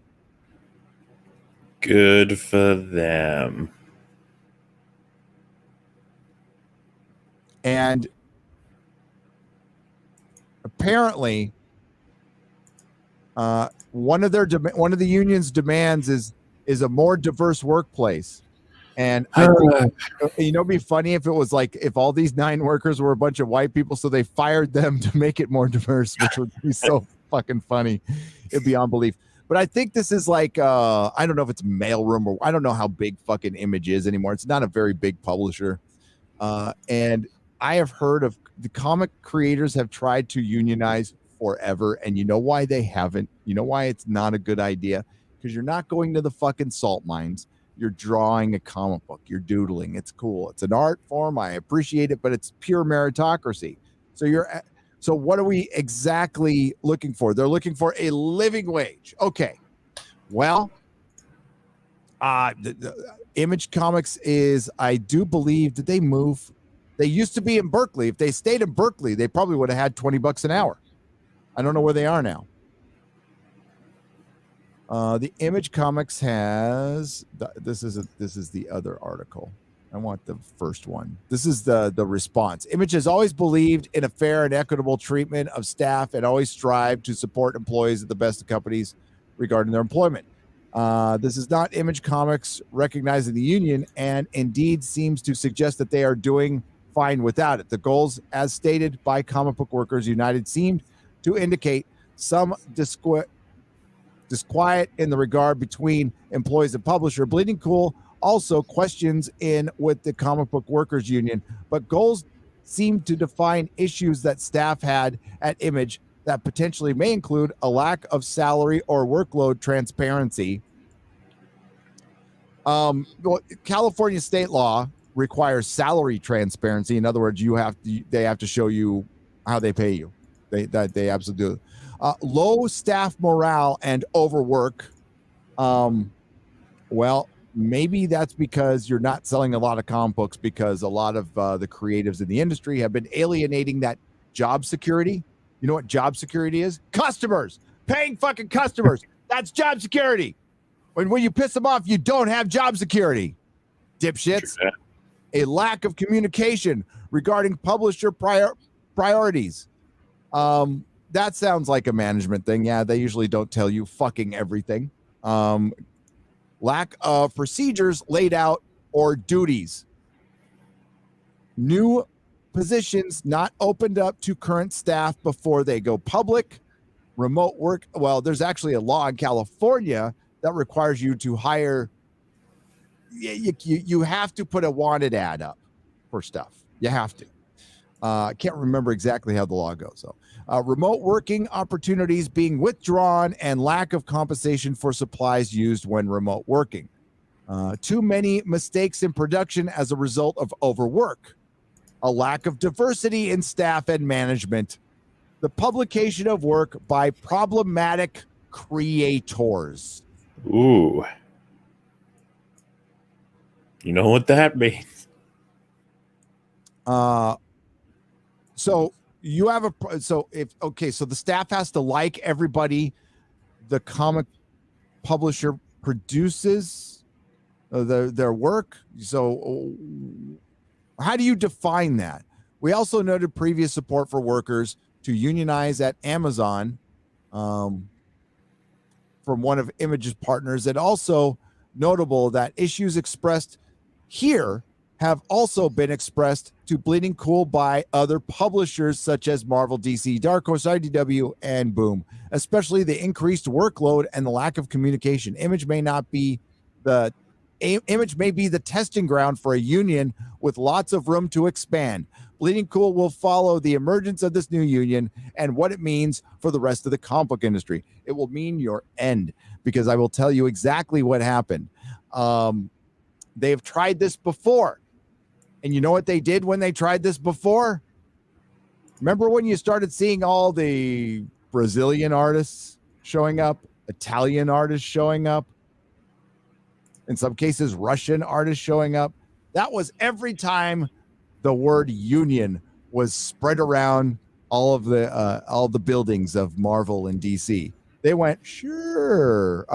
Meanwhile, meet your new artist, Benicio, whatever, from Italy, who will work for half as much as you will. And you guys do it to each other.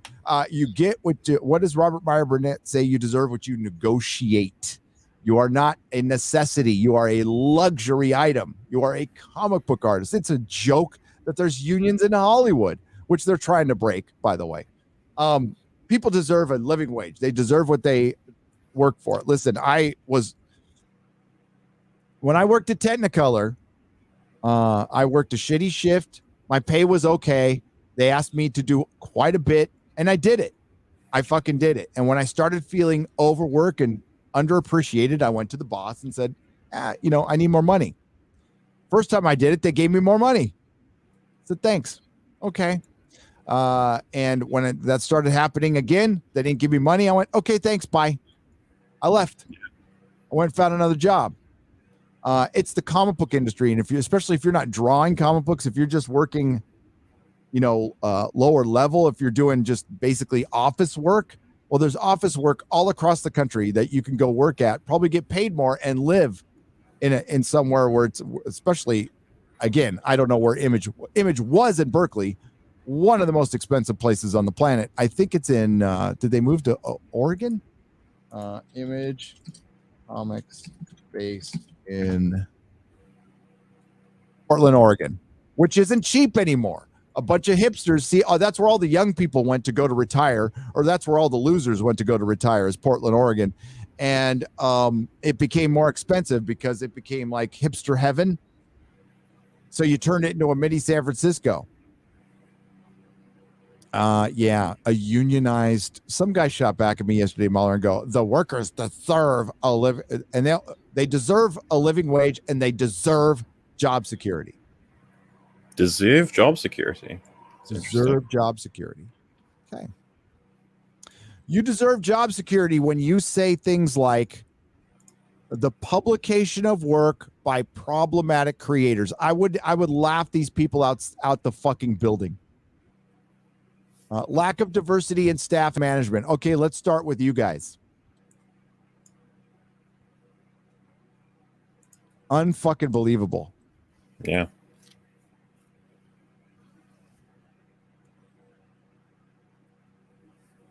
I'm not, by the way, just to show you, I'm not making up. Those are the demands. Too many mistakes in production as a result of overwork. Oh, I believe that this was the case. You didn't even have to show this, but yeah. Yep. The lack of diversity. There you go. Problematic creators. Fuck off. I might do a video on that.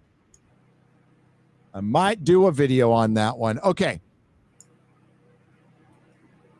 Let's go to internet versus as for £2 British. The Flux has as. They do. Oh, no. They do. Some people say the BBC got him. Yeah, the real BBC got him. Late art for 100 Czechoslovakian pesos.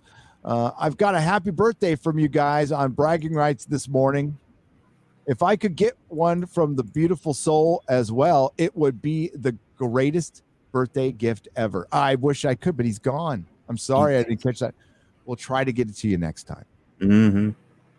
Remind X-Ray Girl, and she can remind me. Lady Gravemaster, how does Morbius look like a Batman movie?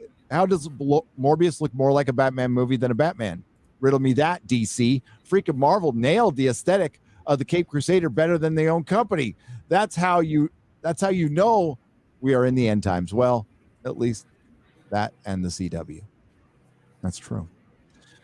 Dr. Porkenheimer for $9.99. The Boba Fett trailer just makes me sad. We all know the potential. We all know they're going to fuck it up. It's such an abusive relationship. I want to like it, but I know it'll just be garbage. Yep. Prepare to watch a lot of people get shot. Yeah, without any blood or anything. Yeah. Yeah. Grant Matheson.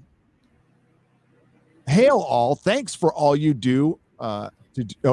Thanks for all you do to entertainment. Got fed up with comics and films, so finished my first novel it's on Kindle now. Shameless plug. Over. And it's by Grant Matheson. Grant Matheson. What's the title? You got to put the title up there. Let me know the title. Yeah, man. A comic book union. It's just fucking. That shows we're in. Unions are like some. They're for necessities, for things that are necessary in life. If you remember Hitchhiker's Guide to the Galaxy, all right, and the whole theory is Earth was populated by the unnecessary portions of the Golga Frenchum population. They made up a whole story to get rid of a useless third of their population on the planet. So they're like, hey, the planet's going to end. So we're going to make these big arcs, and we need you to get on it. But what they did was the useful 2/3 stayed, and they just tricked the unuseful third, which was hairdressers, film documentarians, and I forgot what else. So that's what the Earth is populated with, is people who make film documentaries and hairdressers. And yeah, that's basically that's where we're at. God damn, I miss fucking Hitchhiker. That needs like a Dune-ish, but better adaptation. Like a Lord of the Rings-ish adaptation. That's what it needs. Give it time. Maybe we'll get it. Maybe. Disney has no idea how to write bounty hunters. First, they had a BH running away for seasons, and now they show how a top bounty hunter that prefers to talk instead of shooting. Bounty hunters, yeah. It is weird seeing him be like, you can Bounty speak openly with me, and I would like to rule with some respect. It's like, okay, Boba. All right. We'll have to see how that plays out in the show. I don't know. I'm not sure it's what people want to see, but, give it a chance. Where's your endearing characters aside from the old Boba Fett, who's going to be just Boba Fett the whole time? They're going to want to keep playing up the heart of gold thing. Like, he'll be ruthless, but then there'll be something where someone says something, he's like, no, I'm nice, though. Oh. Just whatever wants to see. Fucking terrible. The actor who is playing Morbius in Matrix Resurrections recently said that the film will be funnier than the original trilogy. Why is the franchise trying to be like an MCU film? Funnier than the Matrix trilogy? So you're okay, Mikey. You're saying, oh my God, why am I blanking his name? He was in Fight Club, Dallas Buyers Club. He's playing Michael Morbius. He was in Blade Runner 2049. Jared Leto. So you're saying right. Jared Leto is in the Matrix, and wait, he's in the Matrix? I didn't know that. Well, should I have known that? Well, that's what he says. The actor who was playing Morbius in Matrix Resurrections recently said, "Oh, okay." So the actors, I was thinking Morbius, the movie, Morpheus, okay, not Morbius, Morpheus. Mikey Gessler. So he's the guy who played. He played Dr. Manhattan in the Watchmen series, and he says the Matrix is going to be funnier. That's what we want for the Matrix. Definitely. The problem with the original was that it wasn't funny enough. It had the first movie had perfect levity. Yeah. Mikey Gusler for $10. Chris Pratt just got cast as Garfield, and Twitter is upset. One person tweeted, "This is my 9/11," and another user said, "This is literally the worst thing that's ever happened to me." I think America needs to give up Twitter.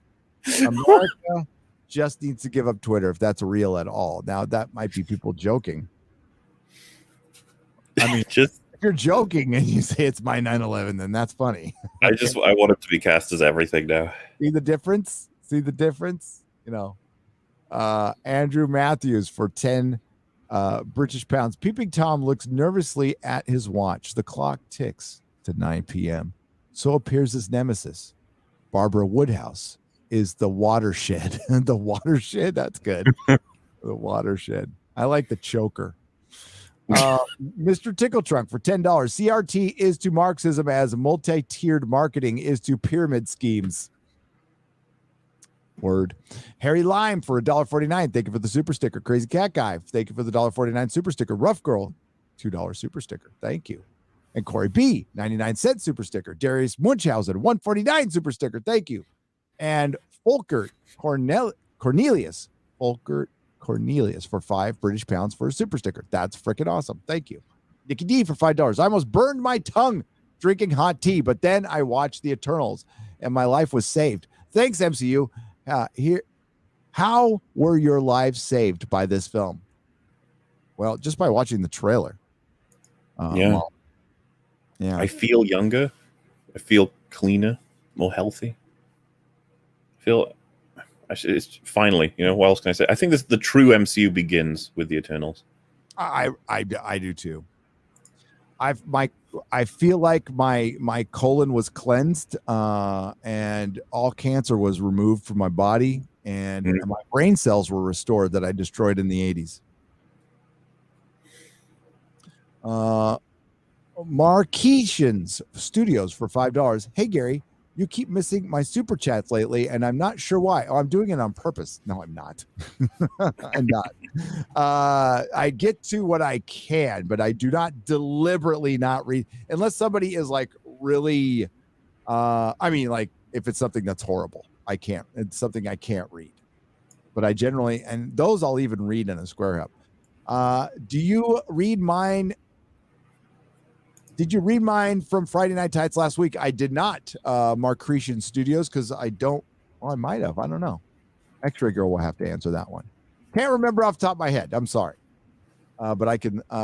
What did it say? Maybe you could have just repeated it here. Thank you. The amount of times they said that when you found it, they said a whole message of you didn't respond to my message. Why didn't you respond to my message? Please respond to it. It's like if you just wrote the message right there, I could have responded. Here, let's see. X-Ray Girl, if you could copy and paste that name and look up last Friday, pop it in. We will, if you could do that. Thank you. Blood Objections for $5. Isn't it ironic that a movie which will be completely forgotten in a matter of weeks is called The Eternals? Oh, oof. True. I think that's funny because that's true. I think Marvel Phase 4 will be only looked at as something, wow, it really went downhill. Yeah, absolutely. And it's going to be something everybody hates in about 5 years. Daily Dose for £2. Did you, when you saw Bob A. feet, everyone else? That's the super chat. I feel like there's a lot of other words missing that he didn't get in. Daily Dose. I understood it perfectly. I did too. I got you there, buddy. Yes, I felt exactly like everybody else. Oh, what's up, Literature Devil? How's it going? He says, hail FNT. Hail FNT. Hail. You see. Jester Roanoke, Streamlabs for $1. Greetings, fellowship. May I have a recommendation on some comic collections for anything from Thor to Iron Man to anything Marvel, really? I really have a couple of basic ones for DC with Batman, Greatest Stories Ever Told, and Joker, Greatest Stories Ever Told. Yeah, with Thor, there is, if you want to go cheap and just read, there's Marvel Essentials, which are just black and white, and you get like 50 comic books. I would just start from the beginning right there, especially with Thor. Kirby Thor. You want to read Kirby Thor. It's fucking great. It's so great. And Iron Man, I am a big fan of the Bob Layton era, which is late 70s, early 80s. I thought that was really good too. And again, you can read those in Essentials. You don't have to get them in color. They're pretty cheap books that you can find on Amazon, secondhand. I buy most of everything secondhand. My tickets to that show, MauLer, bought them secondhand. I did not give Disney money. Fuck Disney. I'm serious about that shit. Hey, Az, why no video on Ruby Rose situation yet? Says Macretian Studios for $2. Oh, was that the other one? Oh, Az isn't here now. I do believe Az said he would be talking about it later. You might be waiting for the full story. Yep. I'm not sure. Yeah. And it's developing, and it's good that he waited, because like it looks like he might want to wait another day too. Bubba Doom 1. I work outside and I love daylight savings. I you lose an hour unless you work in the morning, maybe. Yeah, I can't stand it, but you can like it. That's fine. Little Red Riding Ryan for £5. Well, I don't know if you saw it, but looks like the prosecution just to prove Kyle Rittenhouse is innocent. Good. He just proved it. Well, it doesn't. I don't know if I saw it though. I mean, yeah, I was gonna say I would have thought I'd have heard of that by now. But man, what a fucking clown show! It's so obvious. It's obvious and it's political, and yeah, if he goes in, then there's. Did you see? There was a controversy over whether or not you can call the people who died victims and they were really upset about that. And it's like, well, can you call them victims if they were attacking him? It's like it actually like matters to the case, specifically how you would refer to the people involved and stuff. Like, people were really upset about it. I was just like, I mean, that's just how it works. If you get shot because you're trying to hurt somebody, you're not a victim at that point. Like, it's just how things work. Yep. But yeah, from what I understand, I'm just glad that things have worked out. If you look at that clip, look at all the clips. The trial's starting, and it's what's concerning me is it's pretty cut and dry. And technically, in the court of law, it shouldn't matter. Like, that the people he shot were pretty bad people. But there's a self-defense. We got to have self-defense, but that's one of the reasons I left San Francisco too. One of the surefire ways you can get the police out to your house is try to protect yourself. Try to protect yourself. Shoot somebody coming into your house. The cops will come out and arrest you. For somebody like I've luckily got out of being taken in, which could have been my third strike, by the way, for fucking removing somebody who was causing a massive disturbance in my store, like getting violent and shit. So I picked him up by the seat of his pants and I tossed him out. And then little bitch called the cops. And luckily my kid was there. And the cop kind of, coached me. Understood. And I just did whatever he told me to say. He's like, yeah, you were feeling threatened because of your kid, right? I'm like, yeah, that's exactly it.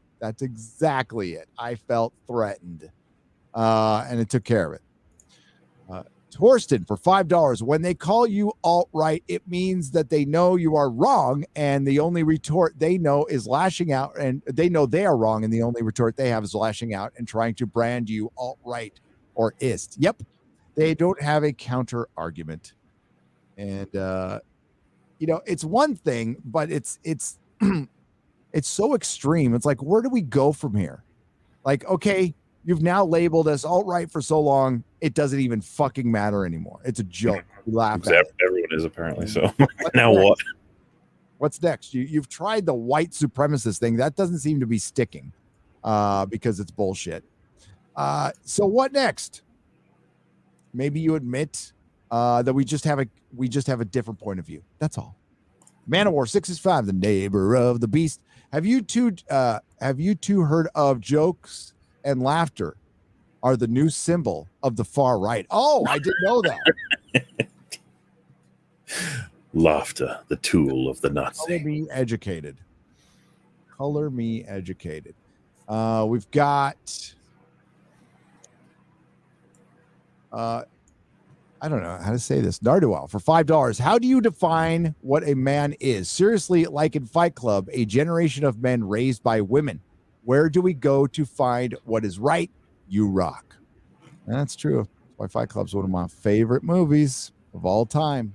A lot of truth in that weird third act, but that's okay. Want to announce that I don't drink anymore. I mean, I don't drink any less, but I don't drink any more either. Anyway, here's the graft. Here's today's graft. Simple Jack, thank you for the $5 and congratulations for not drinking anymore. What do you guys think of the casting for the Uncharted movie? I think both Tom Holland and Mark Wahlberg are far too young for their roles. There is a short film on YouTube with Nathan Fillion and Stephen Lang as Nathan and Sully. They would be perfect. From that is $3. That's the casting everyone wanted. It's not what we got. I was kind of hoping that Tom Holland might be able to pull it off, but after the trailer, I was like, oh, he's just Spider-Man. He's not actually like... He's just the kid sort of voice and presence. He's not doing a Nathan Drake. He doesn't feel any different. So I was like, oof, this might have been a mistake. Hollywood does not want to portray strong men right now. They don't want to portray alphas. Mark Wahlberg is a second fiddle to Tom Holland.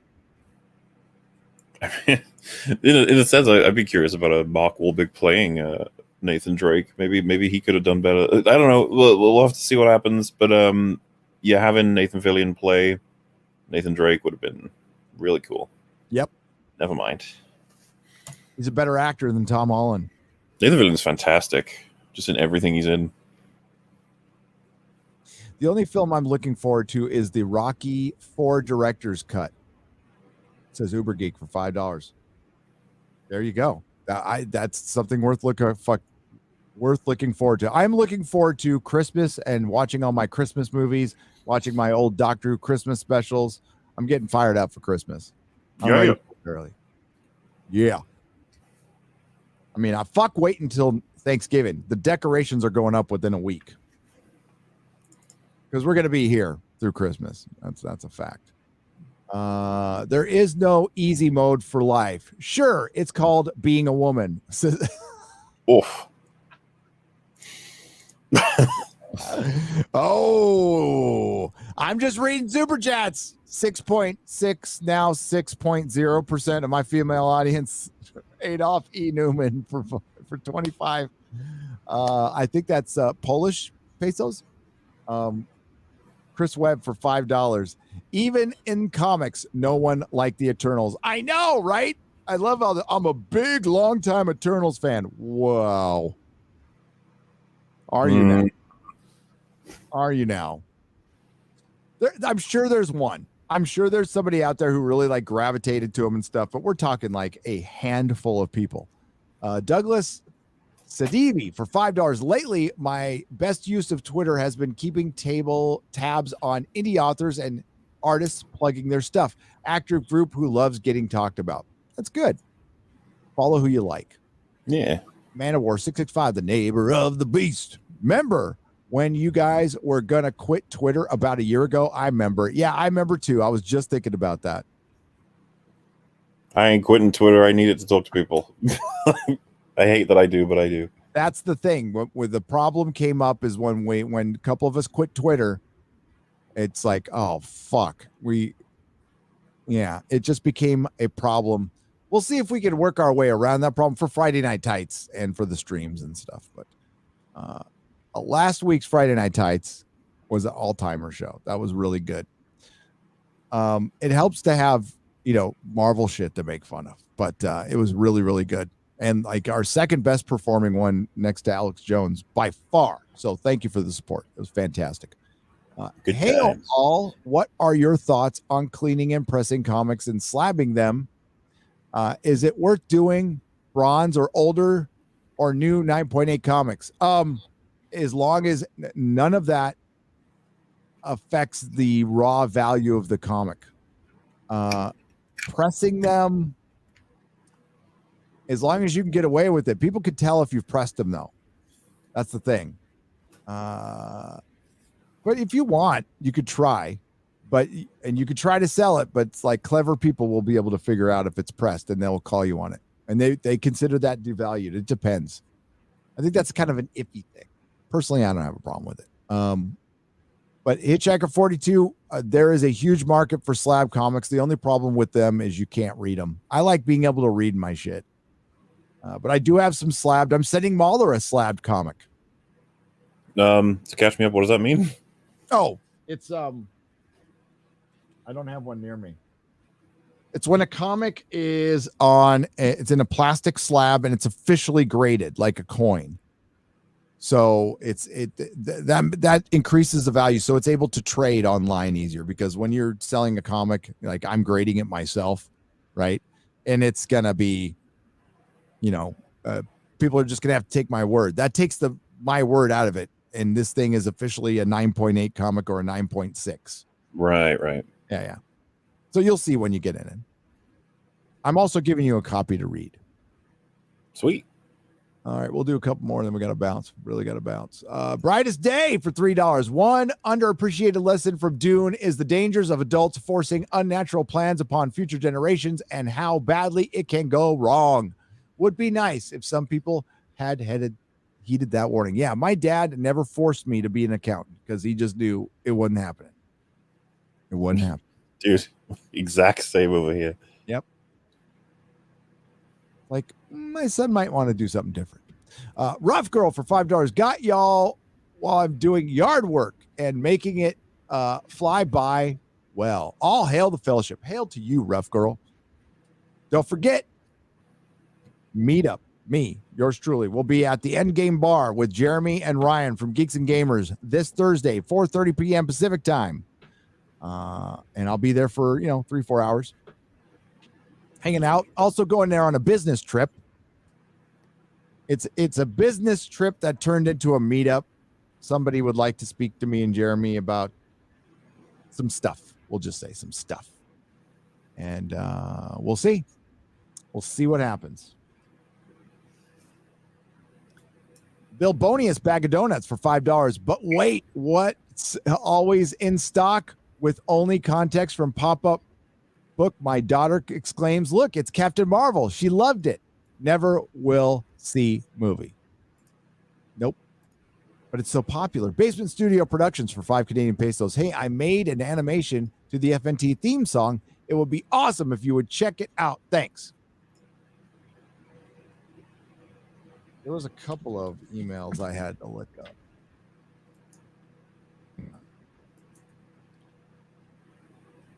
See, eventually, when you guys make these requests, I might have somebody to help me. But when I'm looking for them myself, it's kind of a pain. I don't mean to be.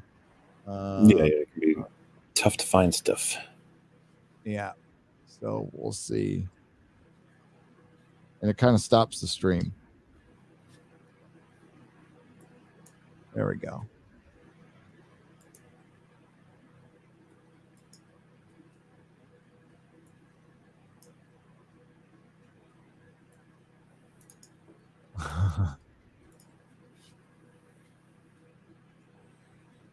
All right, we'll play this on Friday Night Tights. All right, how's that sound? I can't play it now, or my computer might just fall apart. Gotta get a new one soon. But that is cool as hell. Thank you. It is bookmarked. It will be played on Friday Night Tights this Friday. And thank you for you guys making the animations and the covers and everything. That's fucking unbelievable. Basement Studio Productions for $5. Hey, I read that one already. Taylor Ramirez for $2. I think Rose got fired because she can't write. Oh, Rose, she can't act. She can't act. Ruby Rose got fired because she can't act. I mean, she was technically the biggest name they had, I guess, but yeah, she couldn't act for sure. There's a Rose Easter egg-ish mention in the Doctor Who premiere. Oh, yeah. Yeah. Yeah. Still asking Billy Piper to come back, huh? The review I'm doing, there's a point to it. There's a point to it. It's going to be a very short review. Because, like, I can't wait for you to see it, because you're going to see it. You're going to go, like, stuff happened, but it meant nothing. Favorite con moment from Clay Johansson for $5 says, me walking up to Patrick Stewart to have a photo taken with him. Gurney Halleck, Patrick, oh no, oh, not for a long time now. So did he played Gurney Halleck in Dune, right? Yeah. Okay. So did you ask him the question? Was he probably used to getting Star Trek pictures and you're like, no, I'm here for Dune. I get that. He was also in Excalibur, and he did probably the single best. It was the single best moment of overacting in the history of film when he was trying to pull the Excalibur sword. And he's all, yeah! It was great. So British and overacted. Putting the horrible new Doctor Who aside, would you like them to explain the face of Bo for the captain, or leave it a mystery? Leave it a mystery. I assume it's Captain Jack. Yeah. But never tell us. Absolutely never tell us. No. Phaser Force, thanks for $5. I love stuff being non-answered. That's great. Space and Goats for $2. To clarify, diversity isn't the focus, just story first. Okay, good. Yeah, story has to come first. Everything else will make sense if story comes first. My Comic-Con moment was when Martin Nodell signed a copy of a Golden Age Green Lantern archive book, took a picture with me, and went back to arguing with his wife about what to have for lunch. That is fucking awesome. The Tweaky Kid for $5. I love it on the Streamlabs side. Comics Division for $5. Have you seen the Comic Book Workers United list of demands? Yes, dude. Some included lack of diversity in staff and publication of problematic creators. So what problematic creators is Image Publishing? Todd McFarlane? Fucking. We need to get rid of Todd McFarlane. The Image is done. Gorbs. This has got to be the last one. In the EU, Boba got out of the Sarlacc, then fell back in again, in theory, so that any more films would still have him in there. Really? He fell back in. Because he got out in Dark Empire. I love the idea that he gets out just to go, I, whoa. I think some EU people don't like Dark Empire. I fucking love it. That's how it finishes for me. I know he fell back in. That's fucking stupid. Ship should be called the Indentured Servant 1 instead of Slave 1, right? Black Solo, and I gotcha. Gunnar for 50 Norwegian krona. I love how Death Stranding does it when he goes number 2. They play motorcycle noises from Ride with Norman Reedus. Okay. I'll have to remember that next time I'm dropping a deuce in a public bathroom, which I try to avoid at all costs, because I'm like Shit Break from American Pie. I wouldn't go to the bathroom at school, under any circumstances. Yeah, you definitely don't want to. No. Boba Fett is just another destroyed character now, says Vasidius for $4.99. Agreed. Robert White for £5 British pounds. Excuse me, it's been more like 90 minutes. You need to wrap up. Just kidding. Have a good evening. Yeah, you're right. And we got to wrap it up right there. And we will get the rest on the Square Up that'll come out tomorrow night. Because there's only a few more. I guess no, there's more than a few more. Here, we'll do one more though. Oh, there's a lot more than a few more. You guys are awesome. Thank you. I thought if there was like 5, I'd be like, okay, but there's like a lot, and I've got to go. Black Kiwi for $5. I'm at such a low point with Star Wars. I didn't even finish Star Wars Visions. I literally stopped caring. Pretty visuals, but why should I care? Yeah, I didn't think to watch it. Didn't think to watch The Bad Batch. Didn't think to watch anything. Since The Last Jedi, it's like that has been severed with me, and it's been like that for years now, to the point where I just look at it like it's this kind of a joke. It's kind of a joke. I just don't trust the fucking people making it. No. So if I review it, it would be to mock it, basically, and I don't know if I'm gonna. I don't know. I am more interested in the Gina Carano project. Push comes to shove. We'll see what happens with it, but at least they're doing something different, and that's intriguing, right? So we'll see what happens. But I'm looking forward to a lot of other things, like even the Witcher 2 trailer. I'm like, it's all right, but we probably saw all the Witcher there, and it's going to be all Yennefer crying for 2/3 of the season. I don't know. We're going to wrap it up, dude. My dude. So is there anything you'd like to plug? I think not. Spooktober was the main time for EFAB getting all this stuff out. So it's all there now. If anyone wants to go see all these arcs for different movies, all this coverage. We may be doing a catch-up tomorrow because we clashed scheduling for recording something. So that might or might not be happening. But either way, the whole Resident Evil arc is done. So if you want to go and have a look, see it. The lot of us watching Mila Jovovich and Paul W.S. Anderson butcher a franchise for millions of, I think it's $1 billion franchise, actually, what they ended up getting with that. It is quite amusing. Yeah. Literally, Wesker, like the famous villain of the entire thing, like his demise in the final film is he's standing at a door, it closes and smooshes his foot, and he just dies. It's like, what? Hit an artery down there or something? I think so, yeah. He's just like, oh man, this sucks. And then he just gets blown up. So it's like, well, there he goes. So yeah, I don't know. Check that out if you want it. But I had lots of fun, as per usual. Thanks for letting me, you lads. God. It's great. I love Tuesday. Sorry we missed Az, and I didn't even get to finish. Well, we'll look at that stuff later, but yeah, and I knocked over one of my toys. But some of this stuff like is new, and then some has been like this one has been sitting around for like a couple of years.